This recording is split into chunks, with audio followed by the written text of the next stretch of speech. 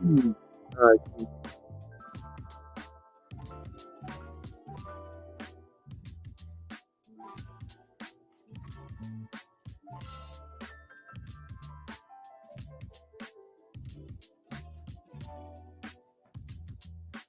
What's up, Jude, DS, Moose, Yowzer?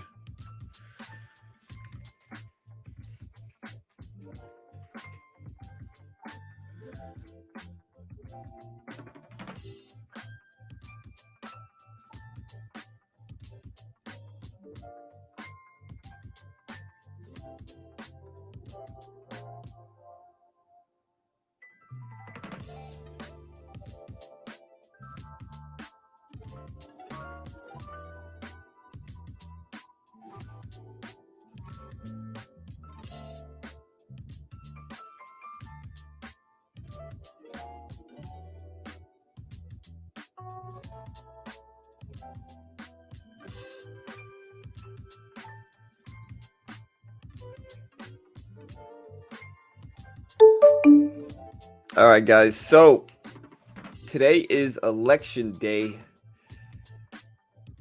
What's up, Cap? What's up, Philippe? What's up, Robert? Yeah, I had a lot of people talking about FTX yesterday, Yowzer. I'm kind of reading up on it now.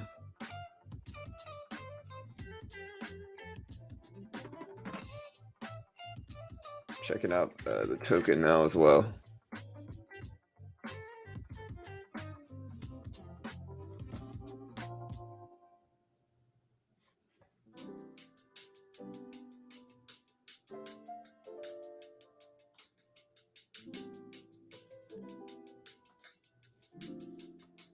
Bitcoin took a tumble, man. FTT is down 20%.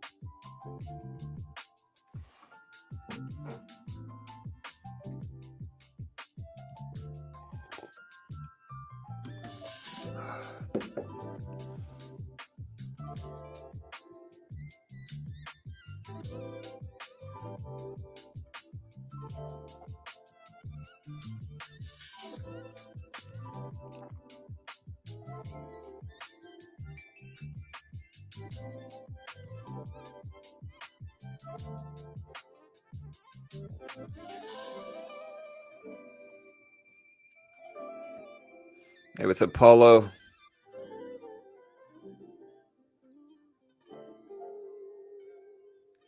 I'm not sure. We're not really going to get the results until probably after, all of this anyway. So I don't think it's going to mean much right now. All right, we got the SPY up. It's at 380. Here's AMC. AMC drops earnings today. We'll see how this does.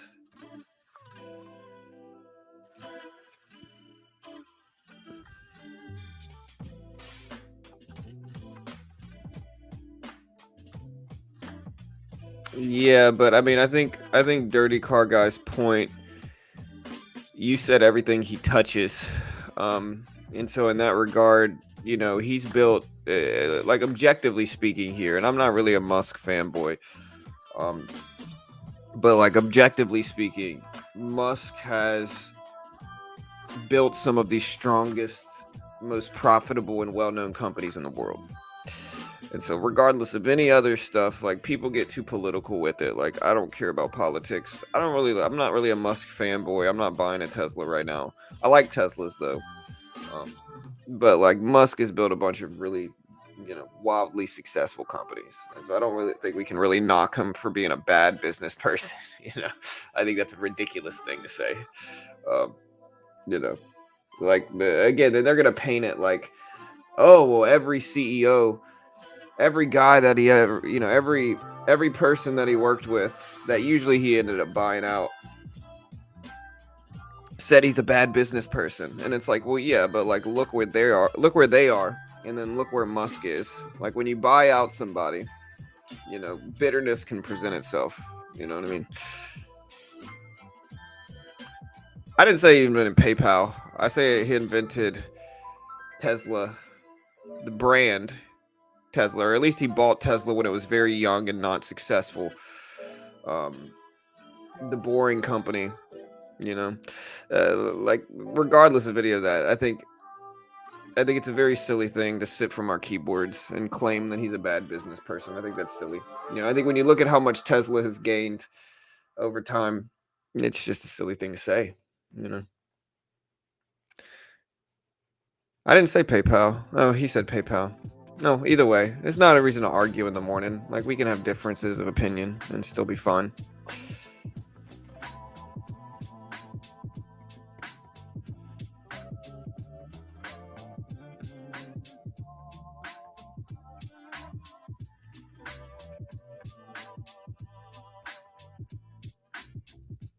So a lot of people are saying,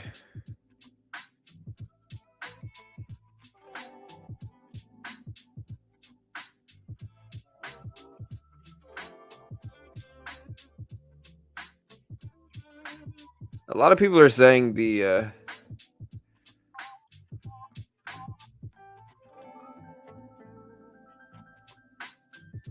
what's up, Kieran? Not yet, bro. I'm waiting for those Powerball numbers to drop, bro. They pushed it back. You know.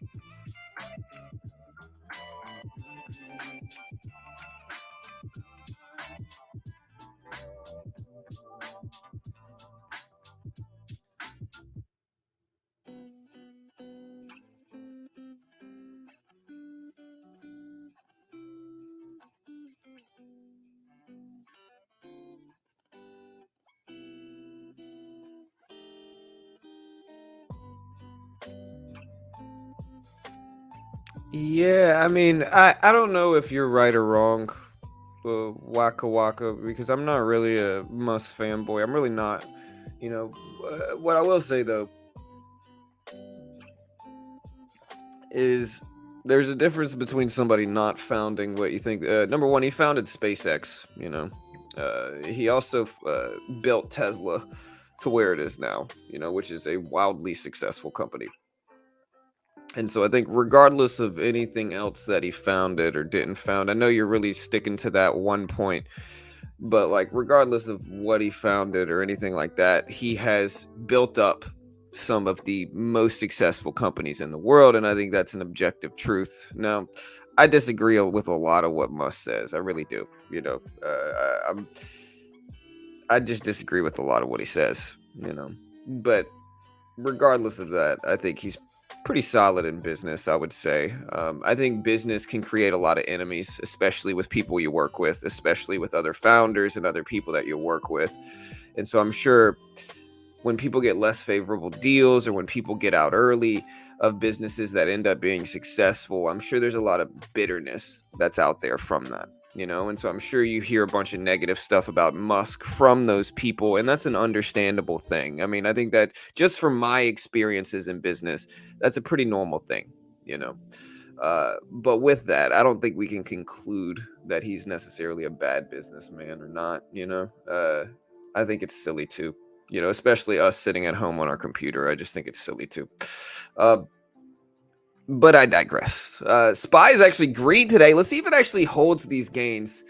Um, Really choppy day yesterday. In hindsight, I'm definitely glad I hung it up and we didn't push too hard yesterday, because the trading yesterday all the way up until like 2 p.m. market time was just incredibly choppy and just terrible.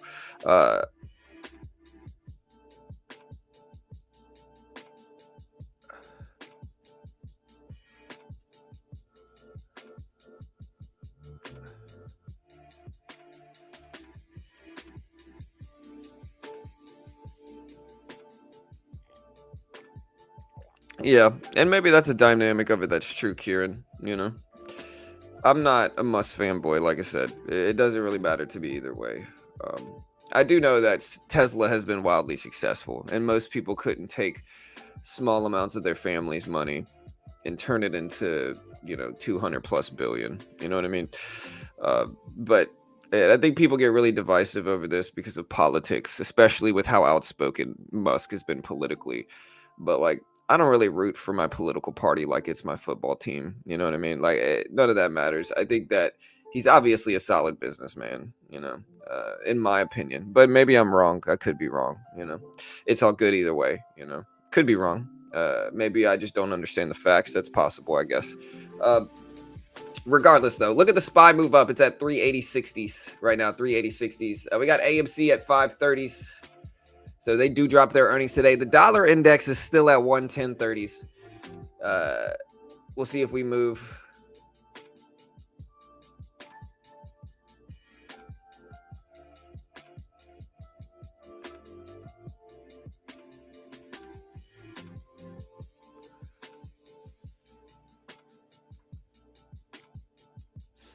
Yeah, Disney earnings are today as well, Joe. We'll see what happens with Disney earnings, man. That'll be an interesting dynamic too today. We're probably going to cover the AMC call, but like AMC, just because we're holding AMC, we are holding some AMC, and we've been in AMC now. Again, I'm only down like $80, or no, I'm down $100 total on the trade. It's the only thing I'm actually still holding out of all my swing trades that I cut before the FOMC meeting, and CPI this week as well is probably going to make me, cut some of that.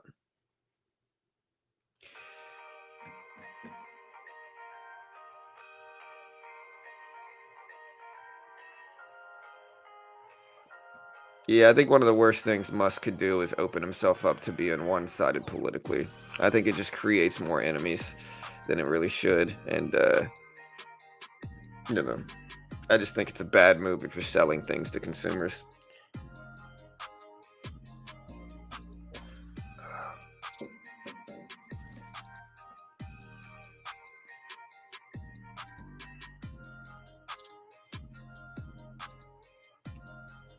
Here's a good question. Is it time to buy the dip on tech stocks? Jim Cramer says it's not time yet to buy the dip.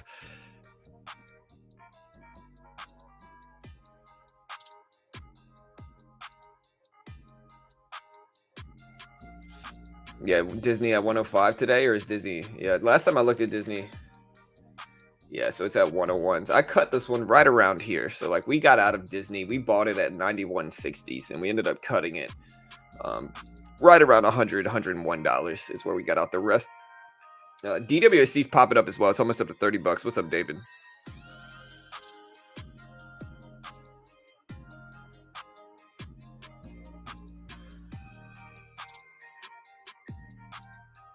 SPY up to 380.60s here. Again, let's see if we actually hold today. Today, we don't really have any big economic data here. Not anything major. Again, we have some earnings, but nothing big enough to really make it super interesting to pay attention to. It is election day.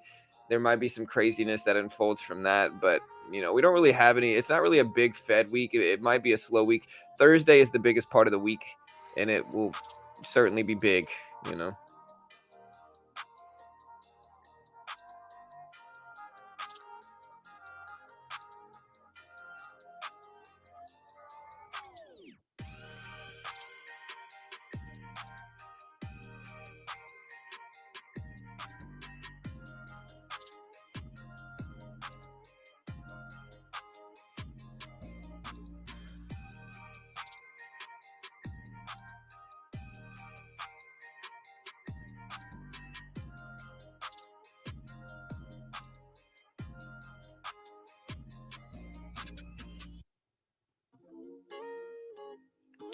We're gonna do a poll right now, and the poll is gonna be: Will tech rebound soon? Also, hit the like button if you haven't already. We're gonna do a poll. Is it time to buy the tech stock dip?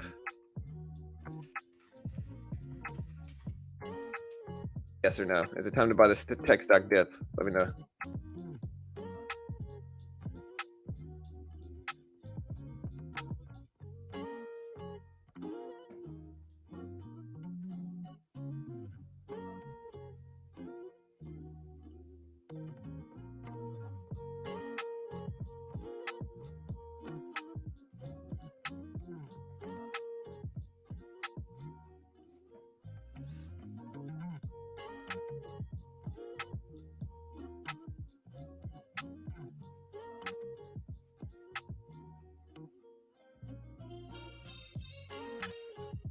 Yeah, Huddy, man. I tried to tell people about Huddy yesterday.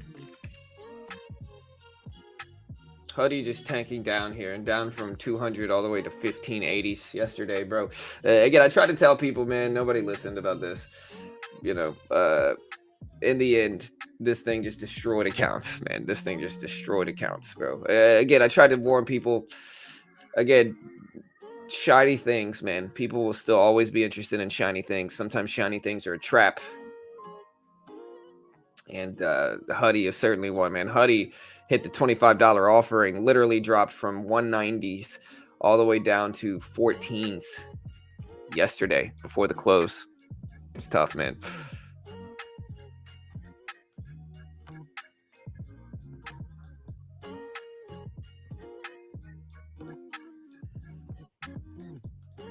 All right, so we got about 40 votes on the poll. 57% think no, 43% think yes.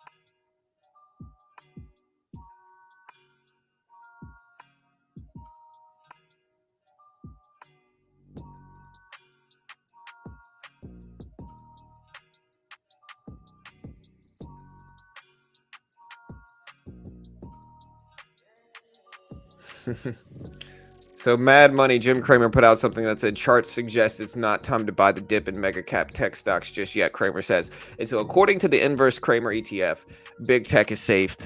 We'll see if that's true or not. SPY up to 380 plus, dollar index at 110s.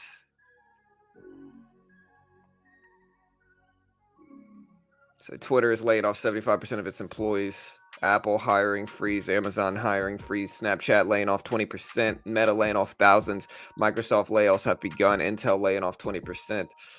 Oof.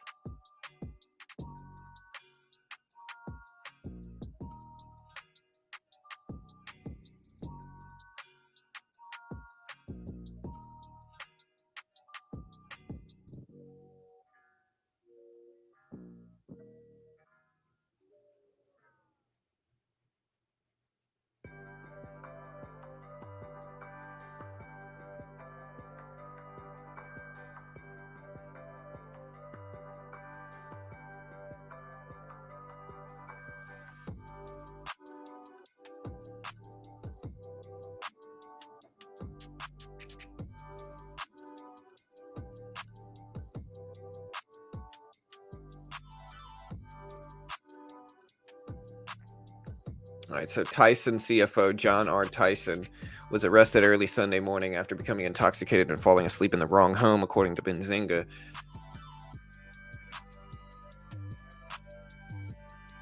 So Amazon or AMC and Zoom have announced a partnership that's gonna. Some AMC locations are gonna be called quote Zoom rooms in some type of partnership deal.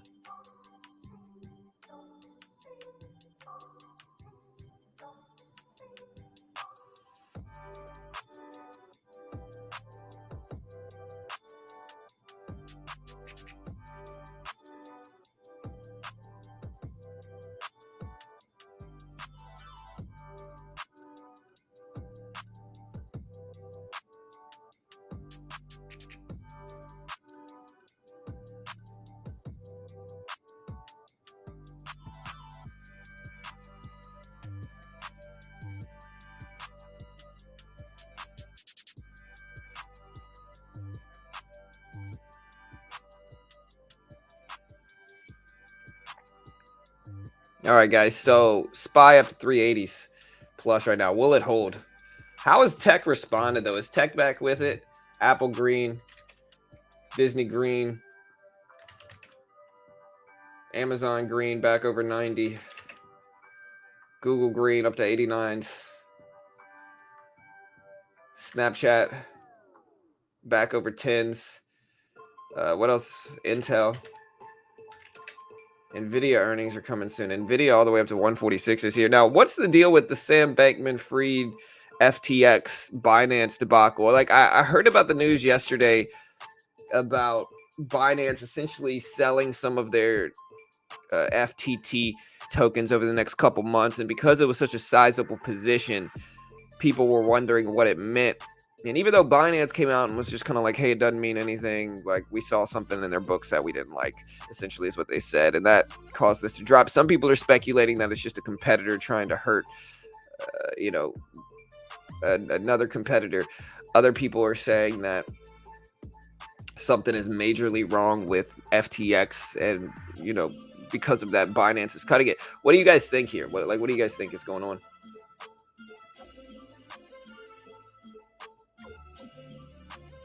Yep.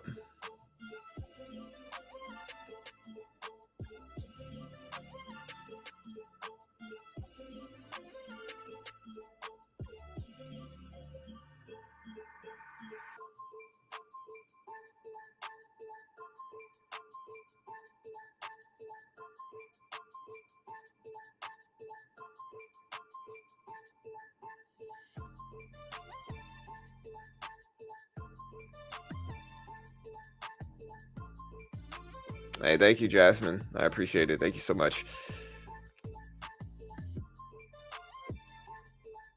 Wait, what happened? Okay. Yeah. Yeah, I mean, I'm not going to really talk about politics. Again, I'm pretty neutral, man. Like I'm for a split government personally. Like I'm pretty neutral.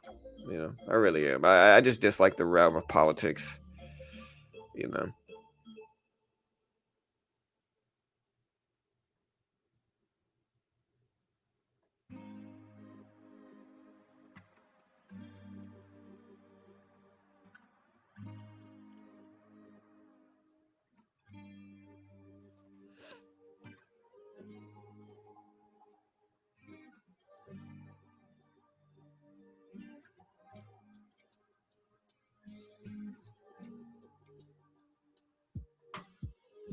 So the world's 10 richest people are Elon Musk, Bernard Arnault, Gautam Adani, Jeff Bezos, Warren Buffett, Bill Gates, Larry Ellison, Mukesh Ambani, Carlos Slim, Michael Bloomberg, all within the realm of 75 to 200 plus billion. Yeah, I was trying to explain to it. We bought a Powerball ticket yesterday just because it's the largest Powerball in history, and they didn't even announce the numbers yet. But we did buy a Powerball because of that, But then they pushed back the numbers, and I had to explain. My son got all excited, and so I had to explain to him the odds. I was like, "Bro, the odds of us winning the jackpot are like 1 in 300 plus billion or 100, 300 plus million. And I explained to him how many people were in the U.S. And the odds of us winning were so low, and I had to explain to him how much that is. How much a million is, which is 1,000 thousands, and how much a billion is, which is 1,000 millions.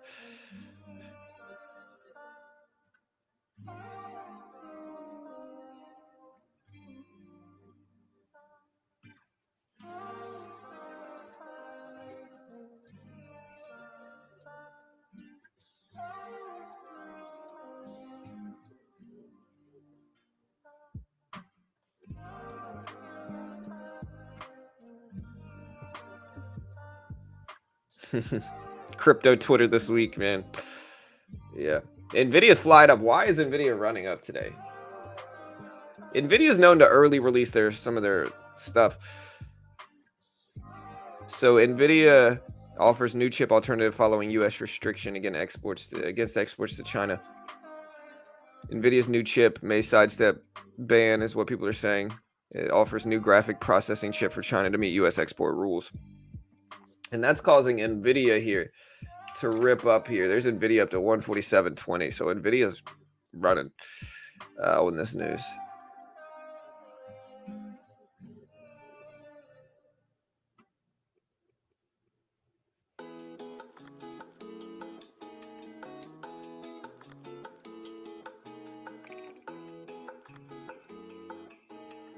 Y'all heard about the AMC Zoom news? What do you guys think about this? Genuinely, what do you think?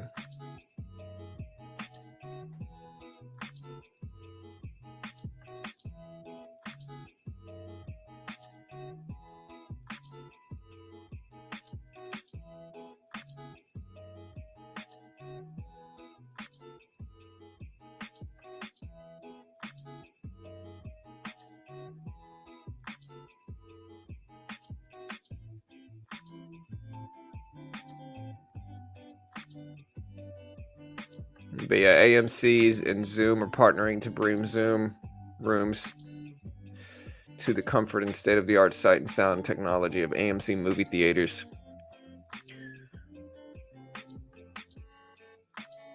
All right, and then we talked about this news earlier, which is that Tesla recalling 40,000 U.S. vehicles over potential loss of power steering assistance.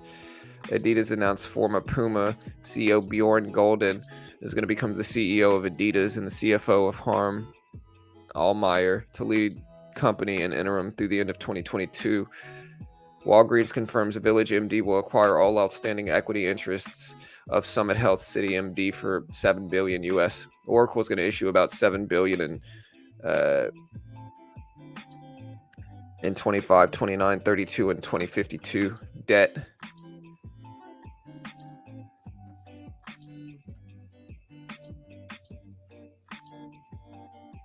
Yeah, I don't understand I really truly don't understand why it's a good thing, but maybe it is. I don't know.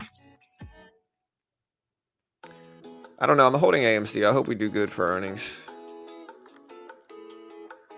So I hope AMC earnings turn out well, but I don't know, man. We'll see.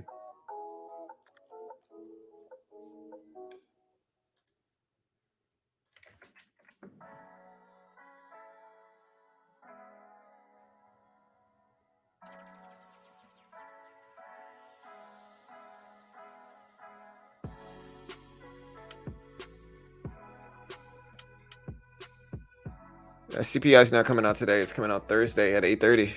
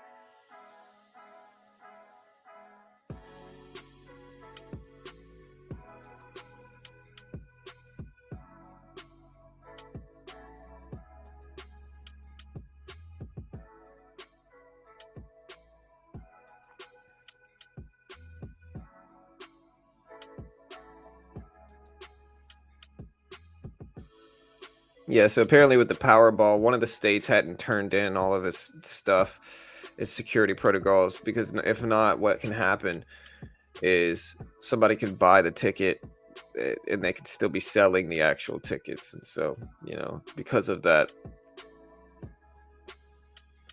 you know.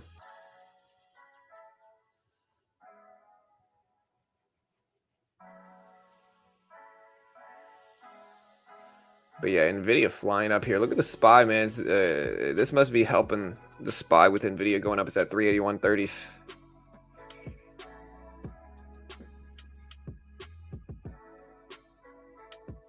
What's up, DK?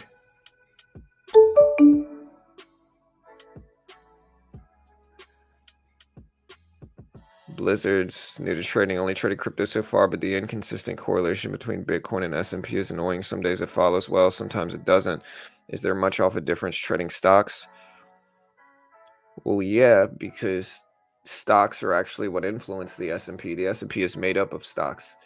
And so there's going to be a stronger correlation in stocks than cryptocurrency. And so if you're trying to trade S&P correlation, what you really probably should be trading Blizzard if you really want to trade the S&P is the futures market. Like the futures market is the S&P, right? So if we look at the E-mini on the right, and then you look at the S&P or the SPY, which is what this is, which is essentially the S&P on the left, you'll notice it's the same price action, just the futures market has a little bit better price action and liquidity than stocks. Look, big move up, pull back, bounce, big move up, pull back, bounce. It's the same price action. And you can trade this right side here with no PDT restrictions, just like in crypto. And so you can day trade it, you can short it, no PDT restrictions in futures. And a lot of people are going to find value in futures over stocks, over crypto. I mean, I'm biased. One of my sponsors is Top Step, and so I'm certainly biased in their favor. But Top Step is a funded account program, so they give you a demo. If you can hit their target on the demo while following their rules and conditions, and they fund you between 50 up to 150,000 with a 90% split. So if you make 100K, which is going to be hard. If you make 10K, you get to keep 9K. They get to keep 1,000 since they're funding you that money, regulated by the Chicago Mercantile Exchange in the U.S. It's the most legitimate funded account program in the world. And what is more important than that is it's a great way to get started in futures. Like if you're new to futures and you don't want to put up 10K yourself, you can try out this funded account program. If you lose, it's not the end of the world, but you'll still have some pressure. So it won't just be like a basic demo account. And because of that, I think Top Step's a good option for traders who want to get their feet wet. Base package is only like 130 something if you use my link. So pretty cheap. But yeah, the futures market, regardless of whether you use Top Step or not, if you're trying to trade the S&P 500, the futures market has more liquidity.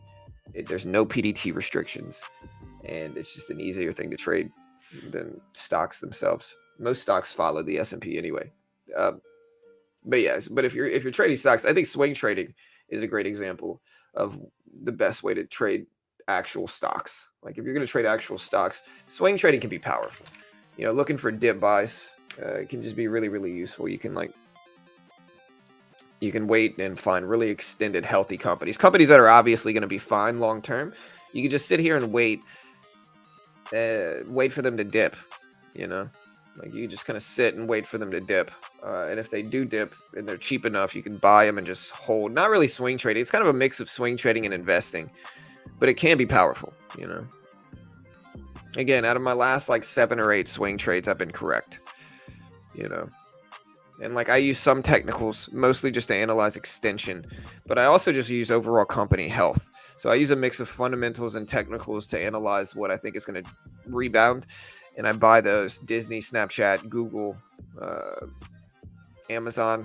We bought a bunch and we've made money on almost all of them.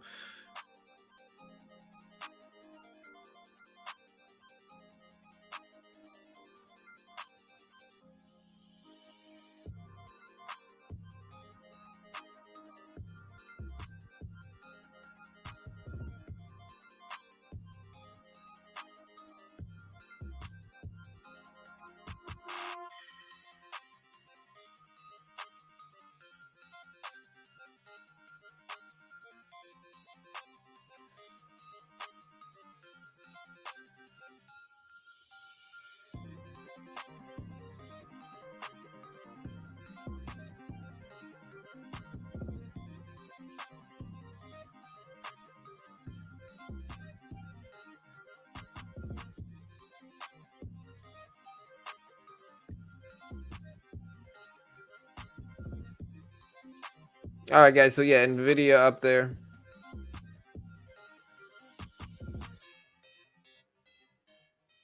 Yeah. Can you leverage like crypto on future trading? Not as you could leverage, but it's not like crypto where they're going to give you 125x or whatever, something crazy.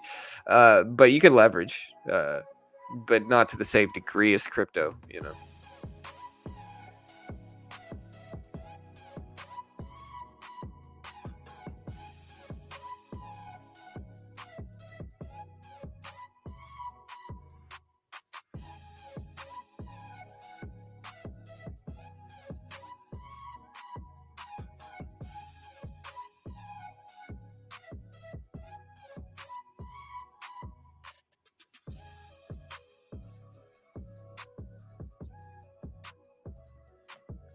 All right, guys.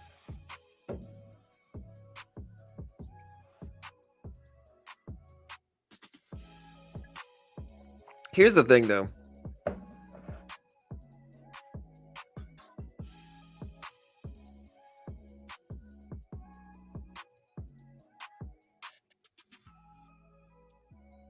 So this is what CZ, the CEO of Binance, said yesterday that kind of sparked the FTX craziness here. If you look at like Bitcoin essentially got hurt from this.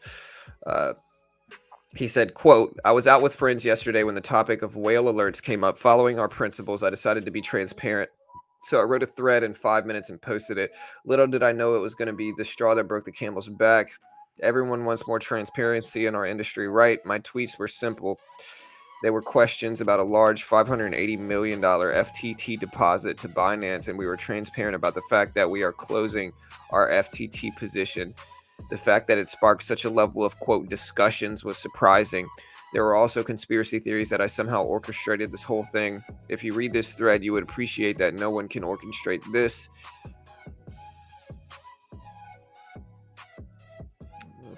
Funny memes, media, and some people try to color this as a, quote, fight. Sorry to disappoint, but I spend my energy building, not fighting today. I spend my day on our business and community.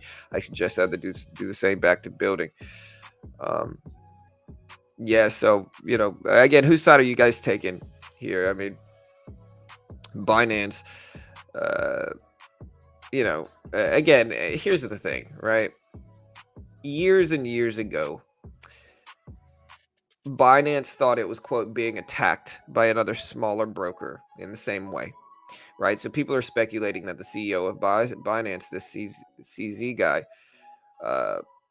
has essentially planned to do this for a while now, and he understands how it's going to affect FTT. And if you look at Bitcoin's definitely dropping from all this stuff. It's also election day. The Powerball got pushed back. There's a lot of craziness going on right now.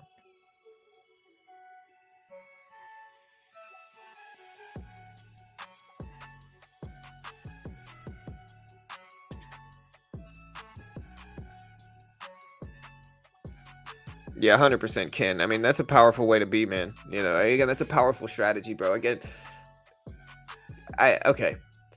Let me think of the easiest way to put this, right? I think I think in swing trading, and everybody's different. Like, I'm not knocking anybody. I'm just telling my genuine, honest opinion. Is that if you use too much technicals in swing trading, you're gonna lose. I think if you rely too heavily on pure technicals, it's risky in swing trading. I think the reason it's risky is because one of the biggest edges that you get from swing trading is your ability to buy healthy long-term blue chip companies. And so I think if you're smart enough with what you choose to buy, and you're smart enough with the time you choose to buy it, while analyzing pure extension is a component of technicals, I don't think you need many other components outside of that. As long as you have the patience and the ability to hold it longer term if you need to. And when I say longer term, I'm talking, a year plus. If you have that type of patience and you have that type of extra income that you can use, then it won't disrupt your life too much. I think that the edge that you get from researching healthy, large blue chip companies that are obviously going to be fine in the next 5 years, waiting for them to drop heavy, and I mean like 4 or 5 big red days in a row heavy, and then just kind of scooping up a bunch of discount stocks and just waiting is a very, very powerful swing trading strategy that is pretty solid. It can be very powerful, And again, I trade technicals a lot. I'm a big technical trader. But I think swing trading requires a balance of technicals and fundamental. Like you need to, like technicals will only get you so far because you're going to have some terrible companies that just don't follow them. You're going to have terrible companies that, they just don't follow them. They continue dropping, they move back up. And so in that degree, you got to, one of the biggest edges you get in swing trading, like I said, is your ability to find healthy long-term companies, and a huge edge is that you can bag hold those sometimes and be fine,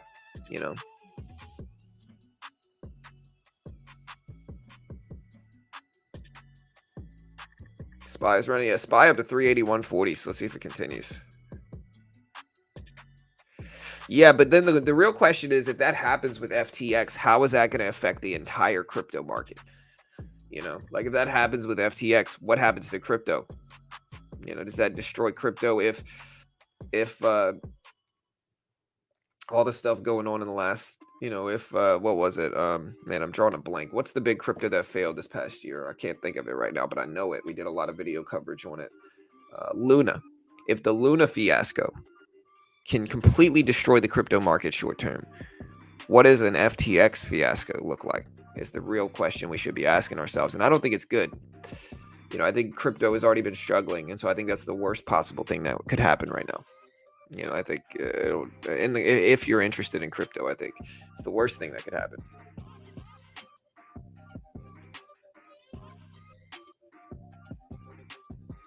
Hey, thank you, Rhino. Yeah, we appreciate it. Y'all hit that subscribe button. We appreciate it, guys. We really do. Again, my job here, I get a lot of people who like try to compare my skill at day trading or whatever it is. And like, look, I day trade. I'm sponsored by, Top Step, and I love trading futures. I really do. And you can see my futures graph. Like we lost yesterday. But like you can see my graph and see like what I'm trying to do right here is I am trying to get funded my first try with this 150K combine. Like I'm trying to get funded first try. So if you look at my graph here it is. I'm trying to get funded first try. This is my first go at this, right? So I haven't had to reset my 150K account once. And as like Top Step's even a sponsor of mine. And so they comp resets to a certain extent. I haven't had to reset once. And so I'm trying to go slow and steady and get funded, but this is my graph pulled directly from the platform. But regardless of that, though, we're not really a day trading channel. Like we're a broad stock market channel. Like I day trade, I swing trade, I invest. I'm not really wanting to be an expert guru. Like that's not really what I'm about. Like I'd rather just tell people what I know, tell people it might not work for them, and just kind of give people free stuff. I think people naturally in this space, they want you to be an expert. They want you to be a guru. Like some people just want to follow somebody, and I get that. I really do. But like, that's not what I'm trying to be. What I'm really proud of is my like on average. So I started this about a month and a half ago. On average, my win-loss ratio is 2.79 to 1. I'll take that. That's pretty solid. Like long-term win-loss ratio, not too bad. We'll see if we can keep it up, of course. You can see like our profit is 3,278 gross. Win-loss factor is 2.79 to 1. And so we'll take it. We'll see if we can keep it up, though. I do need to scale up in size. That's the one thing I need to do. I've been a little hesitant this week, though, because this week is one of those weeks where you push, and you lose, Yeah, 100%. That's right, JT. You pick 5. If 3 work, you're good. Hey, what's up, Daniel? Hey, what's up, man? The subject of destroying crypto is getting really boring now, Caitlin. Yeah, I mean, I get it. I don't want it to happen. Like but I can't help but assume. I can't help but assume if FTX, which is one of the largest brokerages in the world, I think it's up there. It's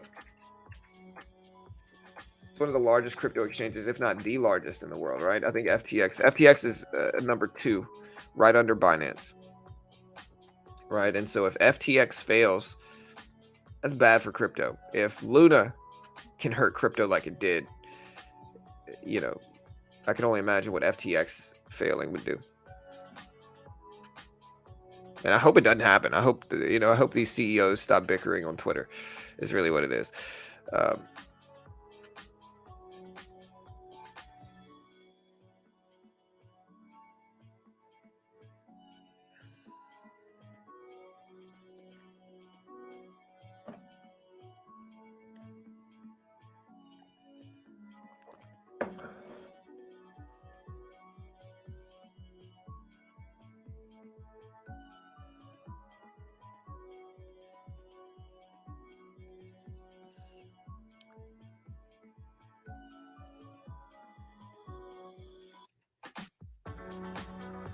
yeah, so there's actually a long history about Binance and FTX kind of going at each other. I'm gonna retweet this on my Twitter page. If you guys want to see it, give me a follow on Twitter.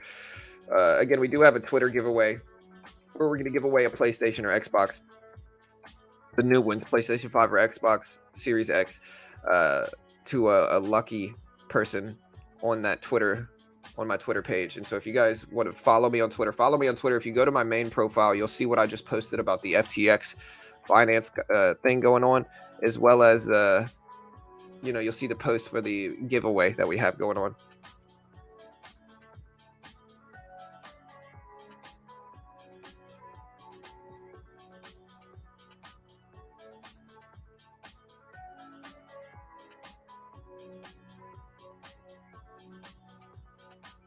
I enjoy the research you do with the news. Straightforward consensus, not a lot of extra nonsense. You save me time on that. Thanks for your channel. Hey, thank you, Ken. I appreciate you, brother. Thank you, man. I don't know, Daniel, about the midterms, dude. I really don't know what the market's going to do. Sam Bankman-Fried owns FTX.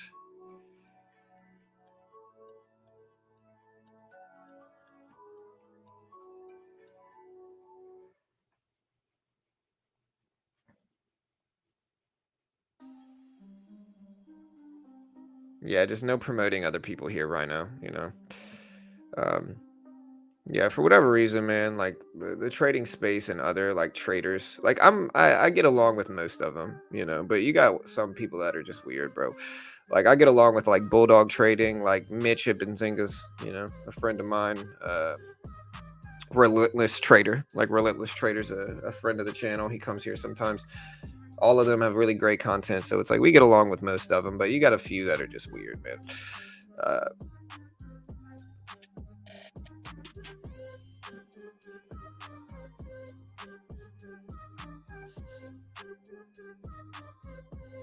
Yeah, they do have a deal going, man. For CT, they do have a deal going. AMC and Zoom.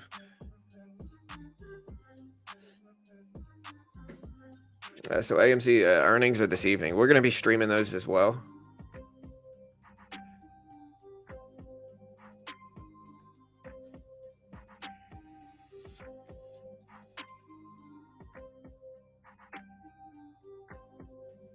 Am I one of the weird ones? Nah, you're good, Shiki. You're good, dude. You know who I'm referencing, though. You know.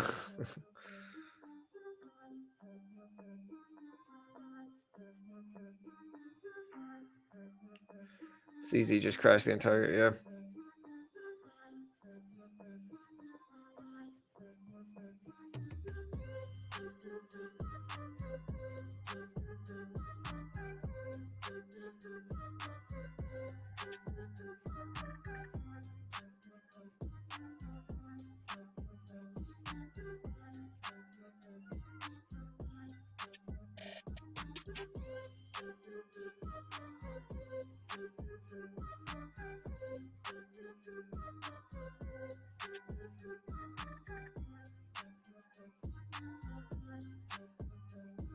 All right, guys. So SPY up to 381s. Let's see if we actually hold these gains. I mean, we had a green day yesterday and the day before.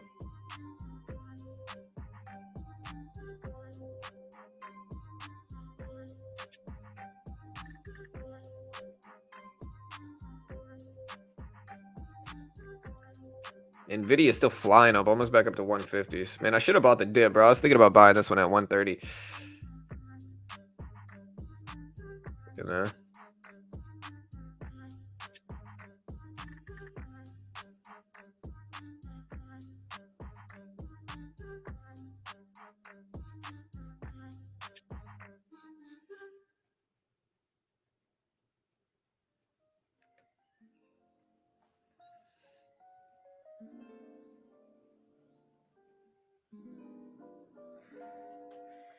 All right, guys. Nvidia just broke highs again, man. Look at Nvidia here. Nvidia up to 147.40s.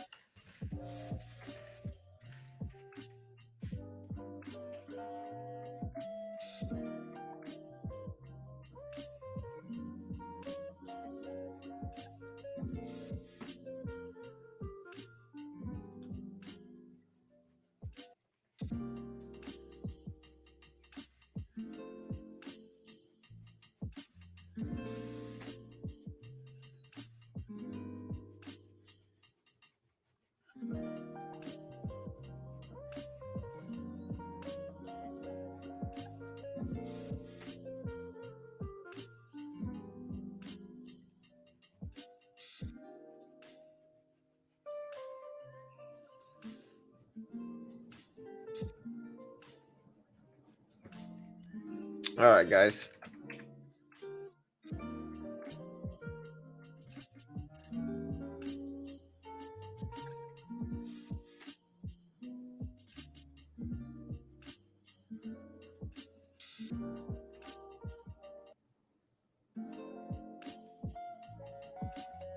CPI is Thursday at 8:30, guys. Sorry, we're working on some stuff here. My apologies.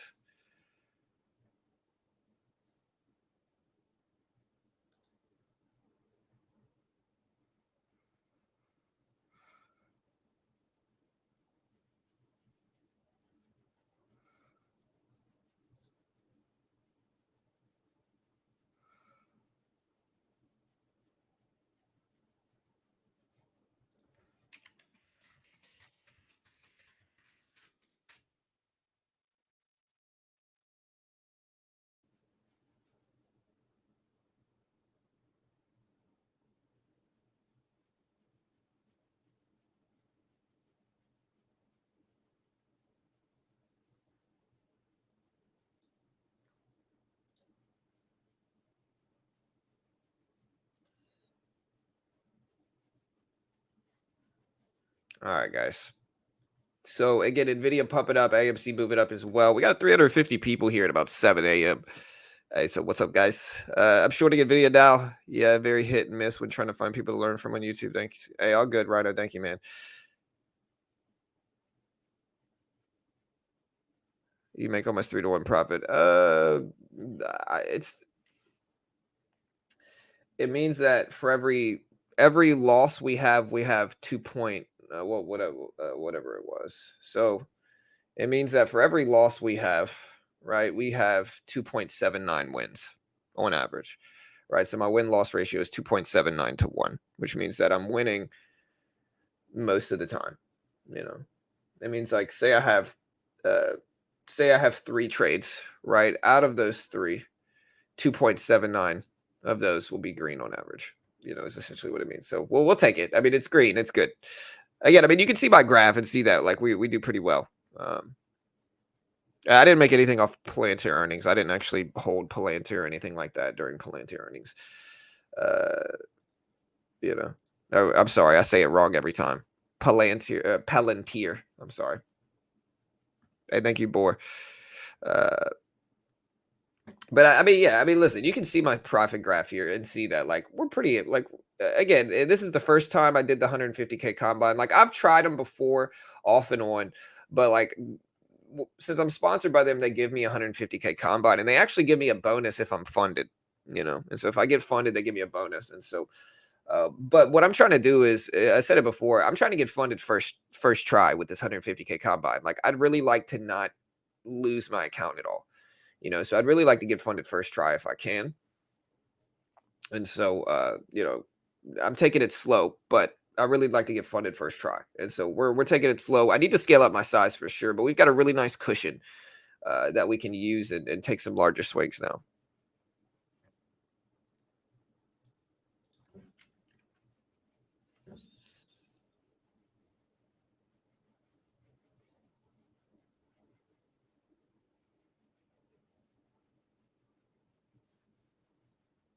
So when are the Powerball things getting released, man?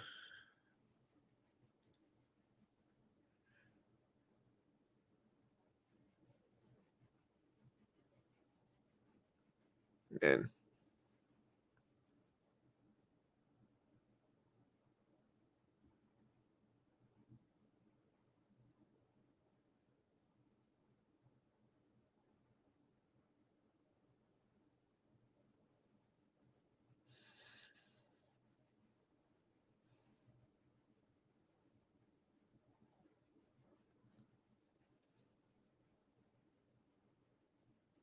yeah, I was watching the Storm Chaser documentary on Netflix. It looked really cool, man, honestly. Yeah, I don't know. That's kind of strange. I use a Quant Tower Blizzards, so I use Quant Tower.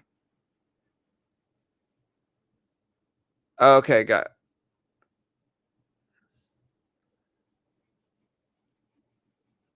Oh, I thought he said, "What did you?" So okay, I thought he forgot the another F and off. I thought he said, "What did you make off of Palantir earnings?" Maybe he's asking what my take is essentially on Palantir earnings. Um, I thought that their earnings were okay.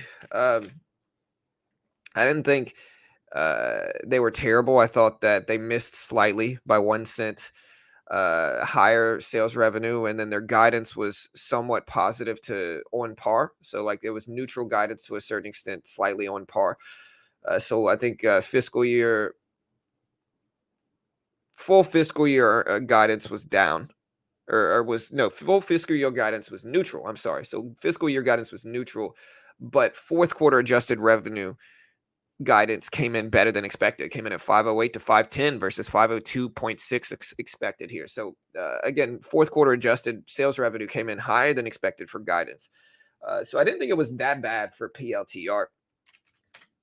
And so we'll see. This is one of those companies that's got a really big following that helps prop it up, so to speak, kind of like AMC. I would relate it to, and so we'll see. I'll be watching it.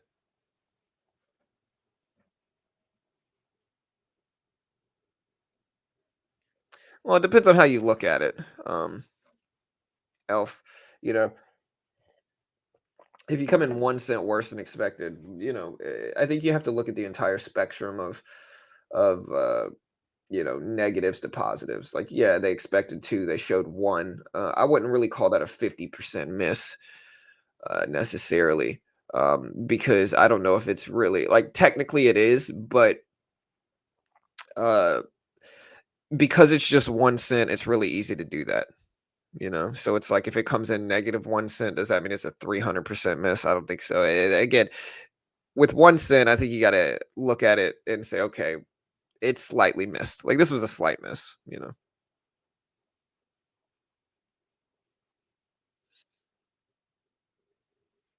y'all hear the music? I think you can, right? You should be able to.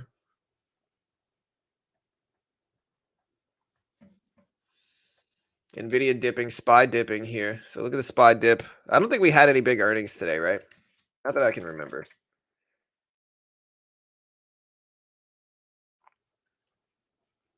We got Squarespace drop their earnings here, so that might be moving stuff. Here's SQSP. Squarespace dropped their earnings. We also have Workhorse earnings today as well. We had Party City with a big miss. SPWR SunPower is dropping earnings. Ocugen is dropping earnings. DuPont dropped a beat. Ride, which is an EV company, missed or came in neutral. Vertex Energy lost. But aside from that, we don't really have any big earnings this morning. The big earnings are actually happening this evening. Again, AMC. Bro, I woke up, guys. I woke up at like freaking 3 a.m. this morning. At 3 a.m. I couldn't go back to sleep. Like what happened is I woke up to go to the bathroom and I freaking whacked my ankle on the side of the door. And so I think I was in so much pain from that it woke me up.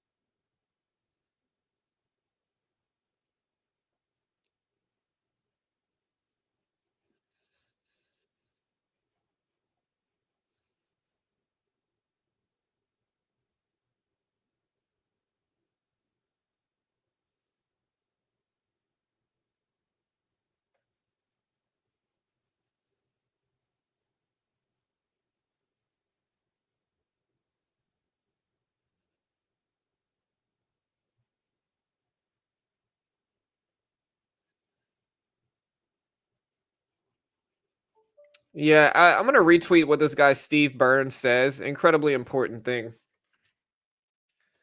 Important thing to understand.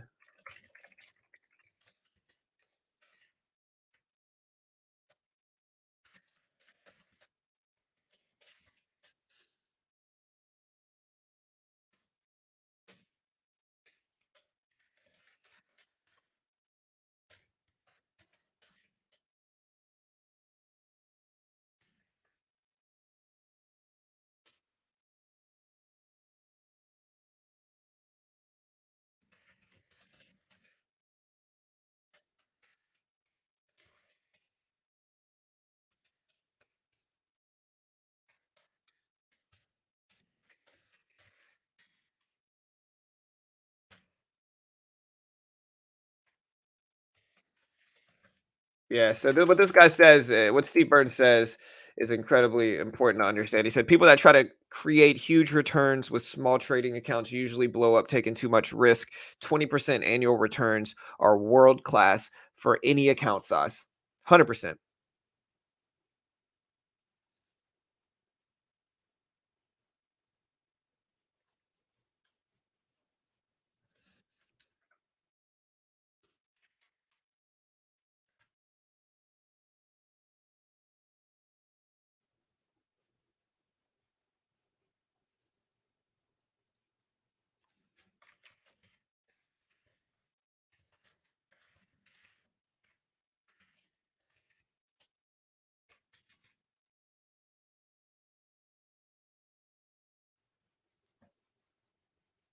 Yeah, so Squarespace dropped their earnings. We got AMC at 5:30s here. They did announce a deal with Zoom. How is Zoom reacting to this here? So Zoom up a little bit.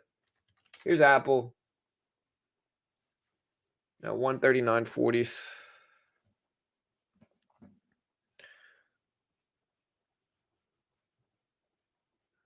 Why get funded? Isn't that like getting a job and making profit for someone else? I mean, it depends on how you look at it. Number one is that Top Step's a sponsor of mine, and so we're showing what people can use.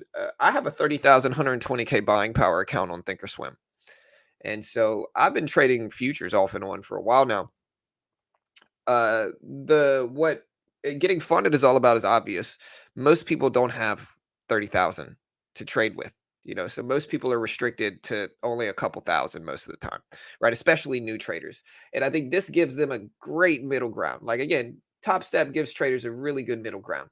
You have to have reasonable expectations for it, but I think it gives people a reasonable middle ground to trade. I think it gives people some pressure to succeed, but not like the full extent of like risking $10,000 of their own money.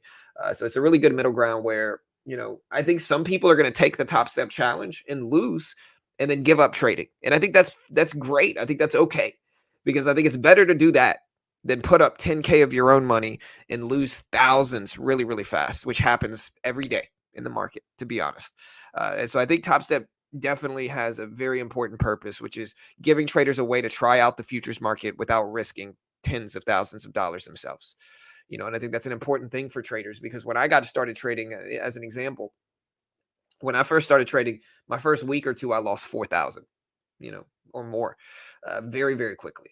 And so I think in that regard, Top Step is a great way to take on a challenge in trading, have some pressure to succeed, but not the full extent of like risking thousands of dollars yourself.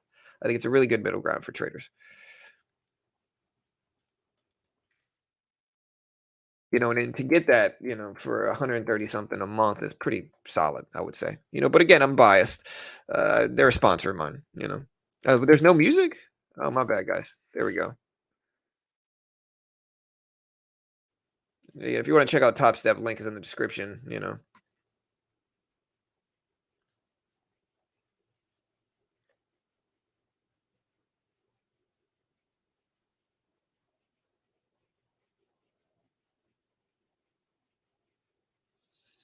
Yeah, and what I said on Twitter is really important for people to understand too. Steve Burns said people that try to create huge returns with small trading accounts usually blow up taking on too much risk. 20% annual returns are world class for any account size. What I followed it up with, incredibly important thing for many to understand is this, right? So many mock you if you try to make 30% a year. 40% a year. People get so mad at me when I traded on TOS, right?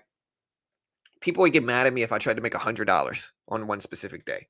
I'd be like, bro, my account's 30K. Like, I'm not going to take $1,000 gains per day. That's not a reasonable expectation. Like, so many people are brainwashed in that way, right? Like, so many people truly are. You know what I mean? And to put it into perspective, right? Uh, if I try to make $1,000 a day on a 30K account, right? That is literally trying to make 3.5% daily. That's crazy. That's legitimately crazy. Like, yeah, you might be able to do it sometimes. Eventually, you're going to lose everything.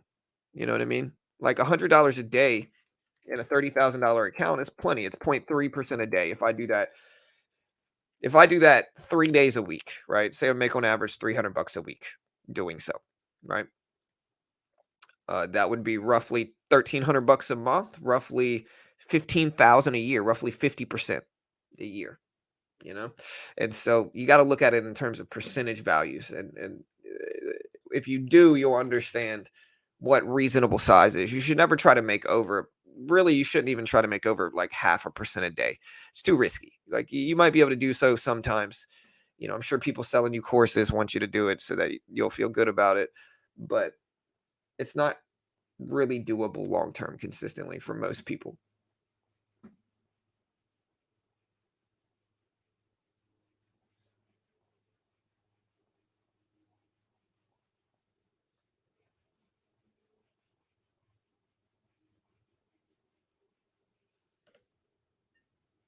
Hey, thank you, Rick. Here, y'all should be able to hear the music now, right? Let me know if you can hear it. You should be able to hear it now. Here.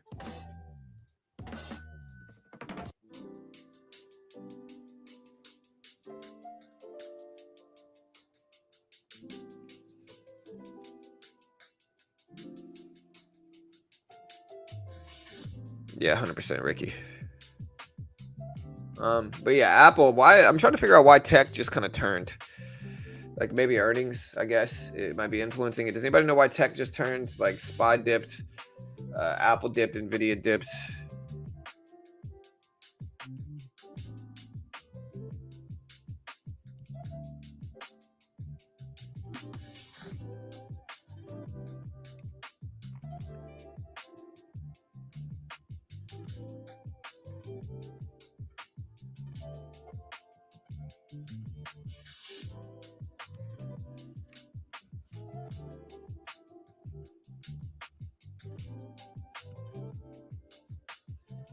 We dip, we dip.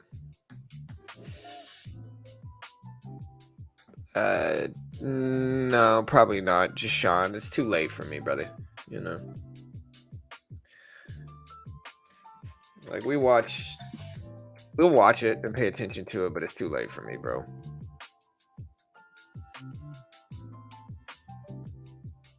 Yeah, we don't really have any big Echo release today. We got 5-year Treasury Guild auction in England. NFIB Small Business Optimum Index dropped earlier this morning. Retail sales in Europe came in better than expected, higher than expected. But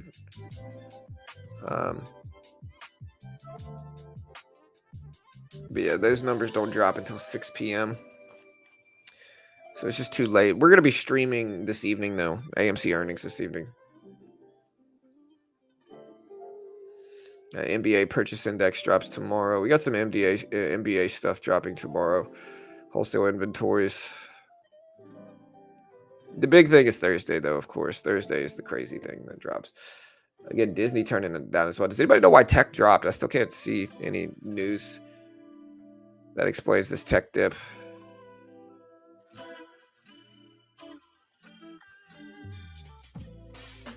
All right, thank you, man. I don't know how much that is. Octo, but thank you so much. Looks like a lot, but I also understand. Let me see. Regardless of how much it is, thank you so much, man. I appreciate it. Hey, it's $10. Hey, thank you, sir. I appreciate that, brother. Thank you, man. Cheers to you. Thank you, sir.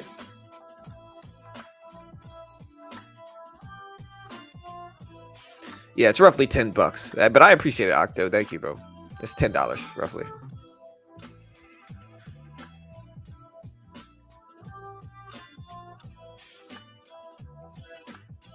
But yeah, that's great, man. I really appreciate it. Thank you, sir. No, I appreciate it. $10 is great. Thank you.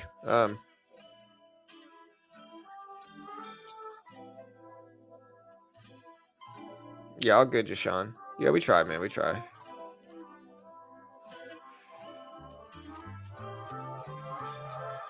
Yeah, Nvidia, man, it's been rubbing up all morning. It's up to over 140s right now. Hey, what's up, Chris?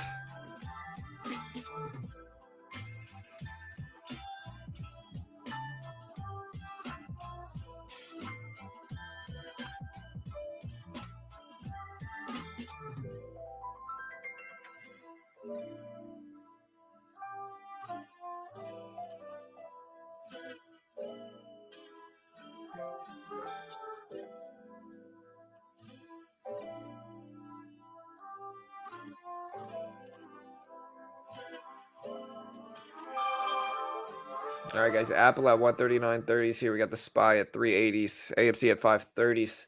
Nvidia been running up all morning here. Here's Nvidia at 147s.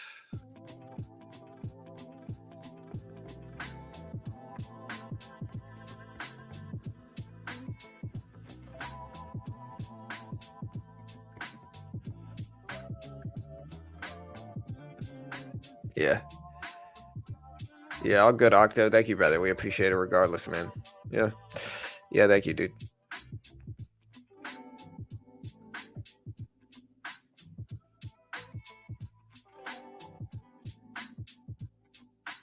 Yeah, heavily shorted. Yeah.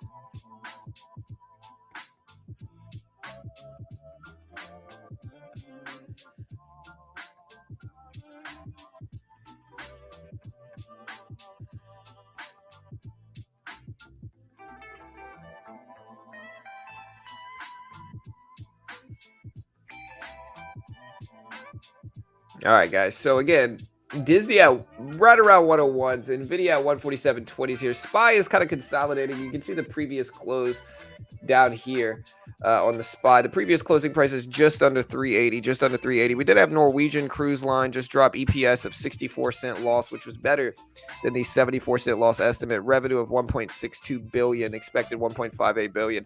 So Norwegian Cruise beat their numbers here, which is NCHL or NCLH. They're actually reacting negatively, though. They're actually dropping down there at 1630s right now.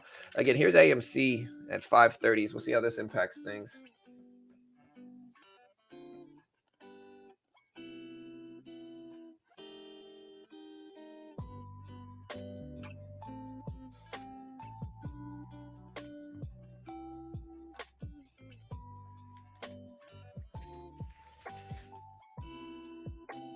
Yeah, nobody remind me of the Saints game yesterday. Saints are just not good this year, man. Hey, what's up, Beach?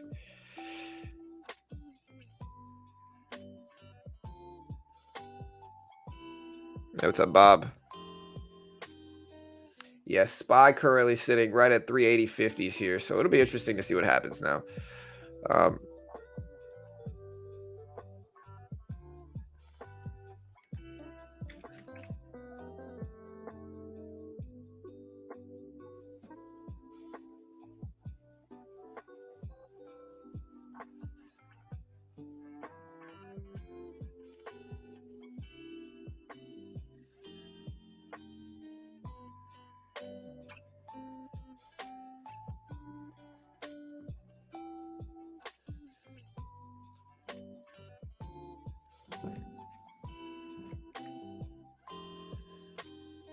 Yeah, FTT, man, that's crazy.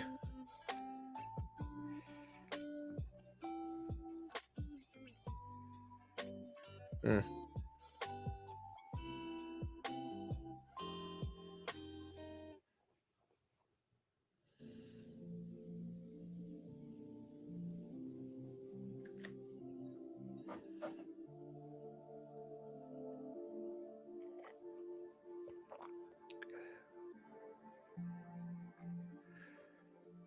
All right, guys, NVIDIA at 147s. Will it hold?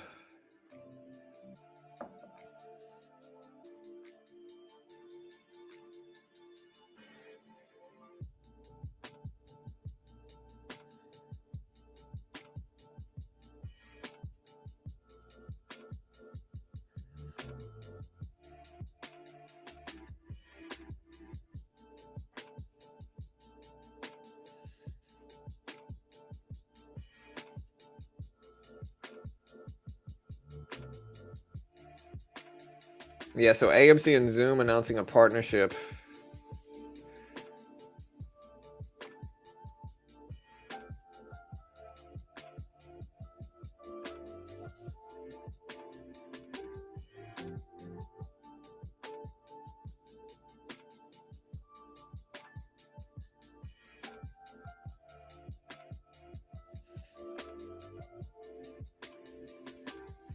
Again, so SPY down to 380.5s here, right around that previous closing price. Let's see if we actually hold these gains, though, man.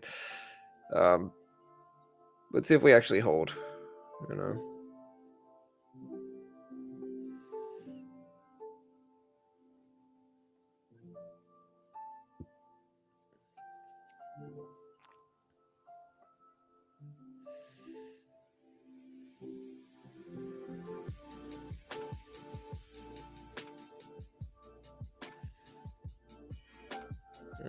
What else we got? Bitcoin is. Do you think Bitcoin is going to rebound back? Looking at our poll here, we asked people, is it time to buy the tech stock dip? 52% of people think no. 48% of people think yes. Yeah, I don't understand what the relevance of Zoom with AMC is going to mean, but who knows?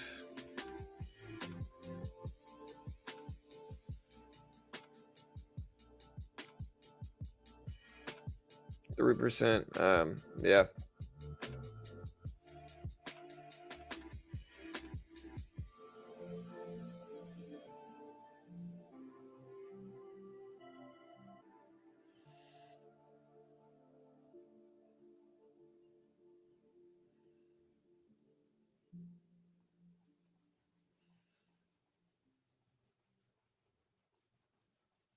All right, guys. NVIDIA at 147.45s. 147.45s.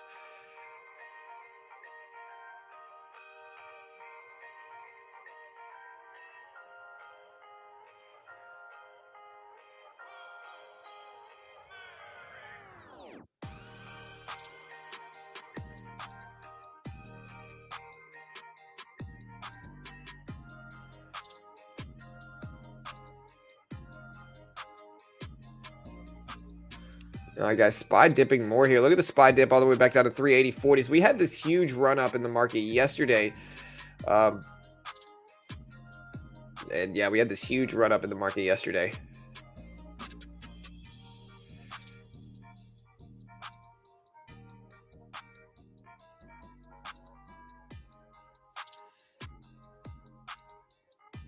Again, Disney back up to 101.25s right now. Norwegian Cruise, like I said, beat on their numbers. We don't really have anything else big. A lot of people are anticipating the CPI report this week. It is going to be big here. You know, it'll be super interesting to see what happens. To understand it, you have to understand how relevant. No, not really any big data, Gaurav. Not really anything big, bro.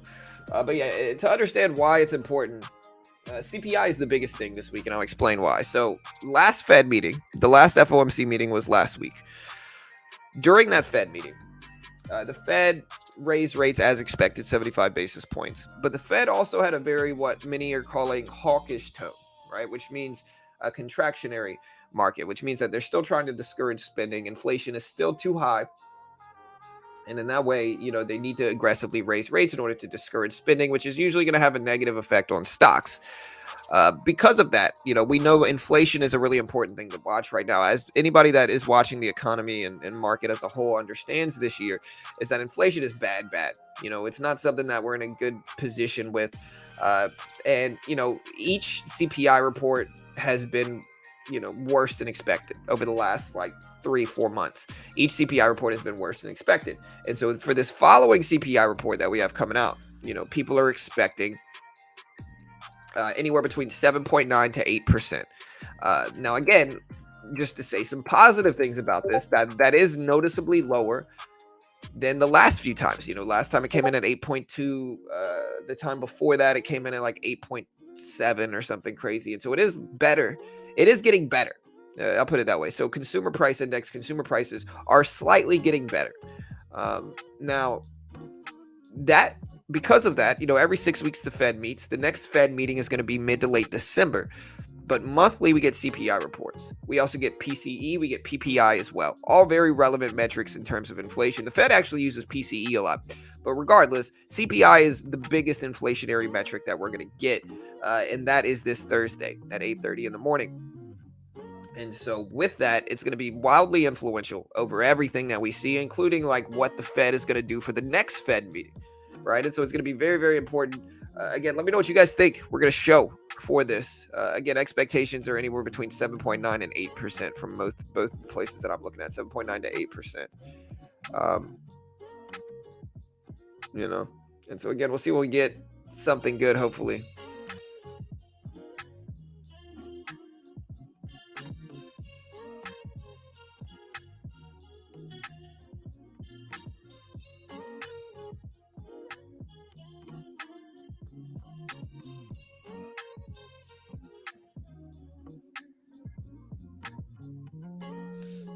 We don't actually have any releases today. Yeah, that's important, Michael, for sure. But again, because of that, until the numbers come out, until I don't know how the market's going to respond in that. Number one, I really don't know how the market will react to this. I really don't. With that, we just kind of have to wait for the election results to show up. I don't know how the market's going to respond. I don't know if it's good or bad, good. I know personally I'm pretty neutral in terms of politics.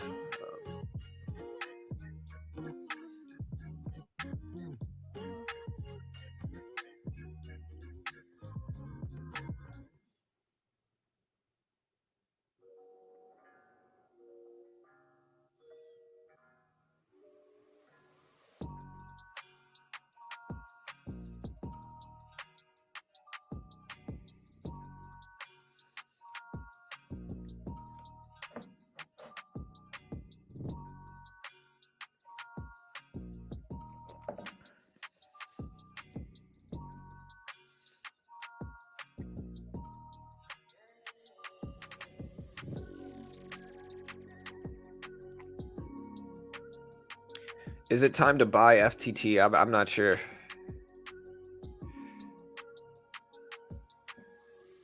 Yeah, Ape coin. What's Ape even at, man?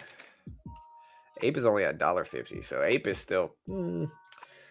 Ape, I didn't think had the effect that they wanted it to. Unfortunately.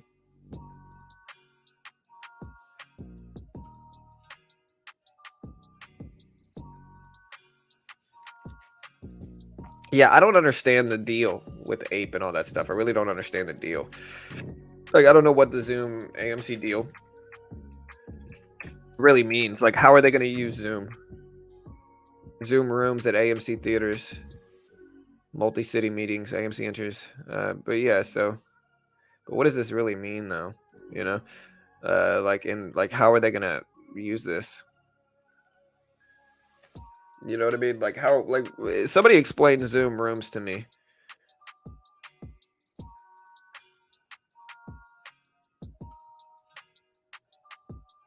What is a Zoom room?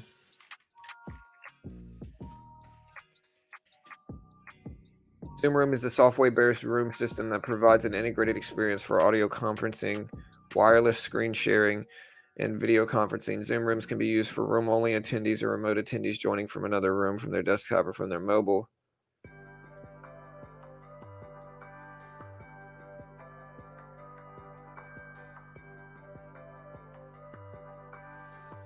Yeah, but why would you want an AMC theater room to be a conference room? You know what I mean? Like, I don't understand the connection between a movie theater and Zoom rooms. Like, what's the need for this? Isn't the entire purpose of Zoom for hosting meetings? You know what I mean? Like, the only justifiable way to use it would be so that you can have the main speaker up on a big screen. But like, is that a huge priority? Like, what's the purpose of that? Like, yeah, it's cool and all, but like, is that worth a partnership? I don't think so. I mean, and somebody might be able to correct me. I really don't know. I'm genuinely curious about this, about the Zoom Room AMC partnership. Like, what's the purpose? I guess. Like, I understand Zoom. The problem with Zoom as a company, and here's the main problem, right? The problem with Zoom as a company is this: everywhere you can think of has screen sharing now, whether it's Discord, Zoom, freaking anywhere you can think of has this. Specifically, Discord is really who's eating Zoom's lunch right now. Is Discord allows you to do the same thing Zoom does for free, you know? And so Zoom, employers and schools use Zoom, and I think that's a niche of the market that is interesting to watch. But outside of that, Discord allows you to do the same thing for free, essentially.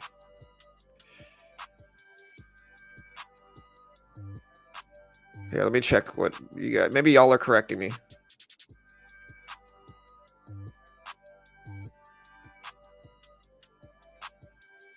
A bunch of people sit in a room together in video chat. Okay. Better quality sound. Yeah, but is that a priority though? Like, what's the like? My point is, like, yeah, you might have better quality sound, but like, for a Zoom call, who cares? It's a Zoom call. You know, like, you're telling me people don't have headphones they can use? Like, what's the purpose? Like, why do you need a movie theater room? It just doesn't make sense to me. Like, I don't understand the purpose of it, I guess is the point.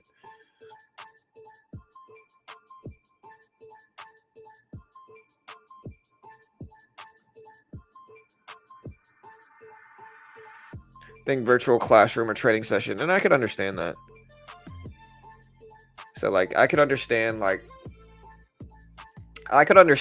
using it as kind of like an auditorium, I guess. Right? Like, I guess I could understand that. You know. But yeah, I guess I could understand it. Like, it could be an event center where you hold events. And so instead of having to rent out an auditorium, you could instead rent out a Zoom room for some type of event that you're hosting. And I understand that. Like, I get that, I guess. But it, I I understand it, but is it going to be enough to really justify it? I don't know. I don't know.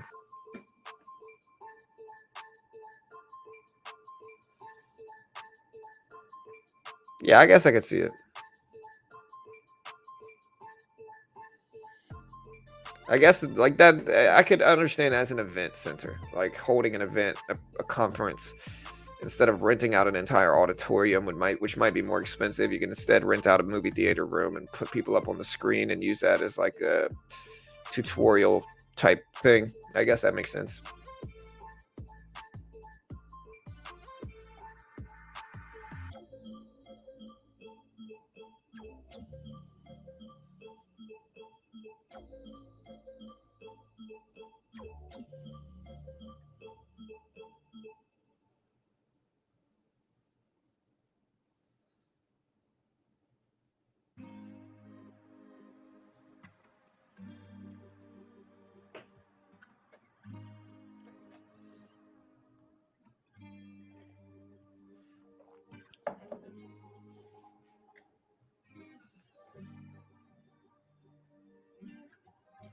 All right, guys. So again, Nvidia up to 147. So kind of getting a slowdown in markets here.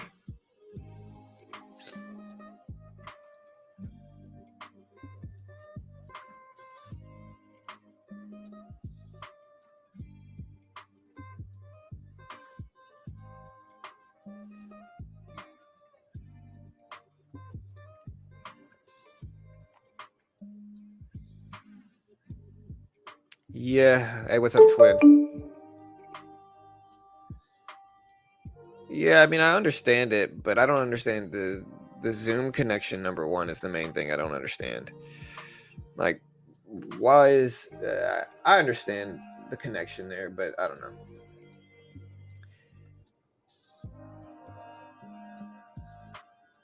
Coin? What's Coinbase doing? I mean, I think everything kind of tanking right now in crypto, from the FTT, FTX, Binance debacle here online. You know, I think that's kind of tanking everything.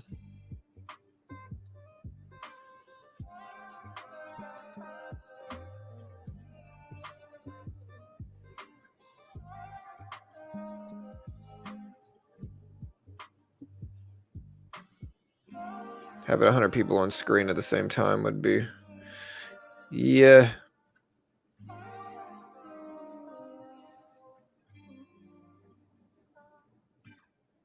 McDonald's?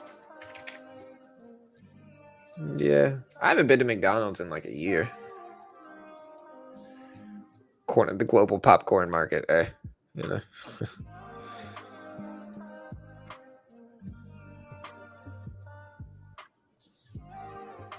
Yeah, I don't really think arguing about the use of the word tanking is really reasonable. To some, 3.5% might be tanking, but again, I use tanking just to describe the broad crypto market from the FTX debacle. But don't get it wrong, Bitcoin dropping almost 5% overnight, I would consider tanking. You know, usually the people that get mad at me are people that are bullish on it for whatever reason, but it's like, we're going to use the word tanking, we're going to use rip up, tank down, like it's all subjective terms anyway.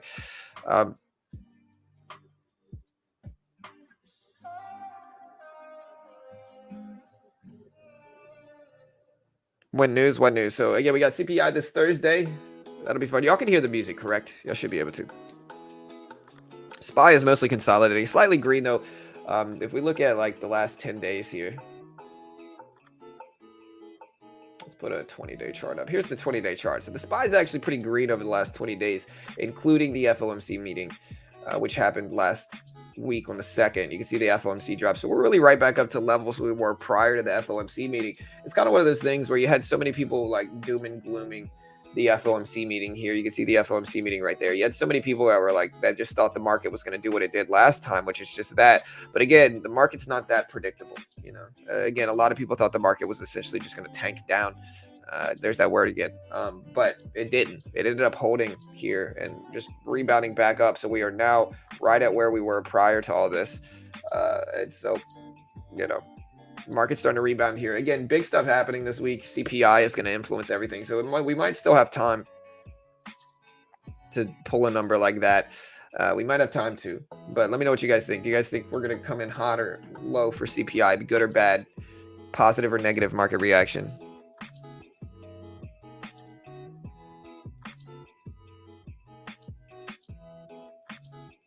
Apple and Amazon have so much to drop. Yeah, but Apple's the largest company in the world. You know, it's at 140s. You know what I mean? It's down on the year. You know, and so I just Amazon is at $90, $91, and so while I understand bears, I think, and you might be right. I think betting against these behemoth companies is a pretty bad move, is the best way to put it. I think it's a bad move. I think most people are going to lose. Everybody wants to be Michael Burry, you know, but I think betting against these huge blue chips is just going to cause a lot of people to lose. People have been saying the market was extended since 2000, you know. If we put on a weekly chart, people have been saying the market's been extended since here, you know, or here, you know what I mean? And the market has ripped up. And so we'll see, but I don't know. What do you guys think will happen for CPI?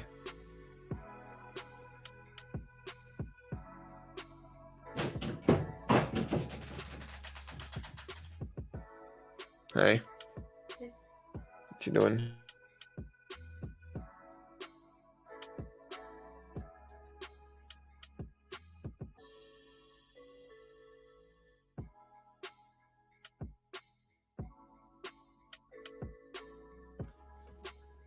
All right.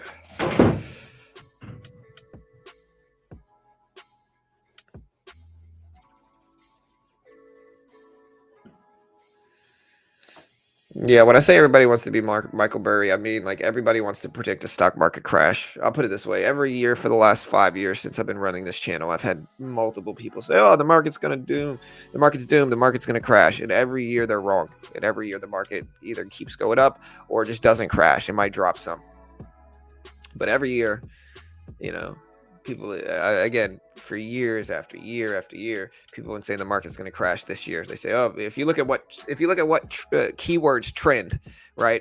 2019 stock market crash trended on YouTube. 2020 stock market crash was trending. 2021 stock market crash was trending. 2022 stock market crash is trending right now. And so it's, again, every year you got people that are like, oh, the market's doomed, the market's doomed. Again, everybody wants to be Michael Burry and predict the stock market crash, but very few people are actually correct about it. You know, and even if they are right, a lot of them predicted it every year for the last 5 years. So they're still running 20% accurate in their predictions anyway. And so I think betting or predicting that the stock market crash is going to be a hard thing to do. And, you know, we should all want the market to go up. You know, when the market goes down, people suffer. And so we should all want the market to go up.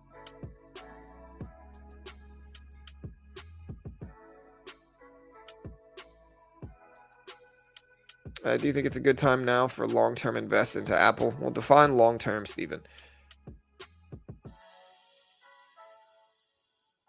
You know, if you're talking about 5-10 years, I mean, there's no good or bad time for holding long-term, you know. Hey.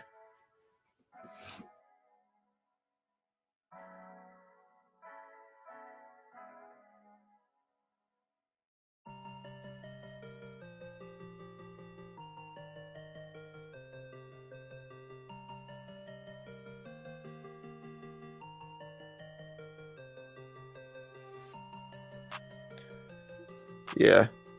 Yeah, that's what Carol's coming in telling me. Hey, baby girl, you just a pretty girl. Rosie's just a great dog, man. It's just a great dog. Huh? Rosie doesn't stink, man. She's a... Yeah, I know she does. She's just a good dog, man.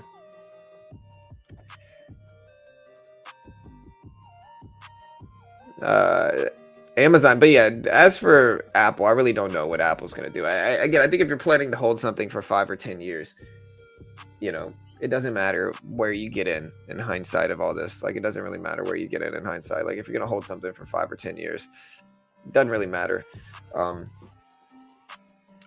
too much where you buy it. Because I think Amazon, Apple, Disney, Google will probably be noticeably higher in 10 years. You know, now if you're talking about the next year, that's a different story. I really don't know if it's cheap or good now. You know, Apple, I think, has sustained a little bit better pricing, and so it's not as extended on the downside as some of these other companies in tech. You know, so Apple, I'm less sure about, really.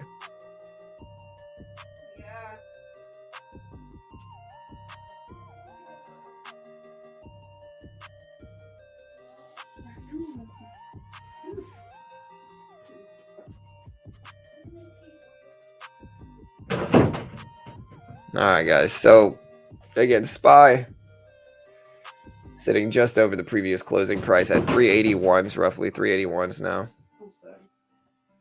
It looks like some.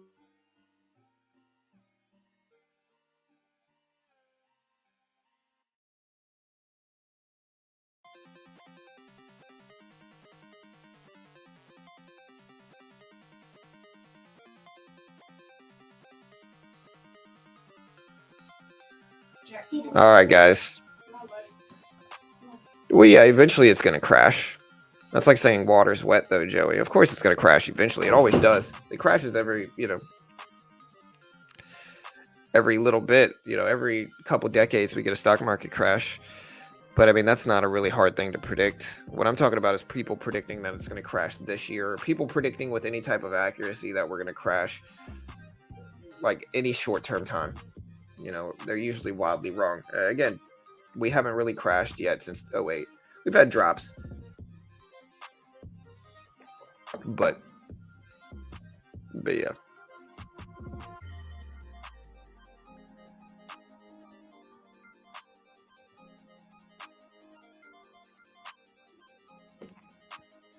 All right, guys. Market's rebounding, though, here. So market's bouncing back. It's at roughly 381s. AMC up to 540s.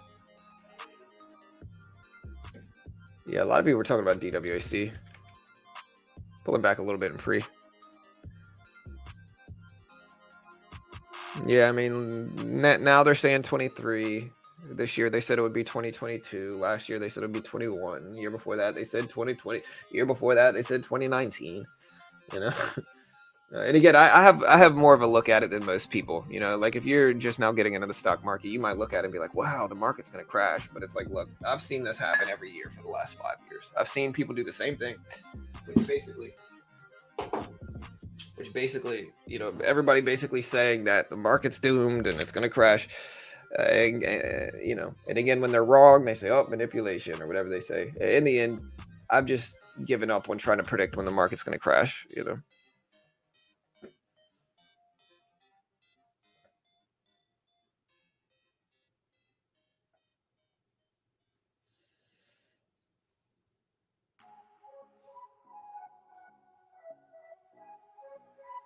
Yeah, even all the major crashes, we bounce back within a few years usually, like almost every single time. The worst one was 29, you know.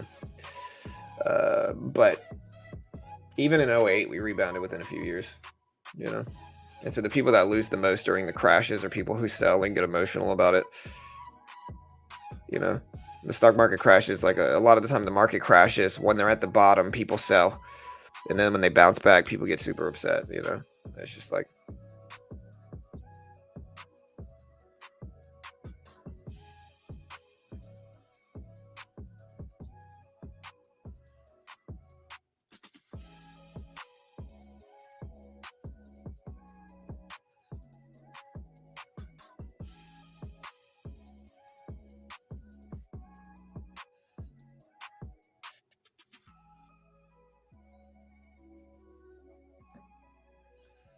all right, guys. Apple started to push up. Let's see if it breaks 140s here. Look at the SPY rebound. It's at 381s.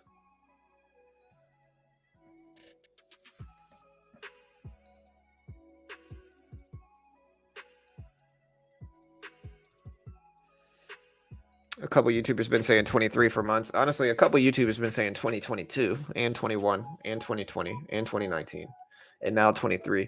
You know what I mean? So it's like, you know, again, a lot of the time, the nature of like some people are like, hey guys, this is going to happen. Some are even saying it's going to go to zero, which is absolutely ludicrous. It's absolutely ridiculous.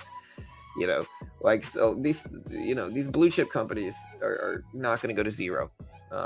It's a silly thing to predict. Outside of that, a lot of YouTubers are like, hey guys, this is going to happen, you know, guaranteed. And then when it doesn't, they say, oh, well, it would have happened if it wasn't for manipulation, you know. And then they're like, this is certainly going to happen. And then it doesn't happen. And then they're like, oh, well, it would have happened if it wasn't for this and this and this. And it's just kind of like, in the end, you got to just take yourself back, stand back, look at it objectively and say, okay, these guys don't know what they're talking about. You know, confirmation bias is a strong thing, you know, so I think some people want to watch the world burn, but it doesn't mean it's going to. I think we might drop. I mean, I think certainly with inflation right now, if we don't get a hold of it, things could get rough. Will we crash? I don't know. I mean, it could happen.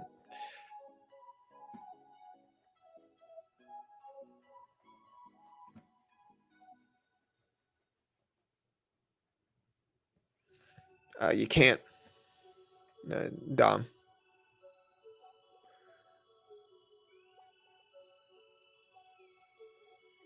This is TOS, Stephen. I saw a really big YouTuber telling people that market was going to go to zero soon. I'm sitting there like, bro. Like, I don't know if they just get so many followers that they just it gets to their head. And so they just kind of think that, you know. But, like, if the market goes to zero, we got a lot bigger problems than being right on YouTube, you know. The world has got bigger problems.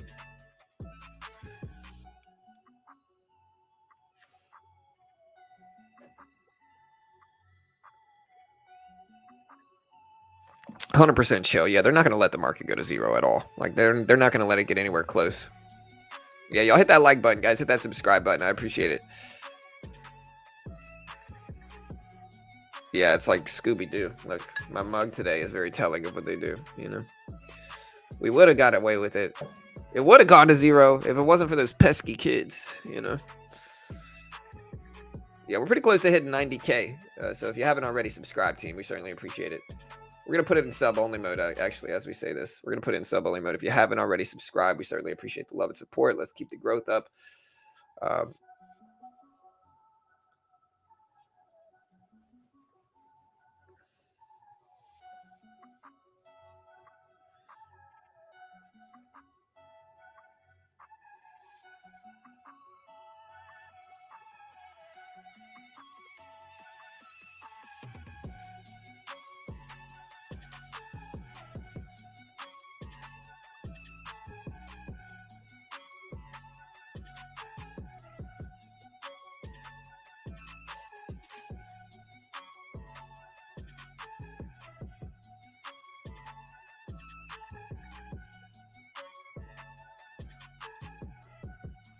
All right, guys.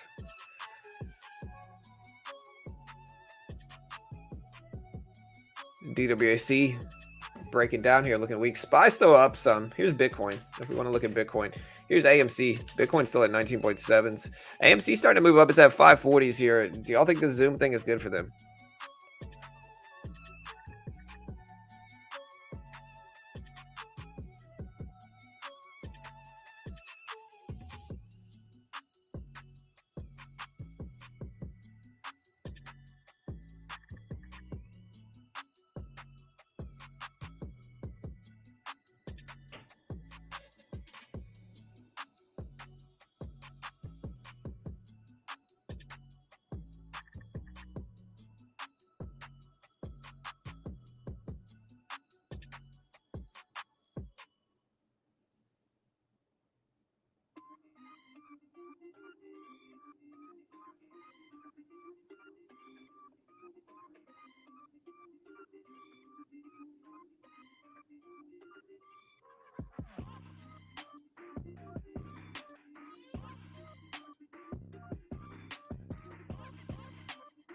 All right, guys. SPY dipping back down to VWAP here. We'll see if we actually bounce or not. NVIDIA pulling back some too.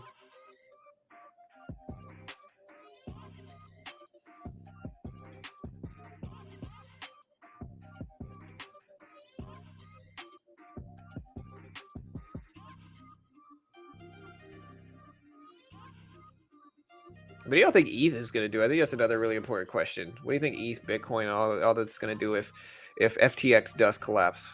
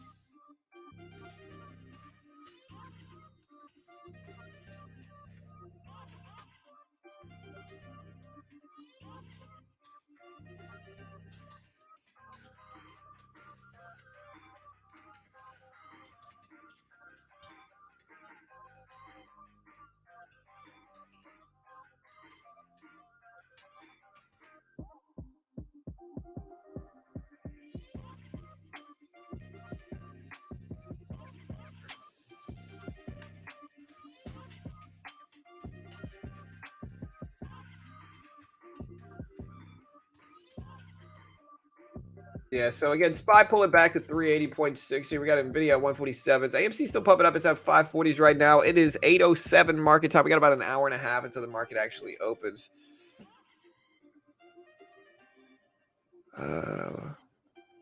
Yeah, I'm still waiting. I have my ticket.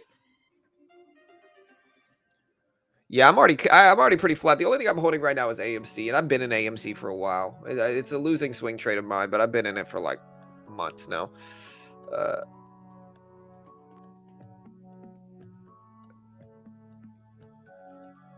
Yeah, I don't understand the AMC deal as well.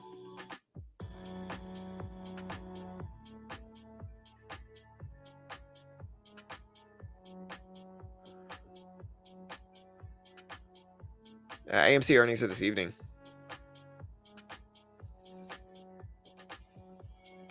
You think we'll see a dump when market opens? I really have no idea. But again, people ask me this every day. They say, "Hey, what's the market going to do at the opening bell?" I have no idea, and nobody else does either. All right, here's the big thing to understand. Nobody knows what the market's going to do at the opening bell. Nobody does. Like, absolutely nobody. They might be right out of pure luck, but like nobody is able to actually predict exactly what the market's going to do. Now, you might be able to say, hey, the market's extended in pre-market. I think we might correct some from profit taking at the opening bell or vice versa. But in the end, nobody really knows. We can only make educated guesses here, and so I really have no idea. Again, market is up a little bit in pre-market, but kind of neutral, and so I definitely don't know today because I'm pretty neutral. Um,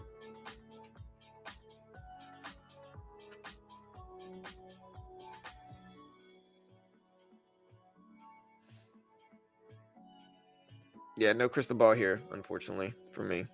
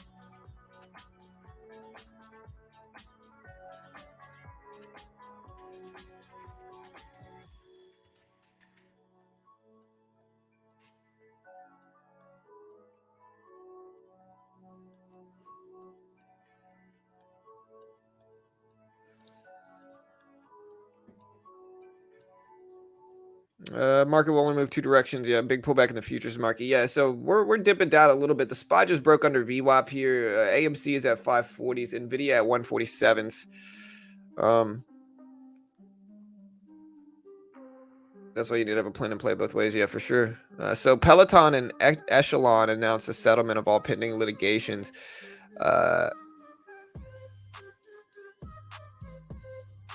DuPont CEO says they now expect fiscal year 22 inflation of about $800 million year to year, which anticipate will be fully offset by price actions.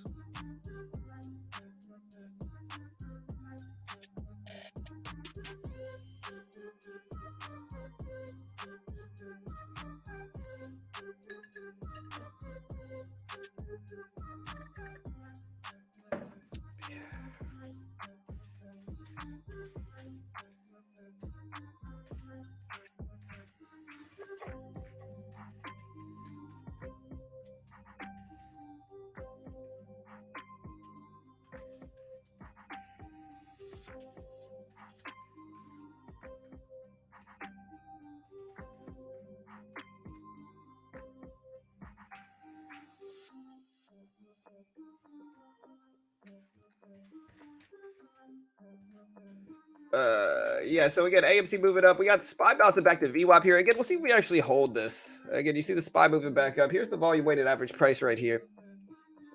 And so again, we'll see if we do something like either reject here, that could happen, or we could see something like a break over this, a pullback, a bounce. That's something I capitalize on. You kind of buy that dip and let it ride, test the previous high of the day, pull back, move up if it continues, something like that. That's kind of patterns you'll see here off and on. And again, we'll see if we get them or not. We did have some earnings dropping today. Let me see what earnings. I know we had some. Specifically, we had Workhorse drop earnings, WKHS, man. And it's been so long since I've seen Workhorse. Again, it fell off. This is one of those companies that had just such a massive following.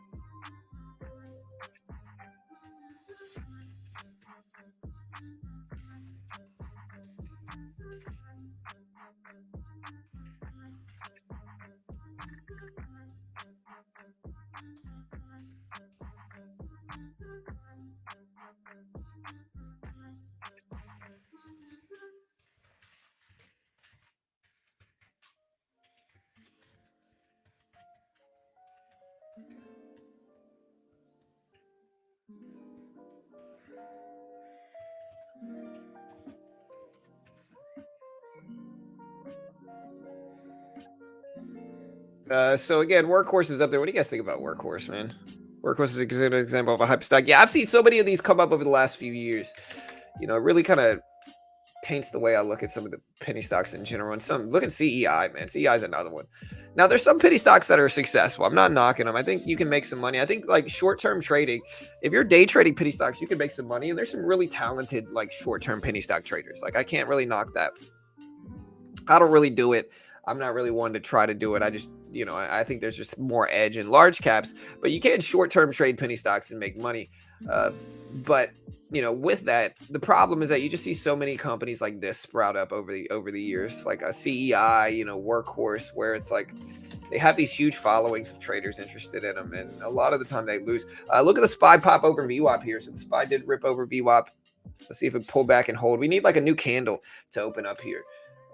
So we look for like a new candle to open up here. So we need a new candle buy, like pull back. Here's the VWAP. We'd want to see like a bounce off of that and a rebound here.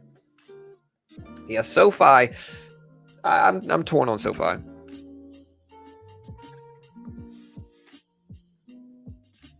ICCM, Tesla.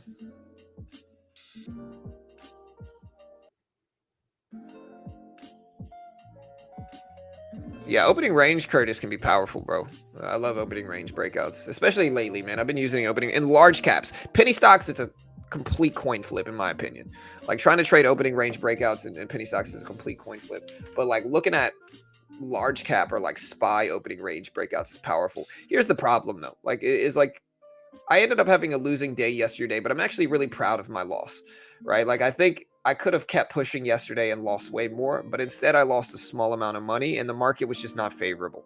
Like, this is just not a favorable market to trade. And so if you look at this, the entire day, all the way up to like 1 or 2 p.m., we had basically a rectangular range.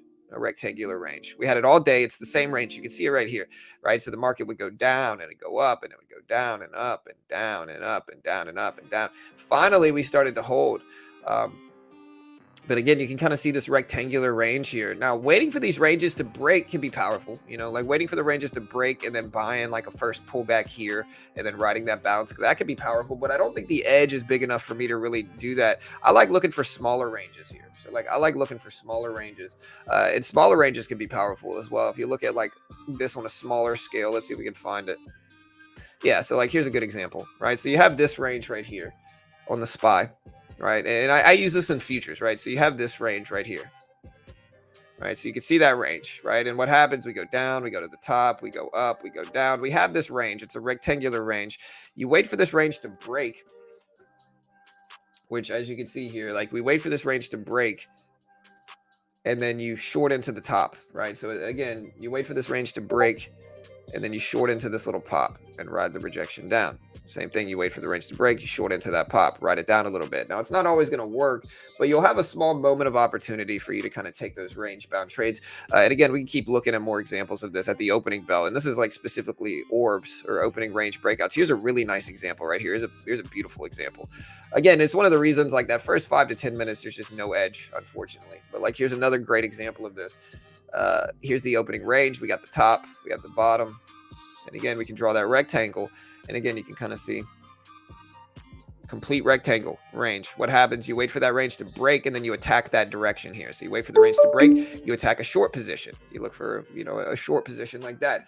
You wait for the range to break and then you attack that position, or you attack that direction short term. Very powerful way to trade. If you zoom out here, you can see like once that range broke, really right here, like there's the range. Once that range broke, beautiful downward trend to capitalize on, beautiful downward trend for hours and hours afterwards. And so again, that's one of the biggest edges you can find in trading, is looking for these ranges to break. You just got to be patient enough for it, and it just takes time.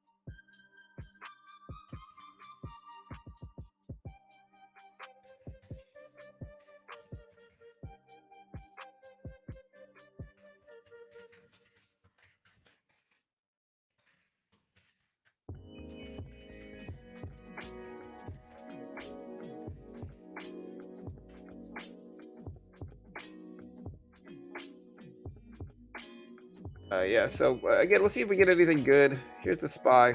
Watching sideways chop action. SPY just dipped under VWAP, so it didn't really hold. Nvidia moving up to test highs here. We do have Disney earnings today as well. You see Disney up there at 101.40s, 101.60s, 101.50s. So again, we'll see if they actually hold these levels, but waiting for it. Tesla free fall. And a lot of people talking about Tesla. Is Tesla dropping? Whoa. Yeah, Tesla just dropped big here. Let's look at the reason why. It looks like I'm late. My bad, guys. Let's talk about it. All right, so yeah, this is the recall. So Tesla recall. This was already announced much earlier. So this news actually came out hours and hours ago. I'm not sure why they're dropping short term. Tesla recalling 40,000 Model 3 xEVs while the stock is already doing worse. Again, Jim Cramer said Tesla has, quote, the worst chart I've ever seen. Maybe that's a bullish sign for Tesla, though. But yeah, so Tesla 40,000 recalls are happening with Tesla here. Again, 40,000 Model 3s and the xEVs. So again, they're basically, the xEVs is their SUV, which I think they made a mistake on. Here's the problem with the SUVs. The SUVs look exactly like the cars, right? And nobody with an SUV wants it to look like a car, you know? And so the benefit of having like an SUV is like, I think it needs to look like an SUV. And I think that was the problem with their Tesla SUVs, is that they made them look like cars. So people don't even realize they're SUVs. I showed my wife one. I was like, hey, look, there's the Tesla SUV. And she was like, where? She couldn't see it because it looks just like a car. And then I said, look at the height of that relative to us, right? It's the same height. So it's an SUV. It just looks like a car. And she said, oh, I can see it now. I think that's the main problem, is that that's going to discourage SUV purchases. But, you know, no, I never really used Elliott waves.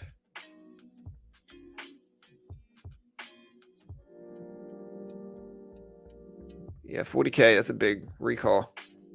Tesla down to 190s, big drop.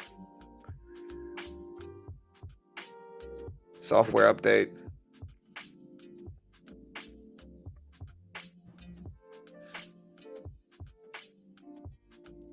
Yeah, I mean, again, I told people before about Tesla too that I just simply didn't like, when I'm looking for large cap companies to buy or sell, I'm looking for volatility. You know, Tesla, while I believe in it long term, I think short term there's volatility here. I think there's just too much risk. And I told people I thought Elon buying Twitter was a good thing for Elon, because I think if you're Elon, you kind of have to diversify outside of Tesla, because I think there's risks sitting on Tesla and just only Tesla, letting your net worth revolve purely around Tesla price. I don't think that's a good long-term strategy. I think most people understood he was going to be in trouble if he does that.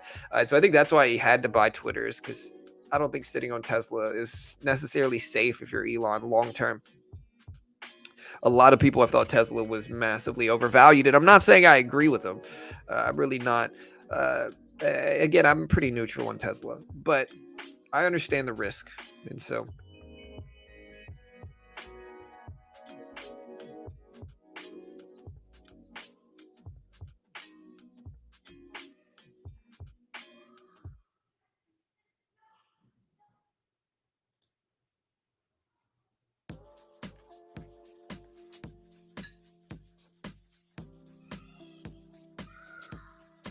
My kids are fighting.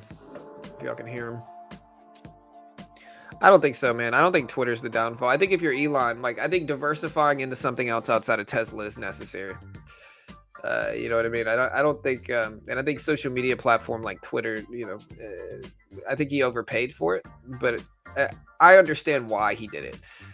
Maybe I don't know what Twitter is going to do. I think social media brands, can be a risky investment in and of itself. But I think that if you're Elon, you got to diversify outside of Twitter. I've been saying this for a while. If anybody's heard me talk about this in Tesla, I've been saying this for a while, which is that I think if you're Elon, you need to diversify. I don't think letting your net worth revolve around Tesla stock with how volatile it's been is usually a long-term good move. I think you got to diversify. And I think Elon owns a lot of different stuff, but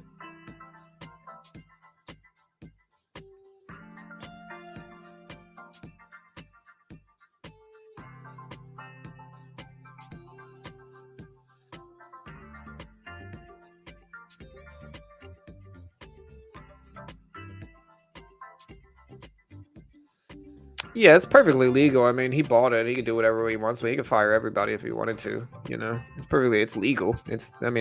Ethical. I don't know, but it's legal for sure. He can do whatever he wants. It's his company, and so he paid for it. So now it's private, and now he can definitely do whatever he wants. Apple started to move back up. It's at 139.60s. Disney at 101s.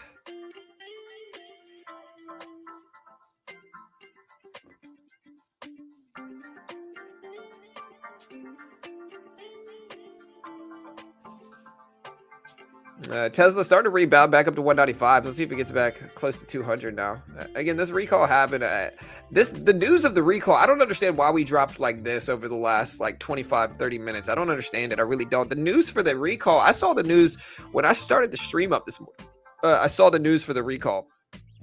And so this Tesla news has been out for hours now. I don't know why the last 25 minutes has caused this much downward volatility. I really don't understand why. But yeah, just to put it into perspective, let me find the news drop. Yeah, I saw this news at 5:20 in the morning, my time. So 6:20 market time. So 2 hours ago, essentially, this news was out already in terms of like Tesla and all this stuff. So it's been out for a while now,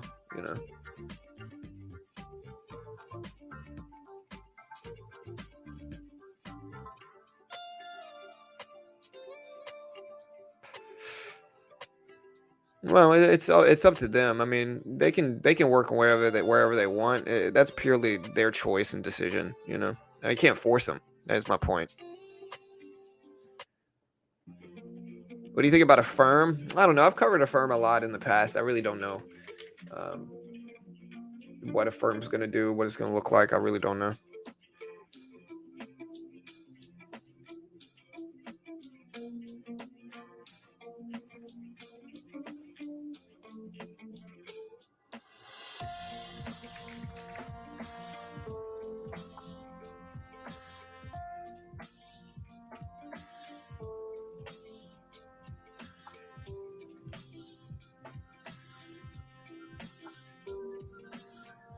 All right, Tesla up to 195s.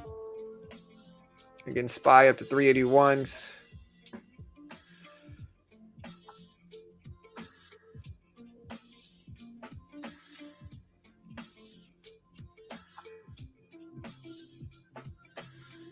Is this the news? Well, the news is that Tesla recalls 40,000 vehicles over potential loss of power steering assistance is essentially what's going on here. So Tesla having to recall a bunch of vehicles, tens of thousands. Here's the news right there if you want to see it.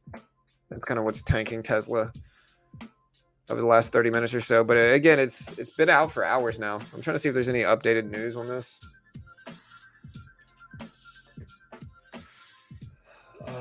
Jim Cramer said it's the worst chart he's ever seen.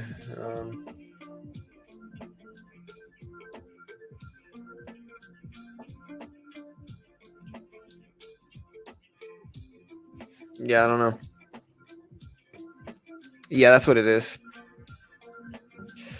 Yeah, if we look at earnings coming out today, again, we don't really have anything big out. Workhorse comes out at 9 a.m. Eastern.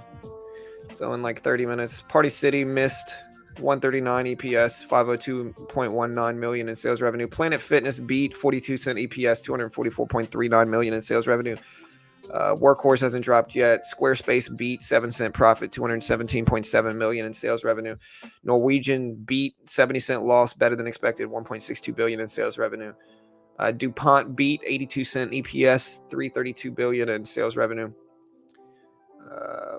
That's basically it. So not really any big earnings. The big one's coming out this evening, which is specifically Disney, AMC, Upstart, Affirm, Lucid, Plug, Mara, Blink, Car Gurus, 3D Systems, Gevo, Beyond Air, Array, Shift, and a bunch of other ones really that people have probably heard of. Biggest ones, Walt Disney and AMC this evening. AMC is expecting 25-cent per share loss on 961.09 million in sales revenue. Disney expecting 50-cent profit per share on 21.21 billion in sales revenue. Let me know what you guys expect for these earnings reports that are dropping today. They are big. We are going to stream the results live as soon as they happen, so y'all be ready. Yeah, tomorrow's Unity. Tomorrow we got Roblox in the morning, Trade Desk in the morning, Canopy Growth, Wendy's, Fiverr, Hilton, and a few other ones in the morning. Mastercraft, Boats, Madison Square Garden. In the evening tomorrow we've got Beyond Meat, Unity. Not really anything else big, so we're probably not going to stream tomorrow evening. We just don't have anything really big enough to justify it. Rivian tomorrow evening. Actually, we might stream that. We might stream Rivian. We'll see. I'll consider it. Thursday, we have Neo in the morning. So Thursday, we have Neo earnings in the morning. Ralph Lauren, Six Flags, Wix, Yeti, Hut 8, Crypto, Nice, and a few other ones. In the evening tomorrow, we've got ACB, or on the evening Thursday, I mean. Not really anything major here for Thursday. This is mostly the end of the big earnings. I mean, next week we got some stuff. Sundial. Nothing really big in the Monday. Tuesday we got Home Depot, Krispy Kreme in the morning. In the evening, still nothing really big next week. So yeah, the big earnings basically stopped this week. Wednesday, I think we have like Nvidia next week, right? We got Target in the morning, Nvidia. Wednesday we have some big ones. We have Nvidia specifically that we'll cover for sure. Thursday, we've got Alibaba in the morning, Macy's in the morning, BJ's, Kohl's. Tesla's starting to bounce back a little bit. It's at right around 195s. But yeah, basically all the big earnings are basically done except for Nvidia and a few other ones in the morning next week, after this week. So this week we've got some stuff in the morning, but nothing really big.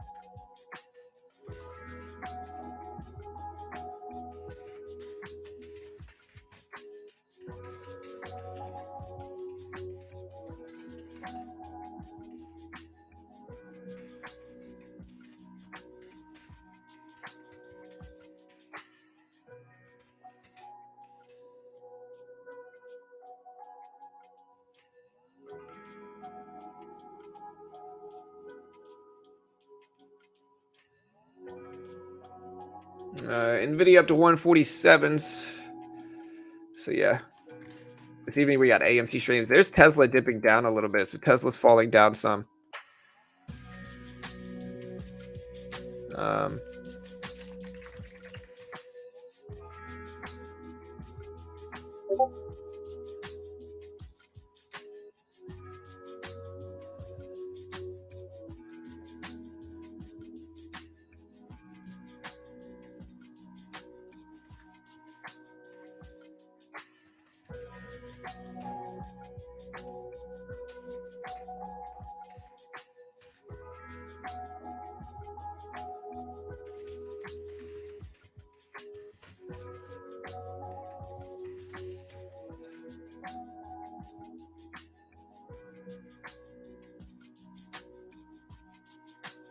All right, guys. So again, Tesla at 194. So Tesla rejecting here. We got some support levels that we can look at the low. We got this level here, which we're right underneath now. No, that Tesla news has been dropped since 2.5 hours ago. Really. Yeah, I'm not sure about the election stuff, Mac. I'm not really sure, man. We'll see.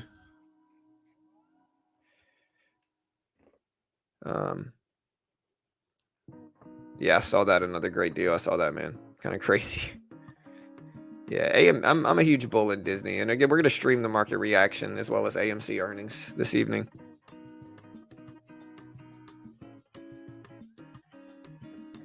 Hey, and we appreciate everybody joining us here today. Y'all hit that subscribe button if you haven't already, team. We certainly appreciate it. We need less than 200 likes to hit 91K, and so we really appreciate it. We really do. Thank you guys so much.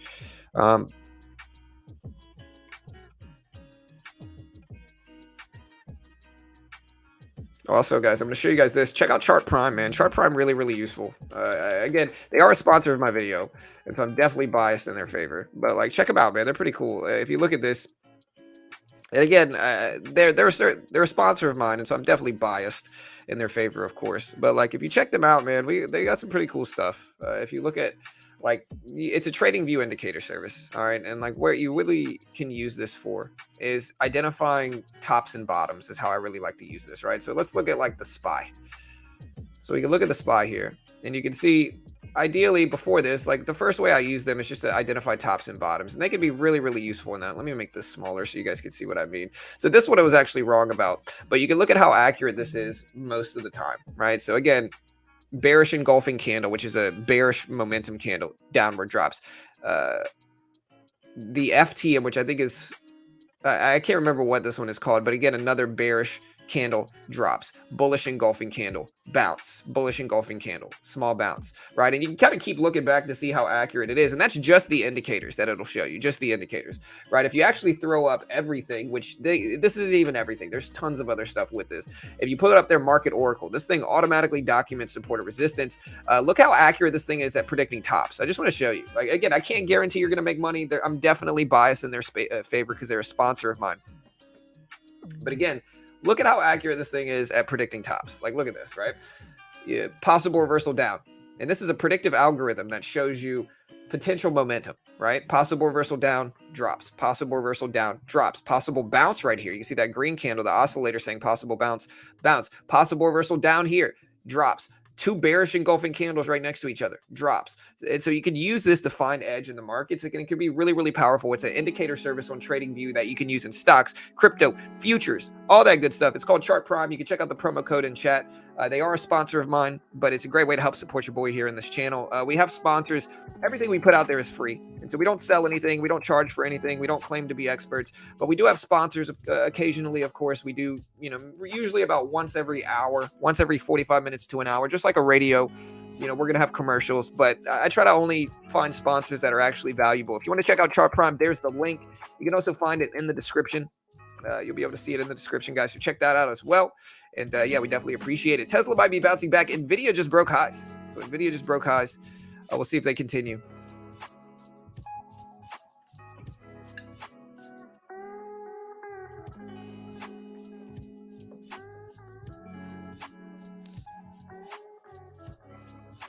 What do you think of AMD and other chips? Too late to buy Disney. I bought some at 105. I don't know. I'm not really liking Disney right here. But again, I have no idea what Disney will do. Not an investment professional. No idea what Disney will do. I don't know if Disney's going to go up, down, or sideways. It might crash. Long term, I'm a huge bull at Disney. But when I say long term, I mean like years. And so short term, no idea what Disney's going to do, really. No idea. Might go up, might go down, might go sideways. No idea. Good luck. I like Disney, of course. AMD and other chip stocks. Now, I know these, especially since the ETH merge, if you look at like NVIDIA, this thing has gotten destroyed. It got beat up all the way down from 200, lost essentially 50% of its value, dropped all the way down to basically 100, back up to 150s now. The question is, are we extended? Is the question. And I really don't know here. I don't know. What do you guys think of AMD? All I can really do is ask the chat. NVIDIA bouncing back some. If you look at AMD here, market started to pump up. NVIDIA just broke highs, got up to 148 almost. Here's AMD. So AMD's at 64.30s, starting to rebound nicely too. But yeah, chip stocks seem to be bouncing back. I think it was time. I remember telling people they seemed really cheap. Again, they're not going to go down forever, and so I think it was probably time for these to start rebounding. There's Nvidia tapping 148s.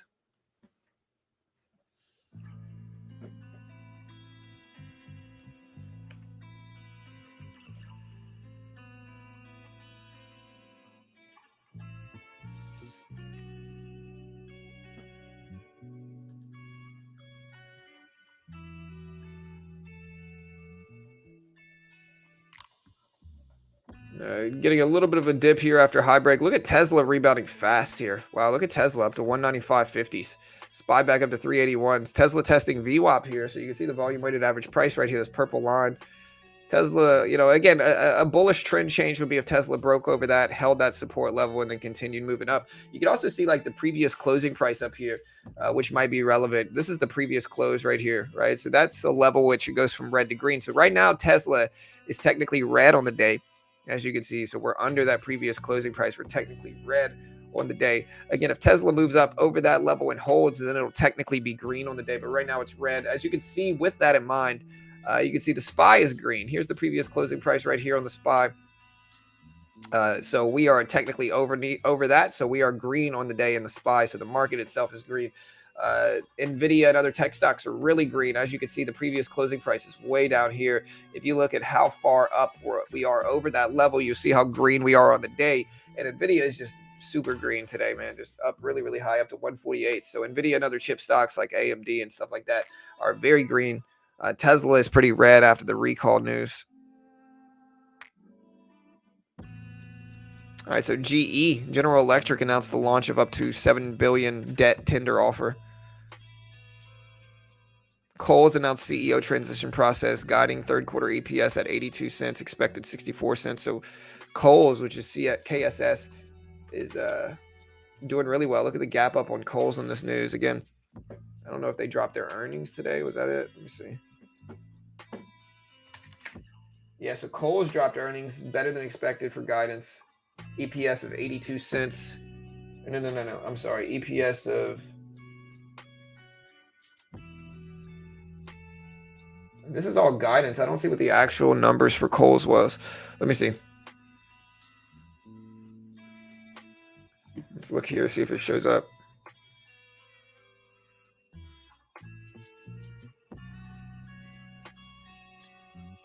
All right, so 64 cents is what it, or no, analyst consensus was 64, revenue of 408. Okay, so Kohl's doesn't actually drop there. This is an early release for Kohl's. They don't actually drop theirs until Thursday, November 17th for Kohl's. They're gapping up on this guidance news. So they basically put out guidance that was better than expected for Kohl's. Again, 82 cent guidance numbers for third quarter EPS. So better than expected. And they were expecting 64 cent guidance for Kohl's. So better than expected there. Hey, what's up, Emmanuel? Hey, what's up, Aldrin? Yeah, Disney. Honestly, I'm a huge Disney believer. No idea what it's going to do short term, though.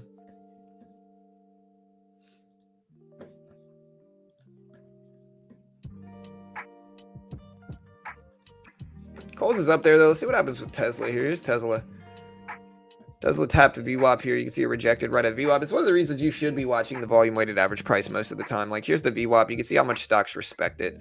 They go right up to that level, and then they start kind of, that's what we call a VWAP fade. A VWAP fade is this right here. A VWAP fade is when we're downtrending. We pull back to the VWAP, and we continue that downward trend like that. Fade is when you short it at the top right there. It means it's fading off the VWAP.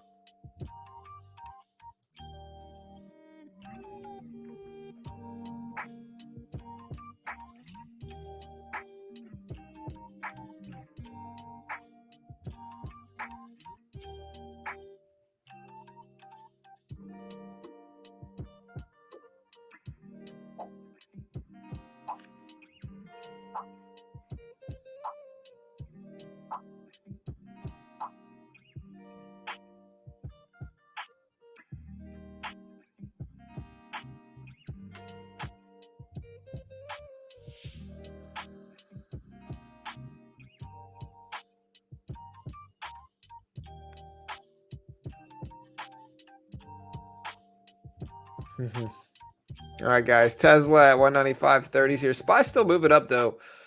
SPY at 381.20s. Nvidia just breaking highs today, looking very, very strong. Disney over 101s.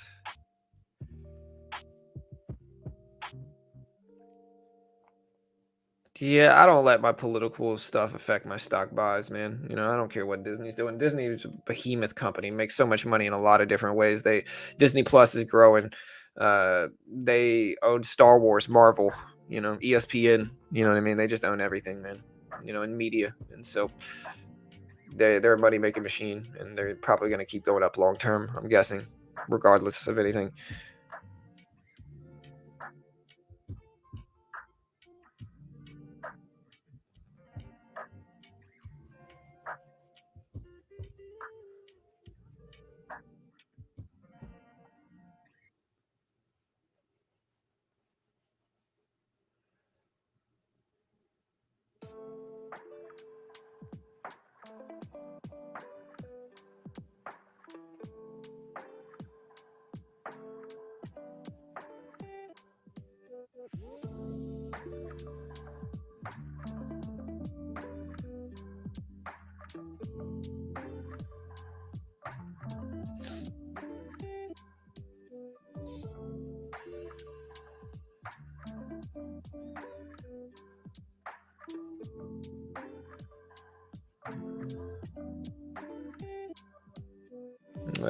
SPY testing highs again at 381.20s here. Nvidia at 147.90s.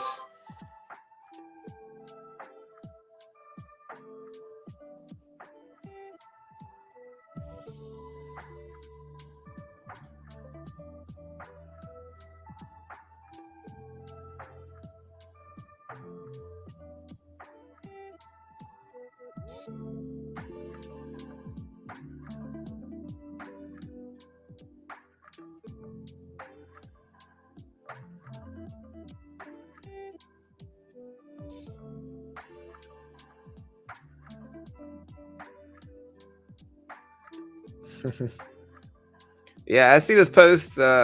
He said, I don't know what to think of this utter mess of one giant, extremely opaque crypto exchange with no reporting or ownership trying to push another opaque crypto exchange and an overly entangled trading firm into insolvency.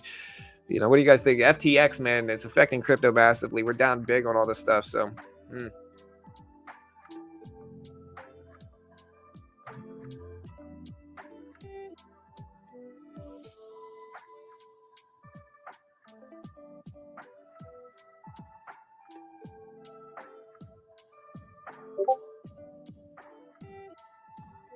where did my Discord go? I got so many screens up here.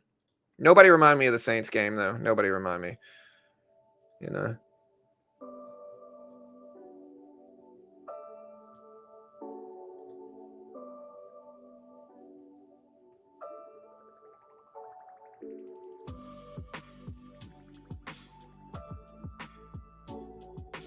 lot of people wondering what daylight savings time.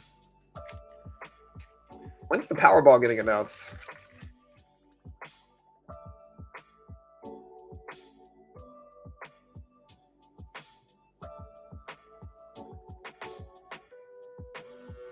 All right, so the Powerball draw is still delayed. There is an issue in another state. It is not due to any delays at the California lottery. There is currently no estimated time for the drawing.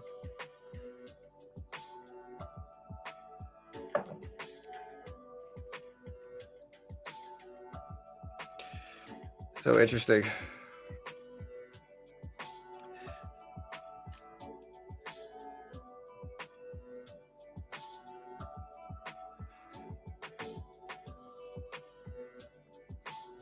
All right, guys. SPY is up to 381.20s here. Nvidia at 147.80s.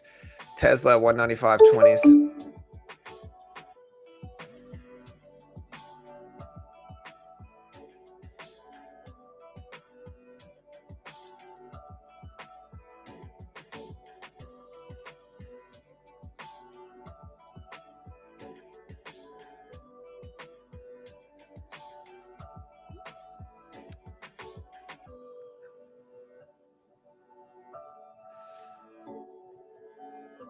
Are there any companies you think are least likely to survive? I'm not sure. I think I think certain companies need to understand when they're becoming obsolete and pivot. Um, I think there's a lot of companies right now that are operating in business models that were only really good during the 2020 craziness and now are just kind of obsolete, specifically like Peloton. I think Peloton is, them having a virtual reality rowing machine is just, I just don't understand it. Maybe I'm wrong about Peloton, but I just think that the whole business model is suspect. So I'm not really a big believer in that.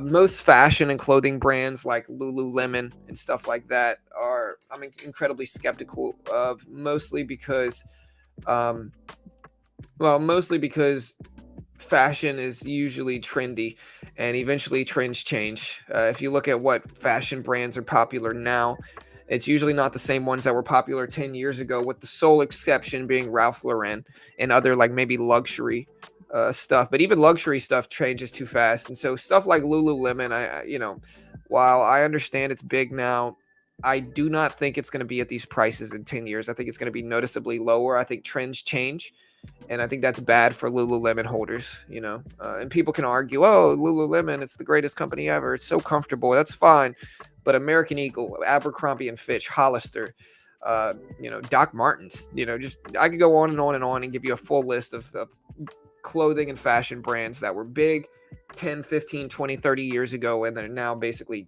worthless.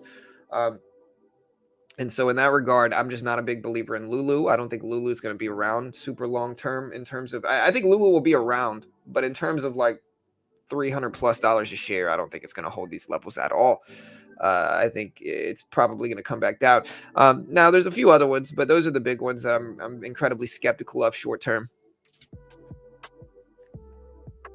Meta is another question mark. Meta, if it can't really get Meta, I think is the entire life of Meta's company is going to depend on cryptocurrency in the metaverse. I think if the metaverse ends up getting pushed back, I think a lot of people think we're really early and a little bit too early for Meta in the metaverse. I think if that doesn't take off like Mark wants it to, I think the company's in trouble because, again, frankly, I think young people don't use Facebook anymore. They use Instagram, but eventually that'll go as well. So, it's one of those things where I think there's risks, of course, there. But I'm not sure what we're going to get moving forward. If we look at Meta right now, Meta's bouncing back a little bit, though. I mean, Meta's back up some. So not a bad dip buy. Nvidia just broke highs again. We'll see how this influences everything. Nvidia all the way up to 148.20s here. So Nvidia's ramping up. Chip stocks ramping up. There's AMD going with it. Tesla, of course, had the recall. It's down, but rejected at VWAP, like we talked about, and kind of moving up now.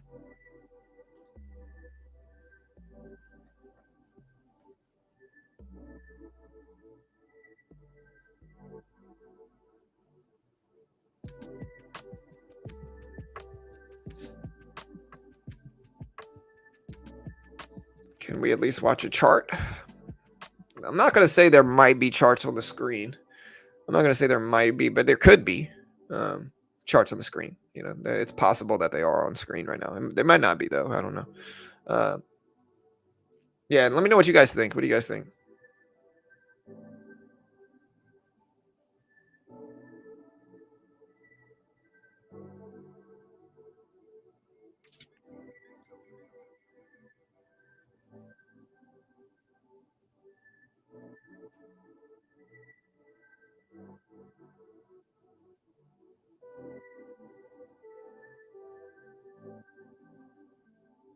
All right, guys. So Tesla at 195.10s.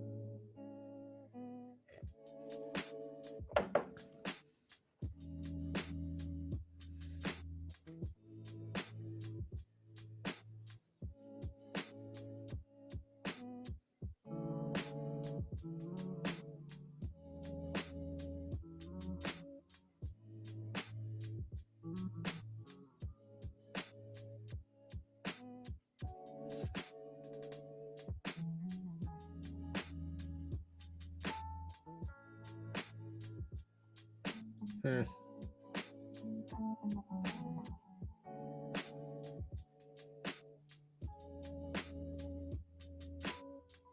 All right, guys. So again, SPY pulling back a little bit here. Tesla at 195s, roughly 195s.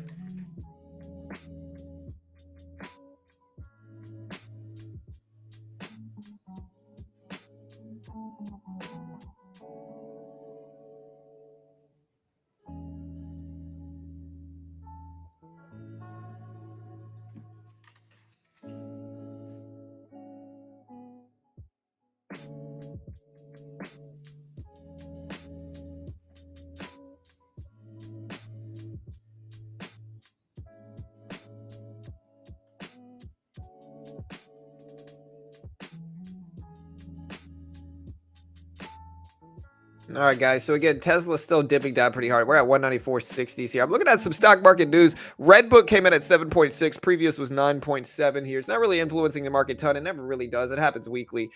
I will put this number up on the screen so you guys can see it. But there's the Redbook data right there.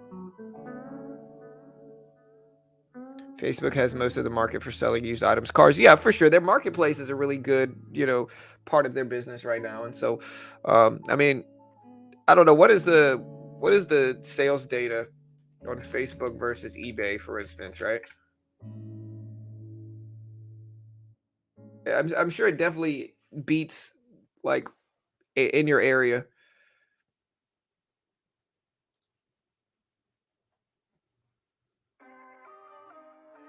So if it's in your area, I think Facebook's probably the easiest way to get rid of stuff.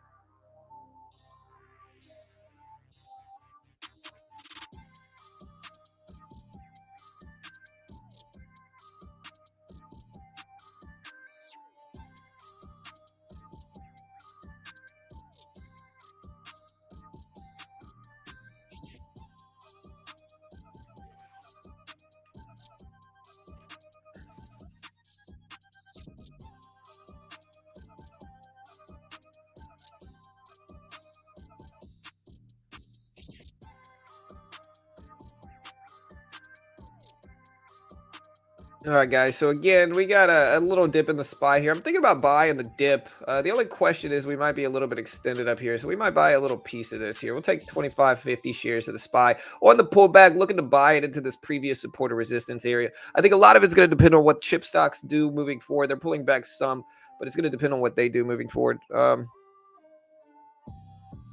Yeah, but you're buying the Wednesday one, Kieran, not the two. The one right now is 1.9 billion. And again, I'm certainly not saying you should. I think the odds. I had to teach my son the odds are very much against you in this. You know. All right. So the Kohl CEO is going to depart next month for Levi Strauss. Um, CEO step down. Beat outlook. Hey, what's up, Jeremy? What's up, Tony?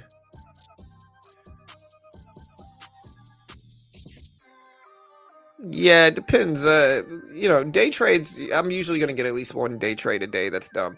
Nobody's perfect. One of the reasons I'm not like a guru or an expert, and one of the reasons I don't want to be, is because we all make mistakes. You know what I mean? Like the people that you see the most critical in chat of my trades are usually the worst traders, and the ones that are like, hey, it'll be okay, are usually the best.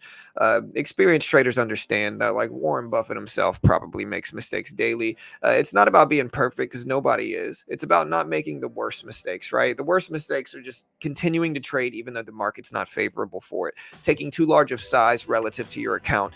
That will risk your account size. Like those are the big mistakes. And so you can make mistakes in trading as long as you don't make the bad ones, where, no mistake is good, but like some mistakes are just catastrophic in terms of account.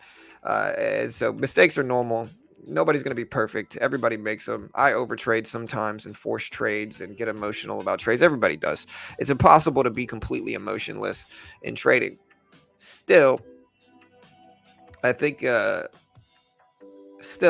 it's important for people to understand that uh, everything doesn't have to be perfect, but there's a few mistakes that you simply can't make, which is that you're trading too large relative to your account size. Getting emotional and revenge trading happens, but if you let it get out of control, it gets really, really bad. Like usually, I can let myself revenge trade once is kind of my what I do. Like I can take a swing once. If I lose, I have to hang it up. And so it's like we could take some swings if we need to, but if we lose on the following swing and we're down like larger amounts, we got to step it away. Like if we're down 3, 4, 500 bucks, we got to just kind of take a step back. And I think that's a good risk management system, especially when you have cushion and profit on the day. All right, guys, so the SPY is pulling back here.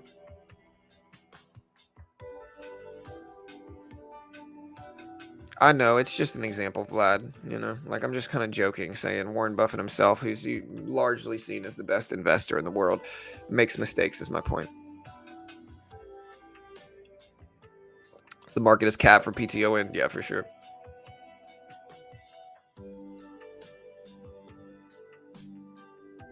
Yeah, everybody does sometimes, man. It happens. Like we all hold biases too long. It's one thing where, like, I know I make mistakes constantly. Everybody does in trading, but nobody's perfect. Like I said, the big mistakes not to make are doubling down, tripling down account size. Like the big mistake that destroys people accounts is like yesterday is a great example, right? If we look at the SPY yesterday, for instance, yesterday was simply not a favorable day to trade. If you look at the actual price action yesterday, you know, complete sideways neutral activity most of the morning, at least, like complete neutral, over under VWAP, over under VWAP, just pure chop, right? So anybody should have been able to identify this yesterday and say, hey, that's not favorable, let's stop trading if we're trading, right? But rookie traders, new traders, they'll keep attacking this and they'll kind of justify it with like a random obscure pattern, and they'll keep trading this and they'll keep trading this and they'll keep losing, and they don't understand why they're losing, but they just kind of keep losing. All right, market is flying up here. We're gonna have to take a little bit of profit in this. All right, we just got out of half. We'll sit on the rest. I don't know why the market's flying up. I'm trying to figure out if there's a reason why.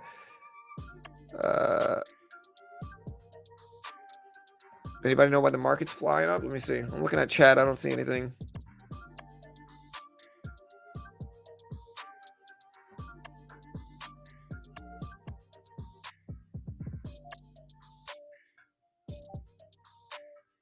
Yeah, what's up, Jan?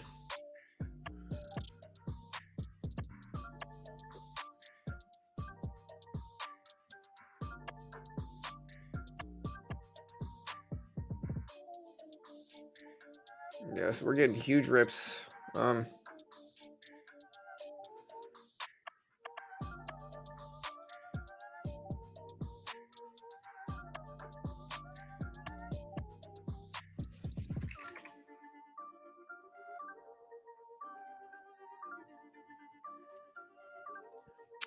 Yeah, so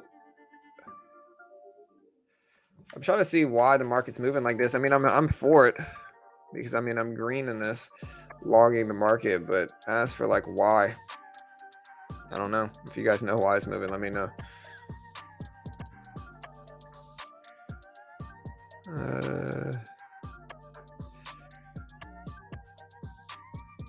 Huge rip ups here, man. Look at this. Wow.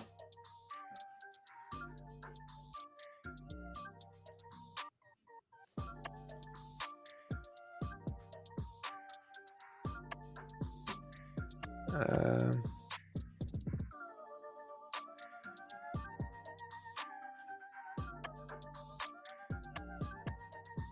if we could find somebody else mentioning why the market's going up.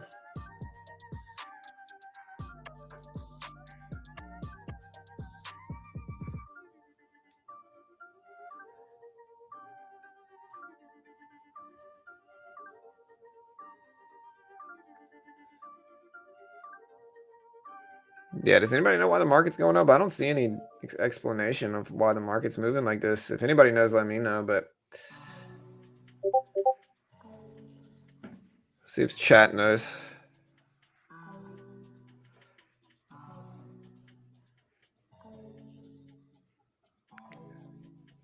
All right, so apparently it's because of some European news.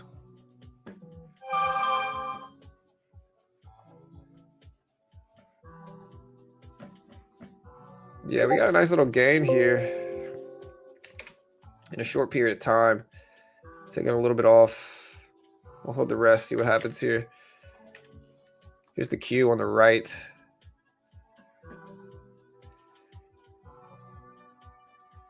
Yeah, EM equities portfolios attracted 9.3 billion of inflows in October. Debt saw 8.7 billions of inflows.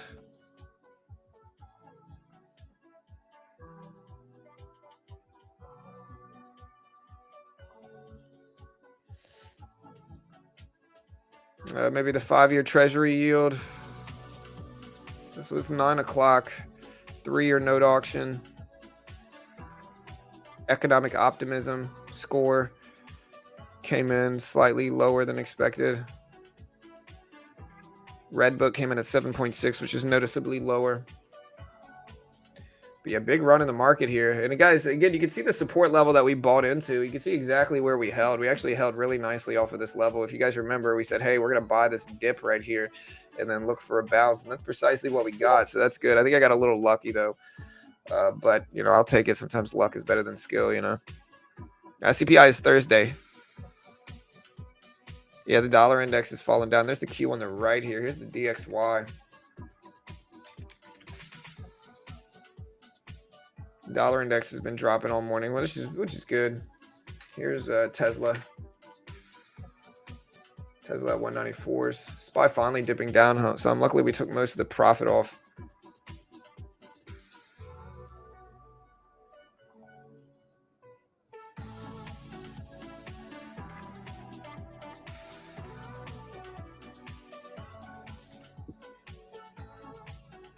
Y'all do me a favor, hit that like button. If we look at it, we got about 850 votes. There's a time to buy the tech stock dip. We're a complete 50-50 split right down the middle here. So complete 50-50 split.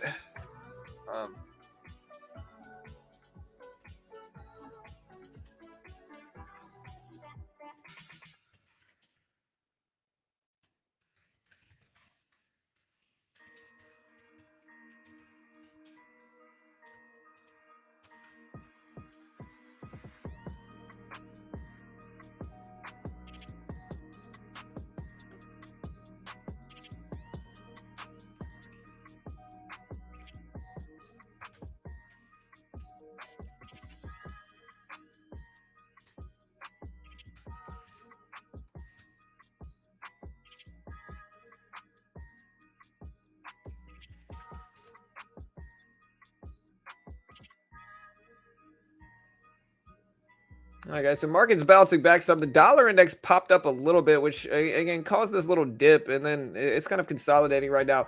Tesla just rejected at the VWAP here, so still looking weak. Yeah, I just hope I get 5 right. If I get 5 right, I'm happy, bro. You know, I'm not really much of a lotto buyer, you know, but when we got these big drawings, these really huge drawings, you know, I partake, but...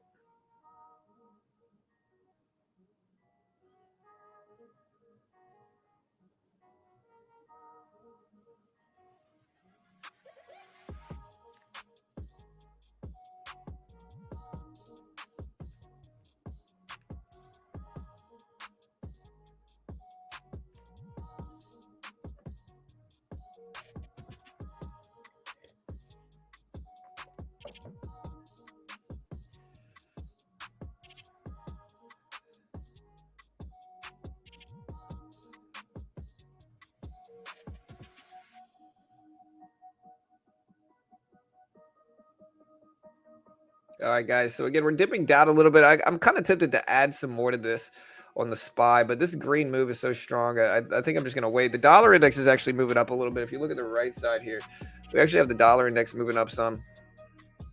So we'll see, but not quite confident enough to buy anymore. I think I'll just wait.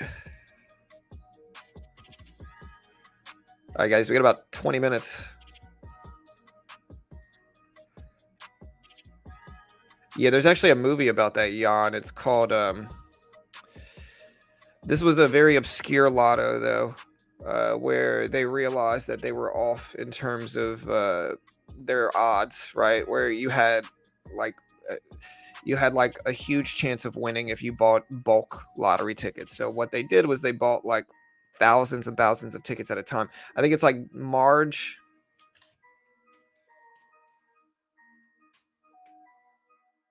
Gary and Marge Go Large is the name of the movie. And they systematically won millions in the lottery, and they used it to like fund their small town. You know, good movie. Carol and I watched it, but it's a true story. But yeah, here's the dip in the SPY. Like I said, I wasn't really quite confident enough to buy the dip. We'll sit in it. I mean, we got 15 shares. Morning, John. Is there any negative implications to the stock market today? I'm not sure. But yeah, and then the student group basically tried to like blackmail them into like doing some stuff. It's like this big story.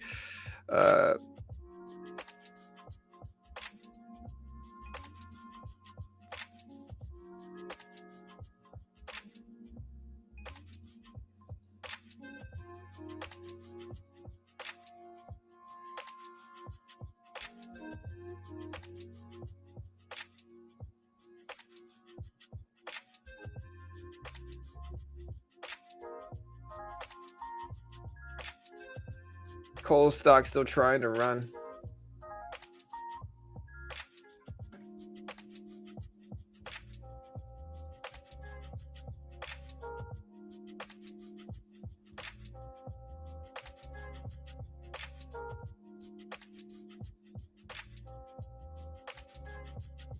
John, why do you trade only a little on PM and then only like 20 minutes after the bell? Well, because my edge isn't really in pre-market, and I really only try to find an edge. Really, you're exaggerating. I'm not sure why, but that's fine. Most of the time, I trade very little in pre-market because I just don't find an edge in pre-market. And then after the opening bell, I probably trade for 30 minutes to an hour after the open, because I think that's when the biggest edge you're going to find is in the market. But everybody's different. I don't think it matters much. Like I said, I'm not trying to be a day trading channel. Like, we're not a day trading channel here. You know, I've said this many times.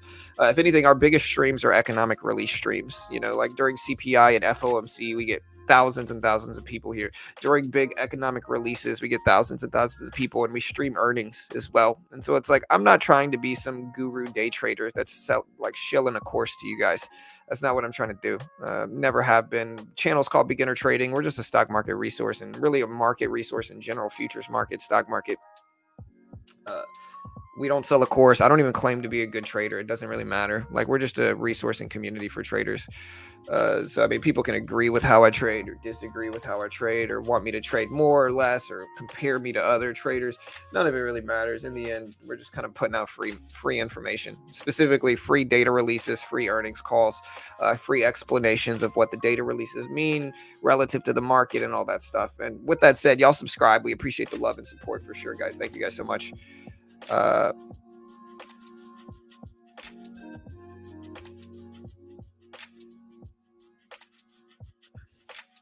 Watch out with the word tanking, Anastasia. I said it earlier. Somebody got mad at me.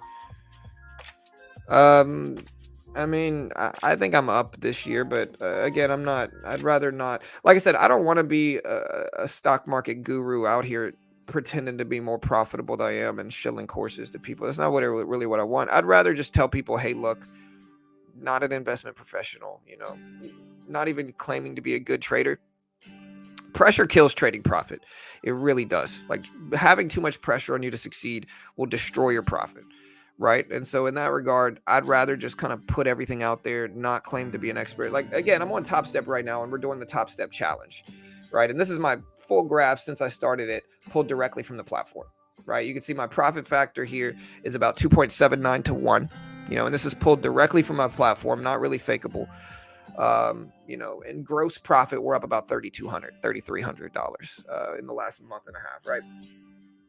In terms of capital gains, which a little bit was also from like affiliates from crypto brokerages, we made about 26K last year in capital gains, right? So, we're doing okay in stocks and crypto. But am I claiming to be an expert? No. I'd rather not. Like, I don't need to. I'd rather just create a free resource and community of people here. But again, this is my graph pulled directly from my platform. I hope it continues. My biggest mistake is just not scaling up the size like I should. Like, I probably should scale up a little bit. But regardless of any of that, it doesn't matter,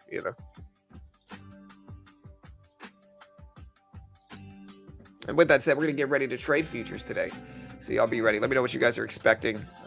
So far on the week, we might be down a little bit on the week. Yeah, we're basically break even over the last 7 days of trading, which is fine. Every week's not going to be profitable. And in hindsight, it's one of those big echo releases week where we just got a lot of stuff happening. And so I'd rather not take any huge positions.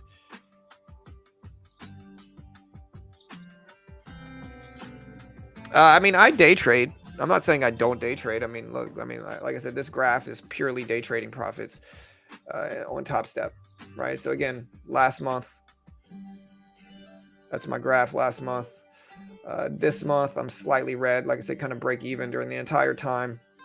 That's my graph, And so I day trade for sure, but I also swing trade. We also invest. Again, we also stream the big economic releases, all that good stuff. And so, we do a lot of different stuff, to be honest. I don't want to be just another day trading streamer. Like, I just want to be a stock market resource, I'm not claiming to be anything. And again, when you claim to be a super good expert guru trader, it causes you to kind of fudge things a little bit more, I would say. I'd rather not and just be real with people, But yeah, we're definitely a VWAP trader, volume weighted average price trader. I use the VWAP. I use the 200 moving average. All right, guys, we're going to get ready to trade. Let's do it. Again, we're still in the SPY trade. We'll see how that turns out.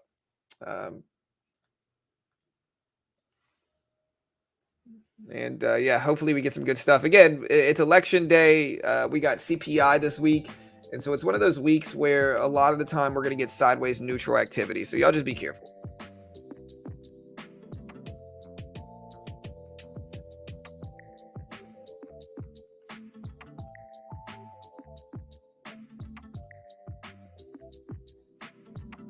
Hey, thank you, Vikas. I appreciate it, dude. Thank you, brother.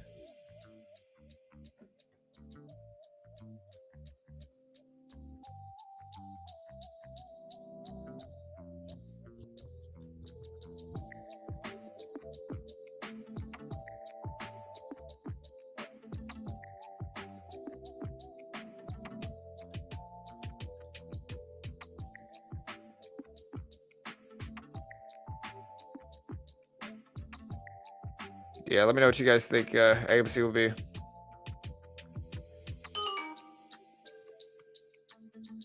Yeah, exactly, Jan. Like, most of the people claiming to be experts are 18-year-olds with braces trying to tell me they cracked the stock market and trying to sell me a course on it.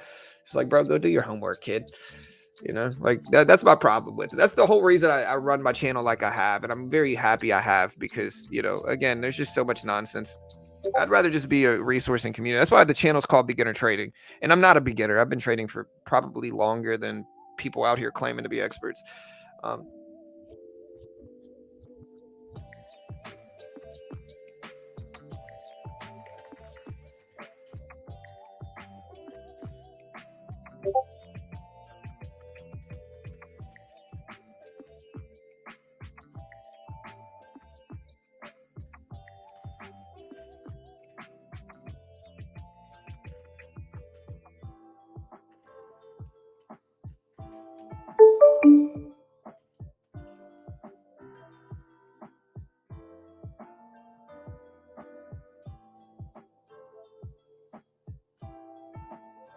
Hey, what's up, Kieran? Yeah, Neo drops earnings sometime soon here. Neo drops earnings sometime soon. So we do have Neo dropping earnings sometime soon, and we'll see what they show up as. Neo has had a really tough few weeks, though, really. Yeah, John, would you ever quit your job and trade full-time? Well, uh,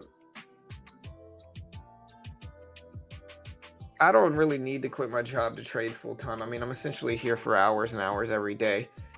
Um, I just don't trade the size to trade full time. I don't need to, like I said, I don't need to live off of my day trading profit. And I understand that's an edge I have over most. Dollar index is actually breaking down right now. See if the SPY follows it up, but the dollar index just broke to 110.30s. But yeah, it's not. Again, I make money. I have the account size to trade full time, but I'm not really trying to risk my money like that. Like we day traded, we've been day trading pretty consistently for the last few years. Like I said, last year in terms of capital gains, in terms of crypto and stock gains, I made about 26K. Which is good, great percentage wise. But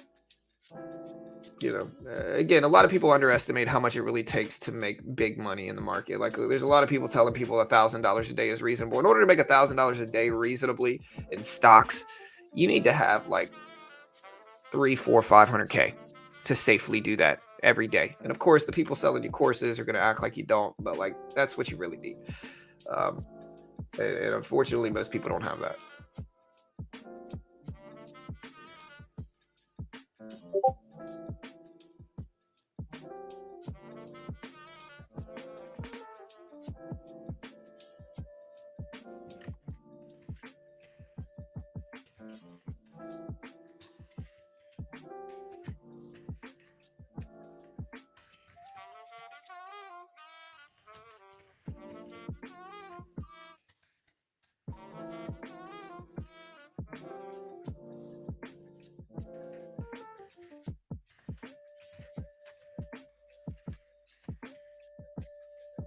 All right, guys, we got 9 minutes.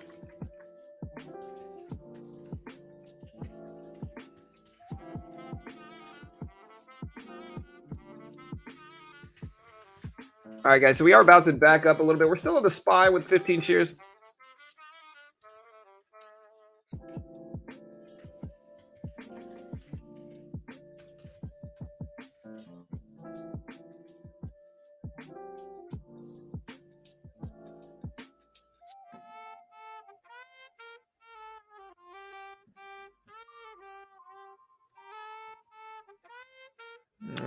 Wait, so you're saying not everything on the internet is real, bro? Huh. Hey, thank you, Joseph. Yeah, man, we've been growing very, very fast, bro. We'll probably hit 100K in January is what I'm predicting. We're growing by about 3 to 4,000 subscribers a month, breaking 250,000 views a month. During the big economic streams, like you'll see for CPI this week, right? Like you'll see, like CPI, like today's slow. We don't really have much going on today. We'll have earnings streams, our earnings streams, and our fundamental data streams, which is what I'm saying. Like I'm not purely a day trader. Like people look at me like that, but we kind of cover all the big aspects of the stock market. Like I don't want to be just another day trading guru. Like I day trade and I think I'm good at it, but some people might argue I'm not, but it doesn't really matter how good or bad I am at it because we're kind of a broad market channel. Like we don't really cover just day trading. We cover stock market activity, economics, like Fed meetings, Jerome Powell meetings. We stream all that big stuff. So are you gonna buy the dip on Lyft? I don't know, dude. I don't know. My swing trades have actually been more on point.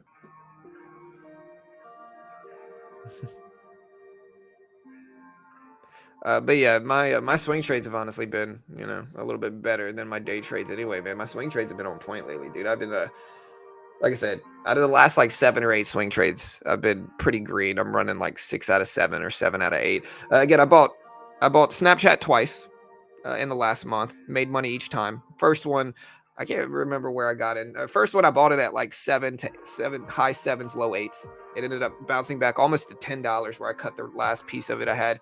I bought Disney at 91.60s, rode that one to like 100. I bought Amazon and Google, and I bought Google twice. I bought them both around like $90, and I rode the rebound back up to like 96 or 97s before it took a dive and cut it, luckily, before it did. So I made money on those two. I'm trying to think of what else I got into. There's a few I got into. I bought Meta and lost. That's the one I lost on. I bought Ford and made money, so I made money on Ford as well.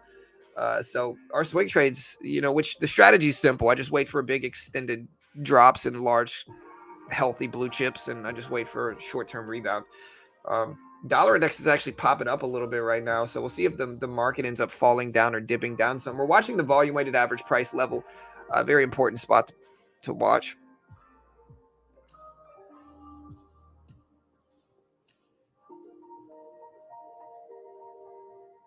Yeah, I used to watch penny stocks and trade penny stocks. Again, though, I kind of realized like penny stocks were just, I always had a large account, right? And we would cover penny stock news. So we were kind of like a media channel for penny stocks for a while. But I quickly kind of realized that I just don't trade them. Like my account's large enough now on Thinkorswim to where I don't need to trade penny stocks. I can trade blue chips, which I think are far more reliable in terms of price action.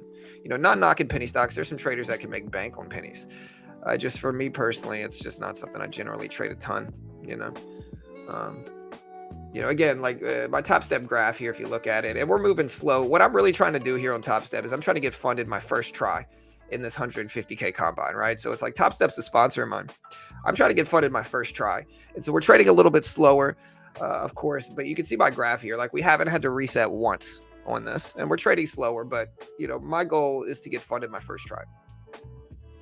Dollar index just broke down fast.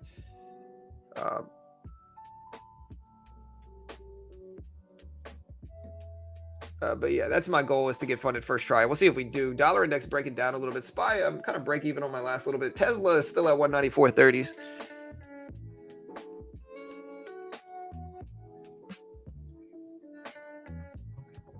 All right, guys, we got about 4 minutes until the market opens up. There's a big dip on the SPY here.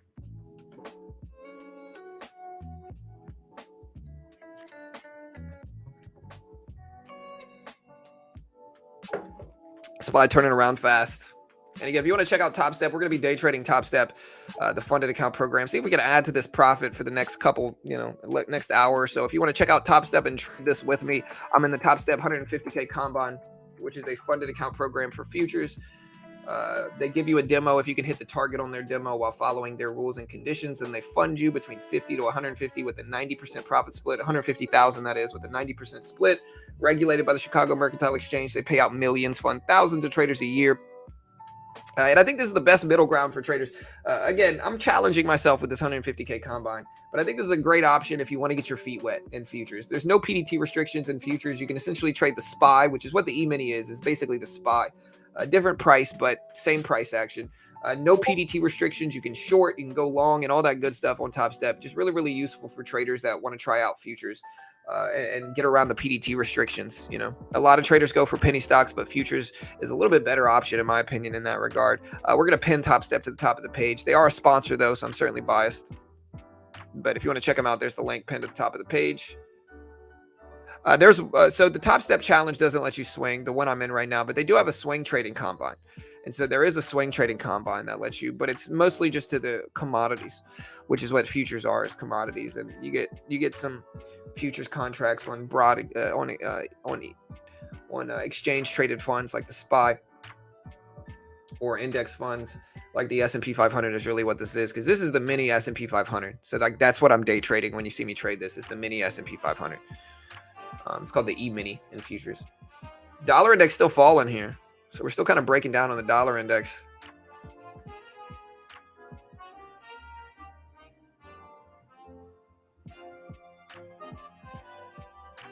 Did a bunch of FFI. If I look at FFIE and it's not ripping up big, then I'm just going to assume these are bots.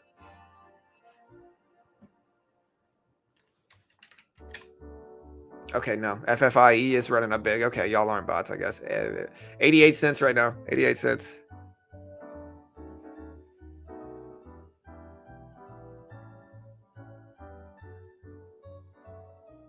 All right, so FTX appears to have stopped processing withdrawals. On-chain data shows, according to the block, the last outgoing transaction from FTX took place at 6:37 a.m. Eastern time on the Ethereum blockchain.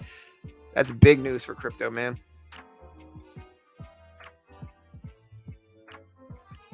So it's 1250 per tick, yeah, up and down. On the E-mini, the micro E-mini is 125 per tick. A dollar index is falling down fast though. Look at the dollar index rip down here. Now I gotta wonder how much of this is affected by broad crypto movement, Because if you look at the FTT token,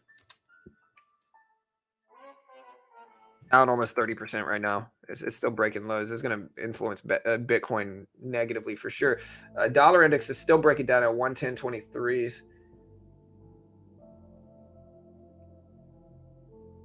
Man, dollar index is breaking down. The SPY is actually kind of following the dollar index, though, which is strange. No, it's not bots. My bad, Armando. I just see when I see a bunch of people post the same thing, I can't help but be like, but no, y'all are good.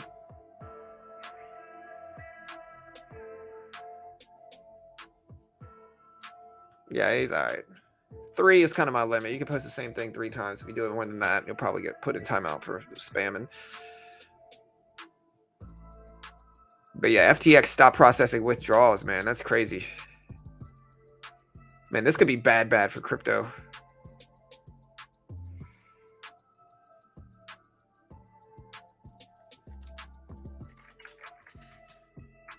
All right, there's the market open. SPY is moving up.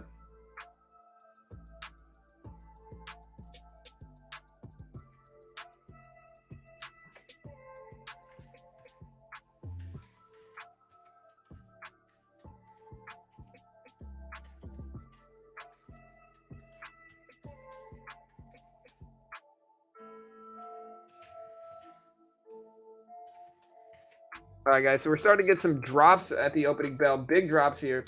It's enough to where we're going to cut our SPY trade with a slight green trade. Tesla just broke big lows down to 192s here. Markets are really cracking down big right now at the opening bell, guys. Wow.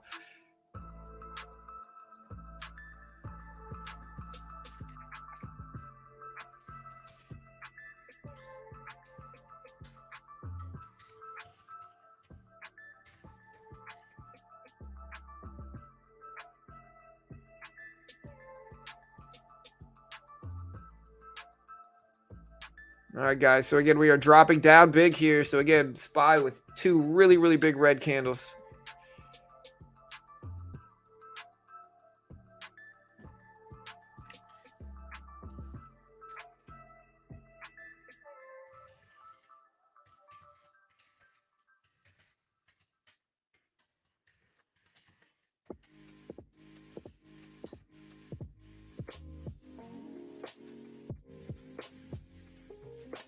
All right, big drops. Let's see if we pump back up.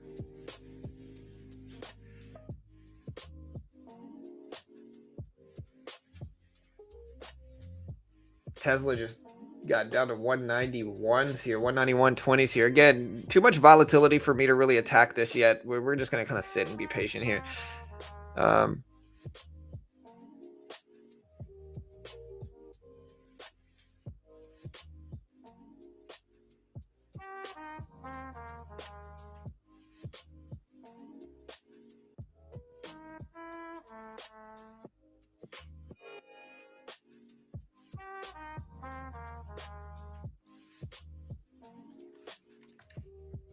All right, guys. Again, big drops in markets. 3 really big candles here. Really big candles.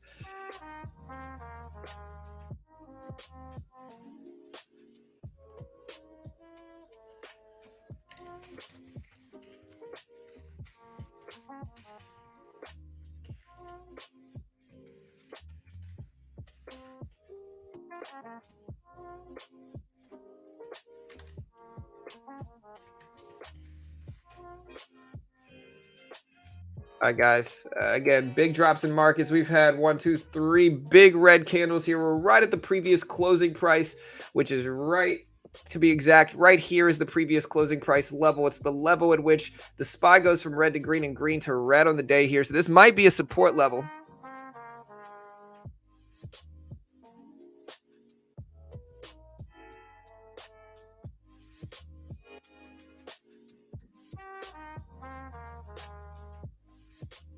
Yeah, Tesla just hit 189s here. So Tesla broke down, SPY breaking down. Dollar index is starting to move up a little bit. I mean, you guys, you all have to understand though, the market's been very green over the last like 5 or 6 days.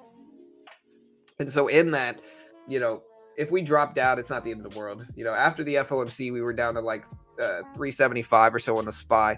And so being at 380 plus right now is still pretty high up, regardless of the short-term drops. Again, we're testing the previous closing price now. Just too much downward momentum for me to really want to attack. There's too much of a chance that we get like a really big bounce back quickly here like this. And so because of that, I'm going to stay flat right now. I'm not going to take any sizable positions. We're just going to sit flat. Now, if we break underneath this previous close and then continue down like that, then maybe we'll start to wait for a bounce to short into. But until then, we got to just kind of chill. There's the break under the previous closing price.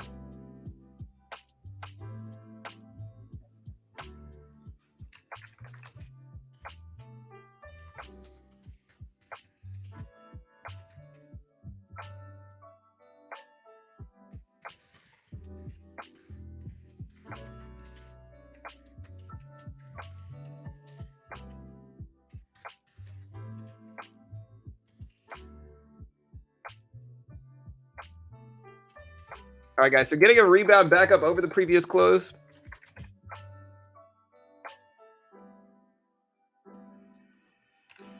Now we're rebounding a little bit here.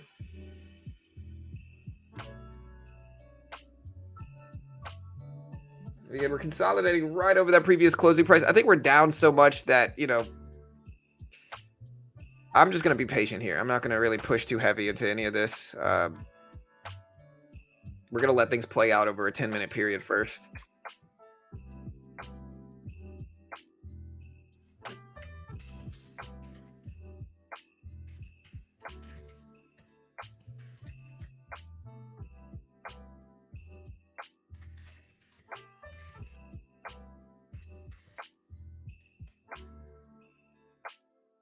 So we're getting a little bit of a rebound here. I kind of want to short into this, but I'm going to let it patiently wait first here. We're going to take one position, and then we'll add some if it moves up here, and then we'll cut it. Just in case we break down fast. It's a very small micro position. Just in case we break down heavy under the previous closing price, we can capitalize on it.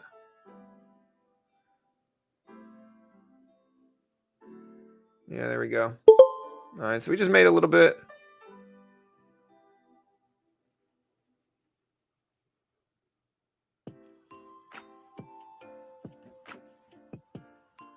What?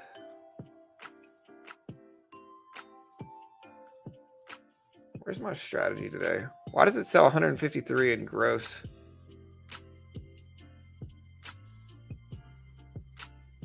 How am I up this much today? Somehow we made something on it. That's cool.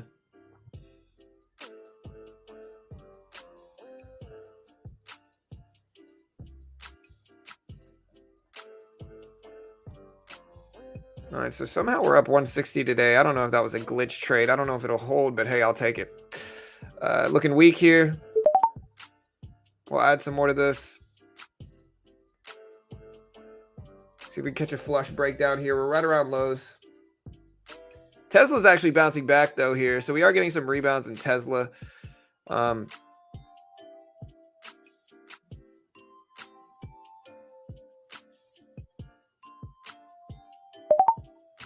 We take two contracts here. We're right under the previous closing price. And so we'll short a little bit heavier into that. See if we get a flush breakdown here.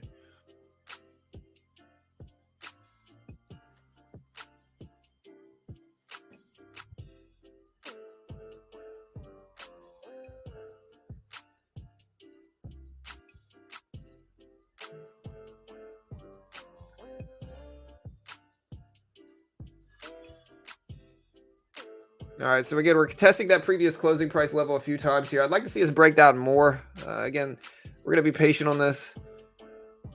We surge over this, we'll cut it and just wait.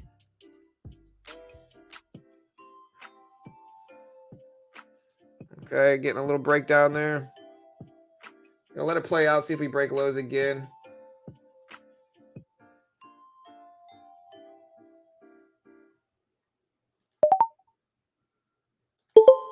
We just cut that. Took a little bit more profit here.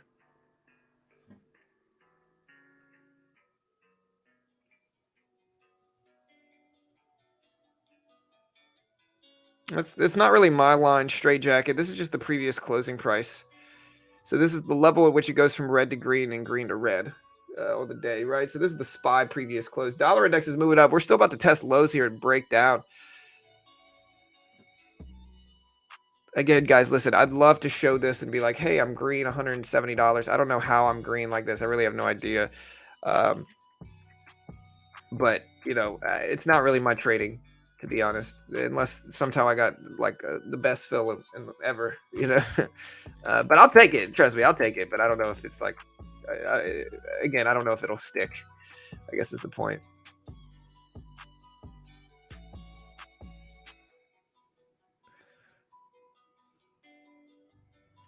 All right, we got to pop back up, test previous close. We're going to short into this again, take 3 contracts now. So we can get a flush. You see we pop right back to that previous closing price, which is why we're watching it.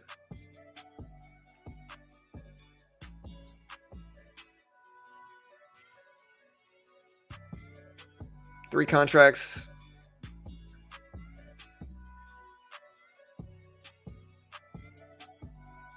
I'm going to just cut it here and just wait. Lost a little bit there. I'll be right back, guys. I got to go to the restroom, so I'll be right back.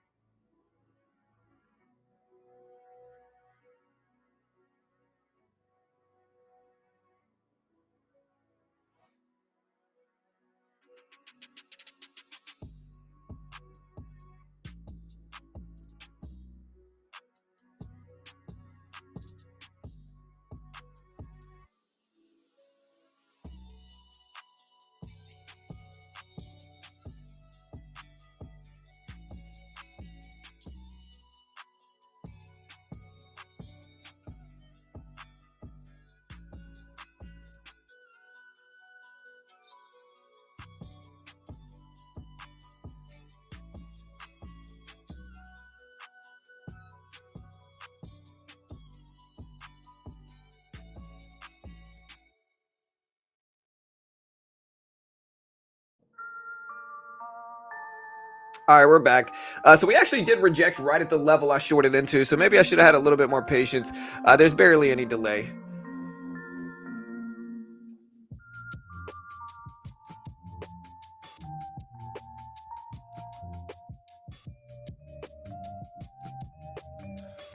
So again, we're consolidating right around these levels here. We're kind of breaking down some.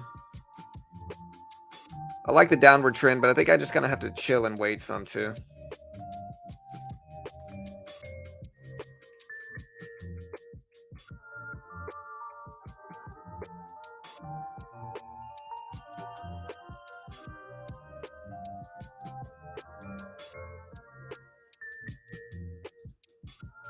We got a nice little range that we can attack, though.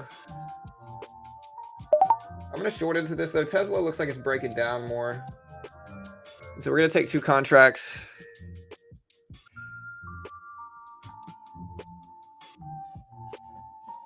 And see if this holds.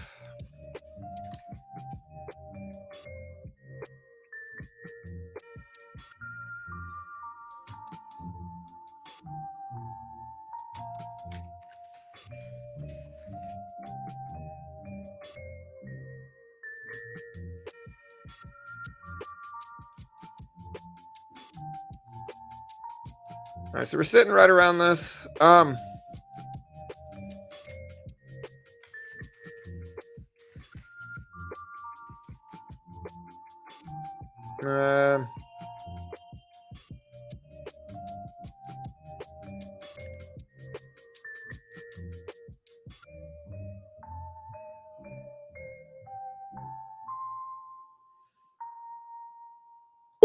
right, we're going to cut that, and we're just going to be patient and wait.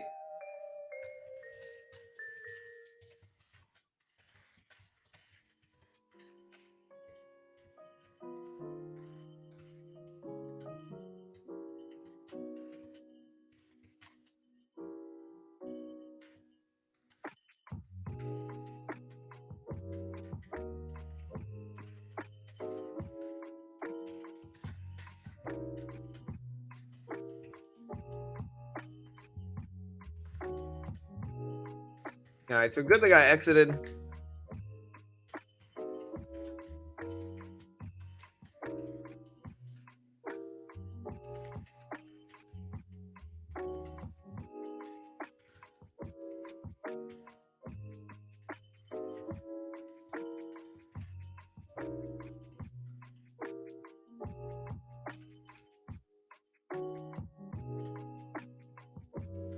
All right, so we're finally getting a little bit dip. We got a larger bounce. Now we're pulling back to test that same level we talked about here. We really got to just let things play out right now. We're just going to let the price action show up. If we get another bounce back to VWAP, we'll consider shorting it again. And I think it's a pretty weak sign.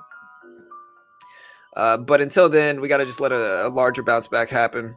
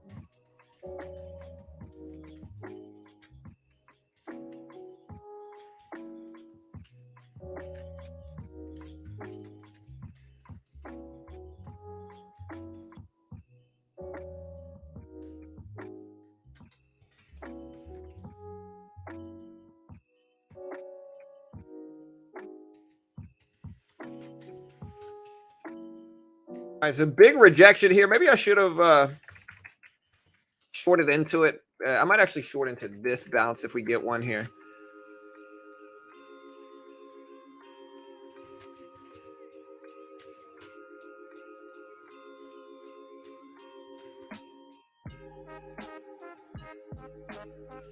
All right, so we're going to short into this pop up here with 5 contracts. Try to piggyback off of this weakness here, take larger size.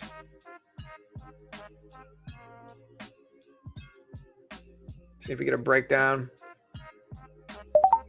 All right, made a little bit there. Bad fill, though. We're still got 2 contracts left.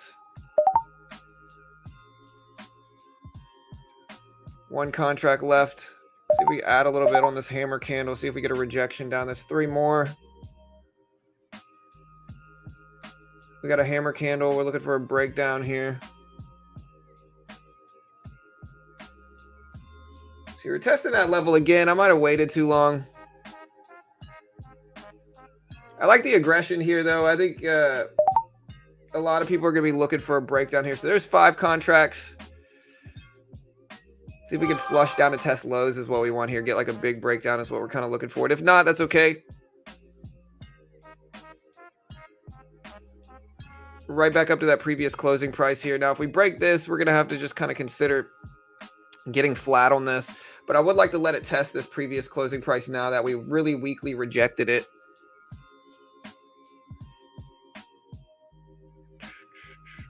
Pretty flat for 5 contracts here. I'd like to let it work, but I like that upwick as well. It's a really good sign.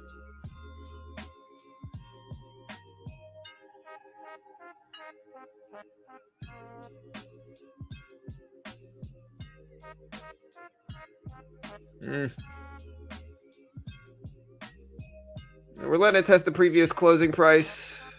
But again, we break over this firmly. We're just going to have to cut it because it's too chop. Yeah, we're going to have to cut it. Just too choppy right now. Too neutral in terms of price action. We're down like 70 bucks or something like that. So pretty small. But we'll give it a chance to test the VWAP again.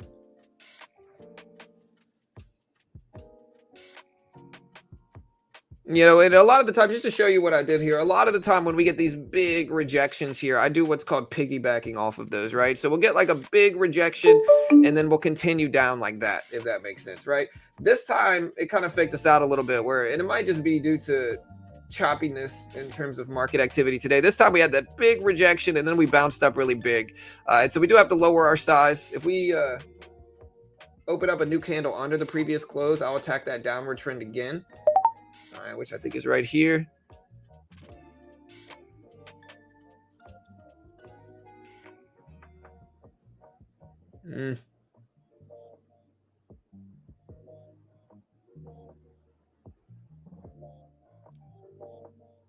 Mm, yeah, I don't like this movement at all. We're gonna have to just flat the rest and just chill. Why is FedEx still up even though SPY and Q are going down? I don't know about FedEx. What's FedEx? FDX? Yeah. Well, FedEx doesn't really have any price action, so to speak. We're getting neutral activity over the last 10 minutes. We're down about $100 trading today. I mean, our profit graph, it still says we're pretty flat. But, I don't know if I'm going to count that green trade, Is Disney doing good?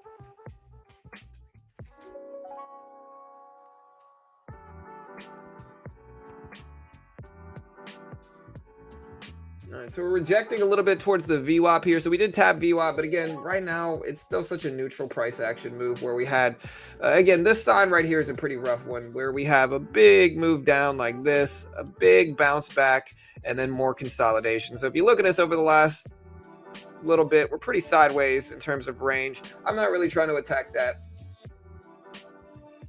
And again, you can see my graph total here. One of the reasons our graph looks like this is because we're patient and we don't, if the day's not going well or for whatever reason the market doesn't look good that day, we close it down pretty quickly, and I have no problem doing that. I think that's something that you have to ingrain in yourself as a trader to do. Hey, what's up, Rin? Yeah, move it up to test VWAP. McDonald's. Yeah, I heard a lot about McDonald's today. FedEx is kind of popping up too. Tesla rebounding a little bit as well here, which I think caused the big drop we got in the market was mostly due to Tesla. I think Tesla dipped all the way down to 187s. It's at 189.50s right now. And so again, we'll see if we hold those levels.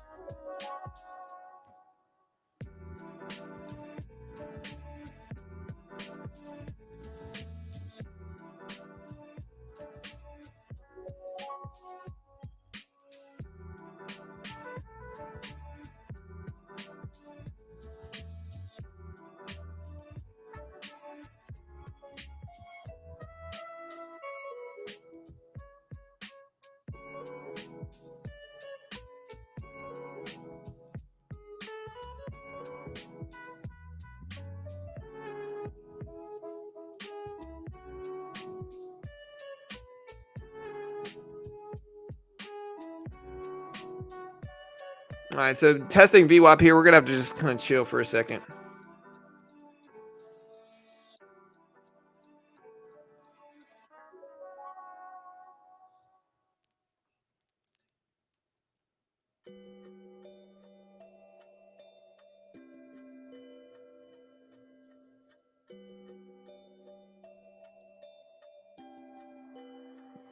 Uh, 370 SPY put for today was going to pop. Yeah, I've never been an options guy. I'm just not really an options guy. Right now, we're starting to break the upward trend right now. So again, you can see the volume weighted average price right here. We're kind of testing this level now. We break over this and hold and continue moving up, uptrend. If we do that, forgive my terrible handwriting. Uptrend if we break over this. If we reject here and continue down like this, where say we could do something like that, then downtrend, So that's kind of what we're watching the volume weighted average price for, is for trend identification here. We break over this, then we're going to be in an upward trend, and that's kind of the big nuance of the market right now. So we just got to sit and wait. Where anything too close to VWAP is too neutral.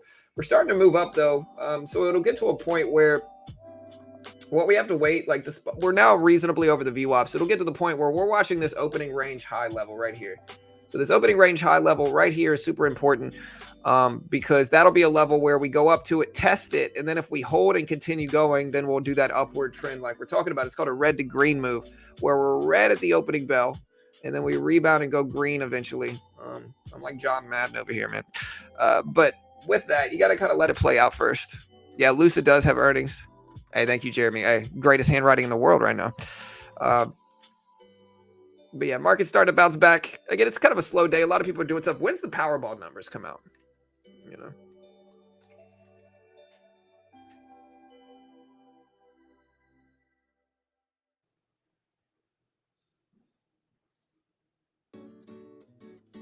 Oh wait, they did. They announced it.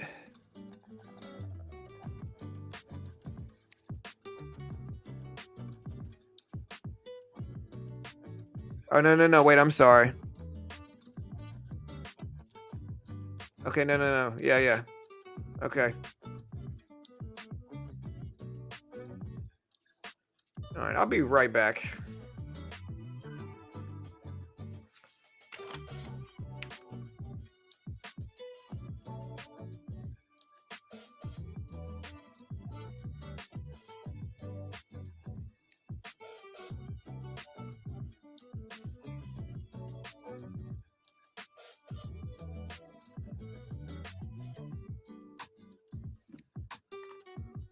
Yeah, we definitely didn't win.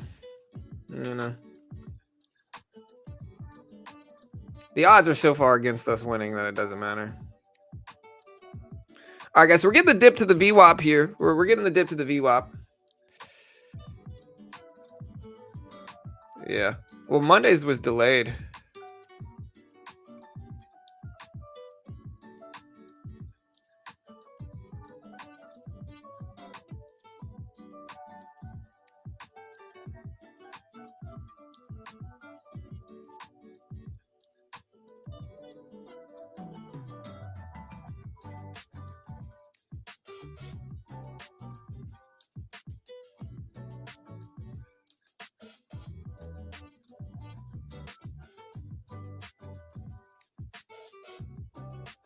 So we did bounce up a little bit. We're starting to test this previous high right here. And again, guys, look at this previous high right here. So that's the level that you want to watch. Again, we're kind of moving up to this area now. We'll let it test this a little bit and then maybe buy a dip to the VWAP here. Tesla's starting to move back over the volume weighted average price, but we're kind of in one of those modes where we're not really trending in one direction. We're starting to move up a little bit on the S&P, but it's just not really much of an edge day. Again, where do we dip, guys? Again, we told you guys exactly what we were watching here, and I hope you guys heard me. Again, here. We told you guys exactly where we were heading.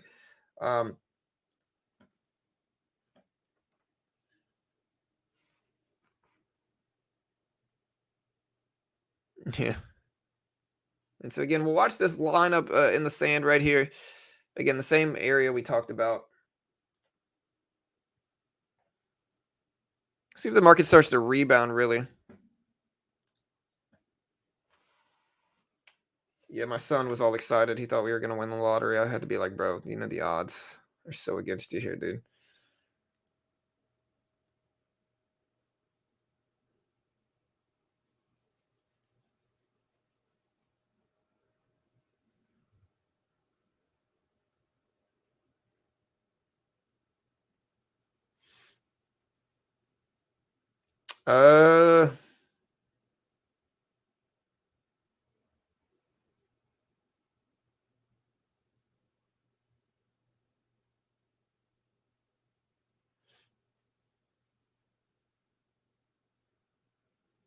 Starting to dip a little bit. I'm going to get a little bit more interested in a dip buy right here. But I'm trading very small, and I hope you guys can see that. Did somebody win? I didn't win. You know.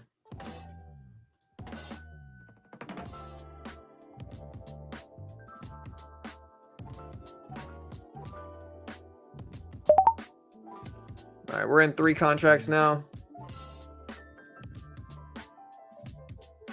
Maybe going to add back at the bottom of this range here.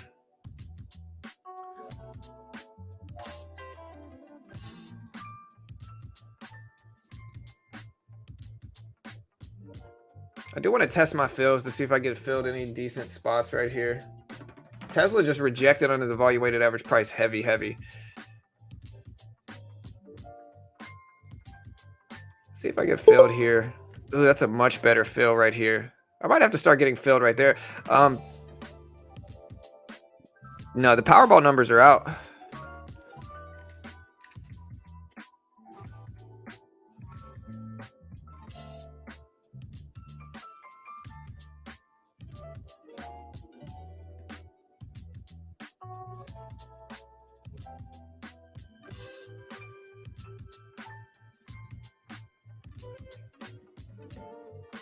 Getting a little bit faked out here. Big upwicks and downwick day, though. Yeah, they're out. The numbers are 10, 33, 41, 47, and 56, and the Powerball was 10.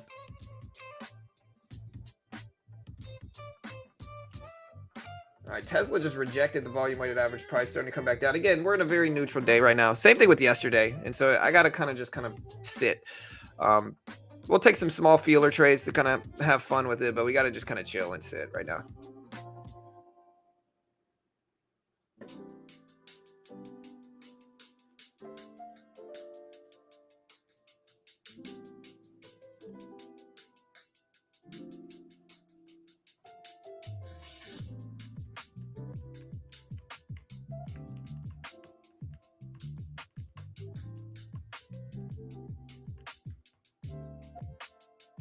Again, we're under the volume-weighted average price. Really what we're going off of right now is Tesla's volatility. Tesla back and forth neutral.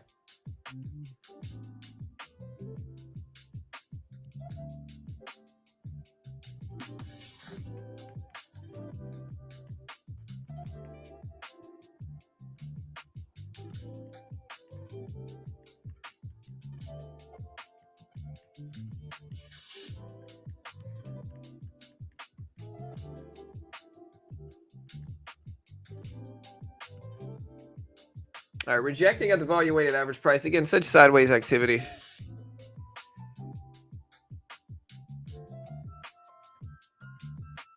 Hey, if you got the Powerball number, you win something, man. You know. Again, we're in Chop City, guys. I'd certainly discourage heavy trading right now. We're kind of trading small most of the day. We took a few swings, but we're down like $100, you know.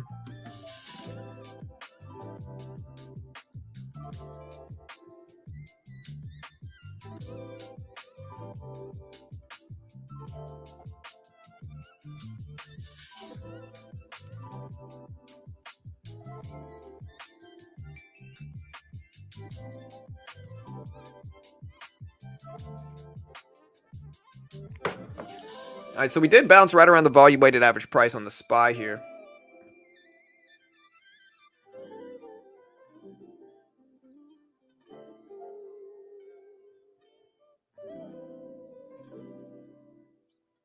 Market looks like it's going to try to go for an upward trend, though. I don't know what's causing the big SPY bounce, but something's moving. It's at almost 381s.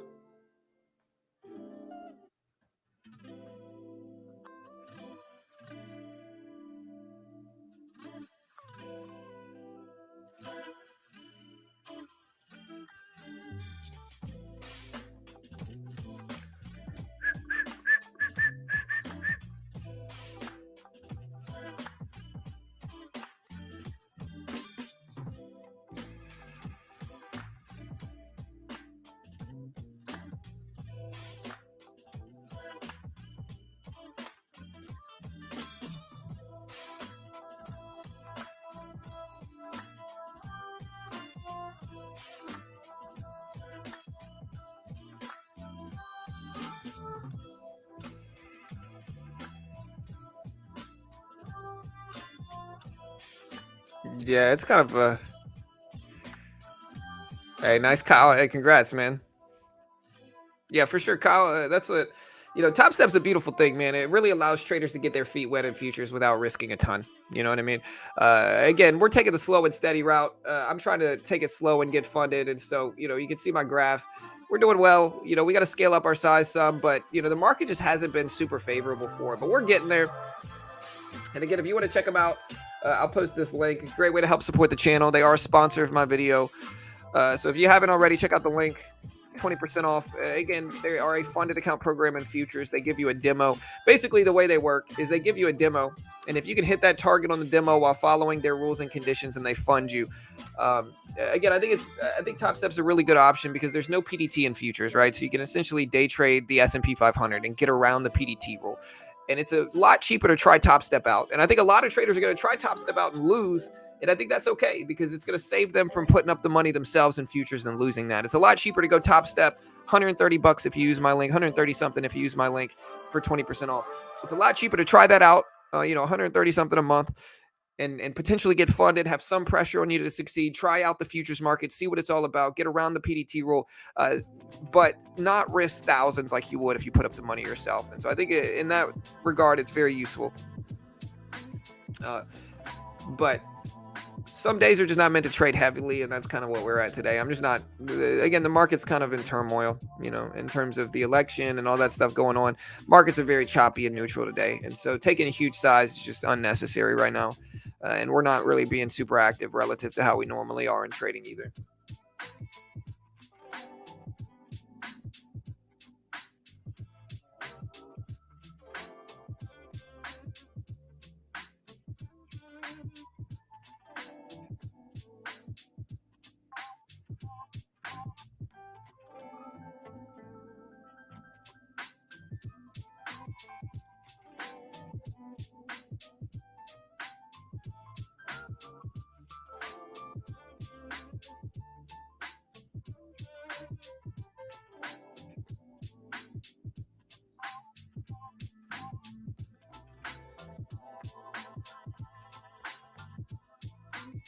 Again, very, very, very choppy market. We're in this range. You can see the range right here. We'll draw a line around this range so you guys can understand when it breaks. But we're not trading it. There's the range. Here's the range right here. You can see the top of the range here. You can see the bottom of the range here. That is the range that we're watching right now. We'll see if it breaks. Starting to get close to the top, and Tesla's rebounding a little bit too.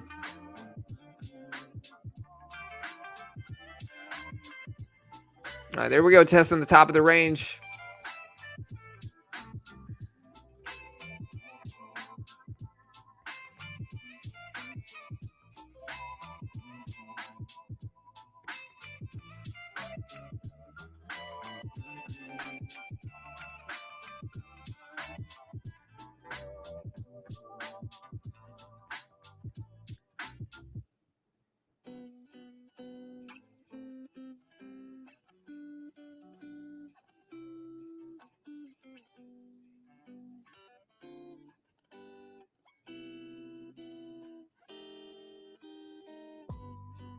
All right, so we're still kind of getting towards the top. Tesla testing volume weighted average price as well.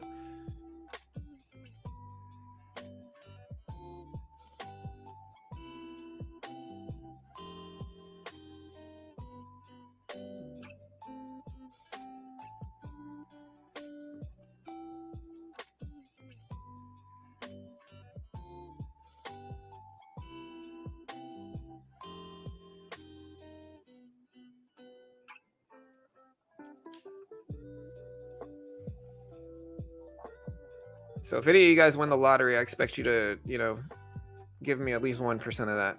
Just 1%.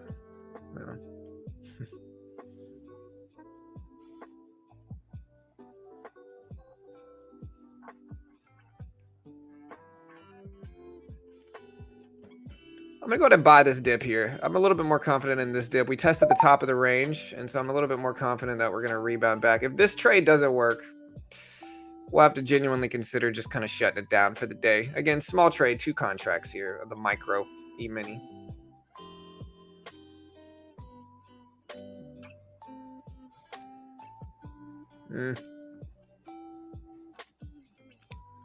I'll give it 1 second here, but yeah, just not an easy day to trade. Pure chop nonsense. So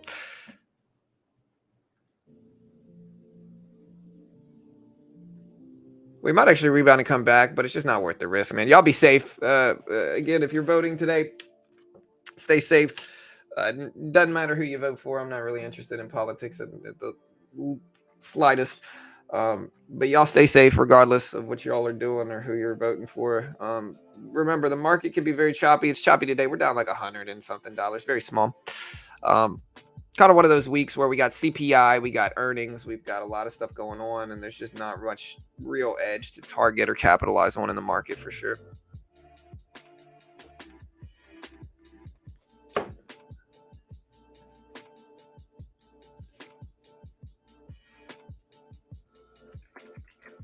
We are getting a little bit of a rebound here, though. I'm gonna put the screen up. We're probably done. We'll watch to see if we bounce back. We're towards highs, and so the market doesn't look super bad here. But for me, I just gotta kind of sit.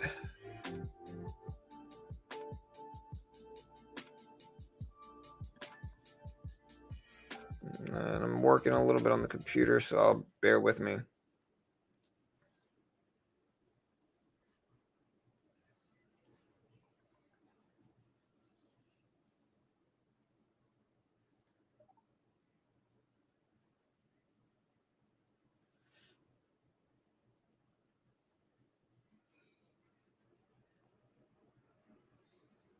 Tesla is breaking down big, big.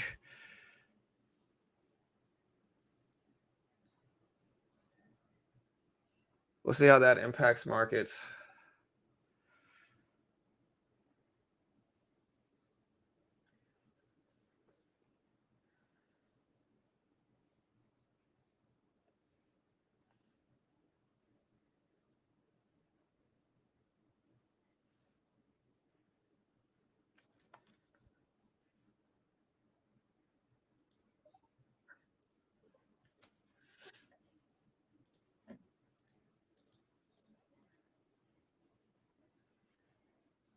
All right, so we're starting to break towards highs.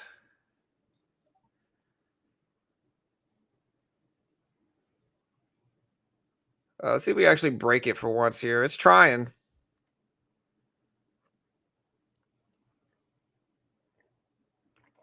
Let's see if we break the top of the range. It looks like it wants to. It's so close to the top.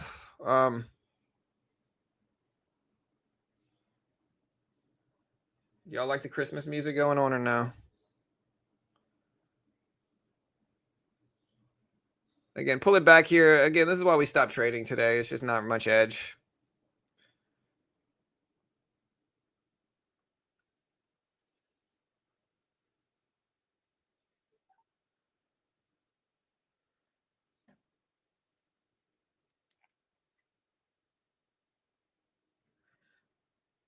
Another big downwick pressure.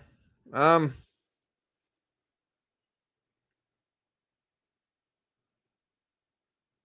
don't know. Some of this price action looks okay.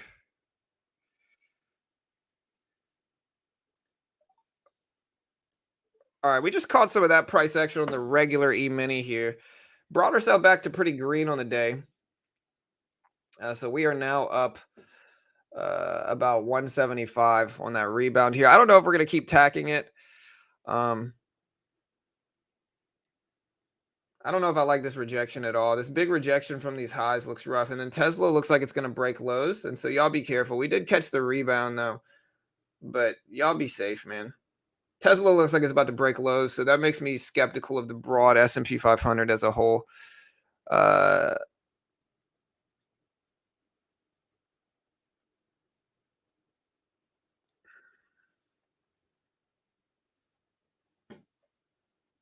Yeah, big drops here. And again, once we reject this top up here, you got to just be really, really careful. But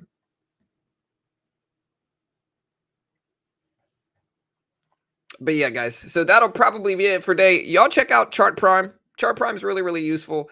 If you haven't already, check out Chart Prime. Chart Prime is a trading view indicator service, super useful in terms of identifying momentum. This was the example I showed you guys earlier. If you look at this here, they are a sponsor of my video, so I'm certainly biased, but check them out. Here's the link if you're interested.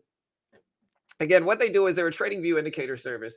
And so they can be powerful in terms of identifying momentum. Like, look at this. You have a bullish engulfing candle, which it shows you candlestick price action. And then their predictive algorithm is actually pretty accurate. I can't guarantee you're going to make money, but look at this. When you have two together, Nice drops. This one even identified a bounce on the oscillator. You get a bounce back up. Possible reversal down. Another example of that. Big drop. Possible reversal down.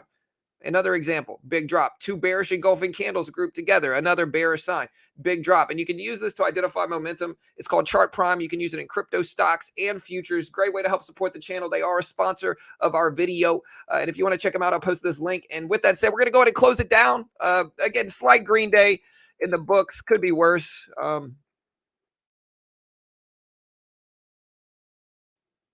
No, when I say keep safe, I'm talking about trading, Laughter. I'm talking about trading today, not voting. Um, I'm saying today's voting. I don't care who you vote for. Y'all stay safe in the market is what I mean. Um, but again, you want to check out Top Step, link is in the description. Great way to help support the channel. The market that just actually broke the top of this range here. So we did break the top of this range. We'll see what happens, guys. Again, if you want to check out Top Step, they are a funded account program for futures. You can check out the link in the description. Great way to get around the PDT and ultimately, find some type of success in trading. It really conditions you to be a better trader, regardless of whether you get funded on Top Step. It's going to make you a better trader, in my opinion. It's made me a better trader by far. And again, you can see my profit graph as proof of that, and especially including today. We're green again today. So again, if you look at me this week, we're kind of break even this week. If we look at the last 7 days, if it includes this week, so I don't think it included this week yet. Or maybe it did. I don't know. If we look at this month, though, we're slightly green on the month, very slightly green. So we'll see if we can keep it up. But yeah, check it out in the description. Love you all, guys. Y'all stay safe. We'll see you guys tomorrow. Or no, we'll see you guys later on for AMC and Disney earnings. So we'll see you guys later. Good. Stay safe. Thanks for watching, team. I'll see you guys.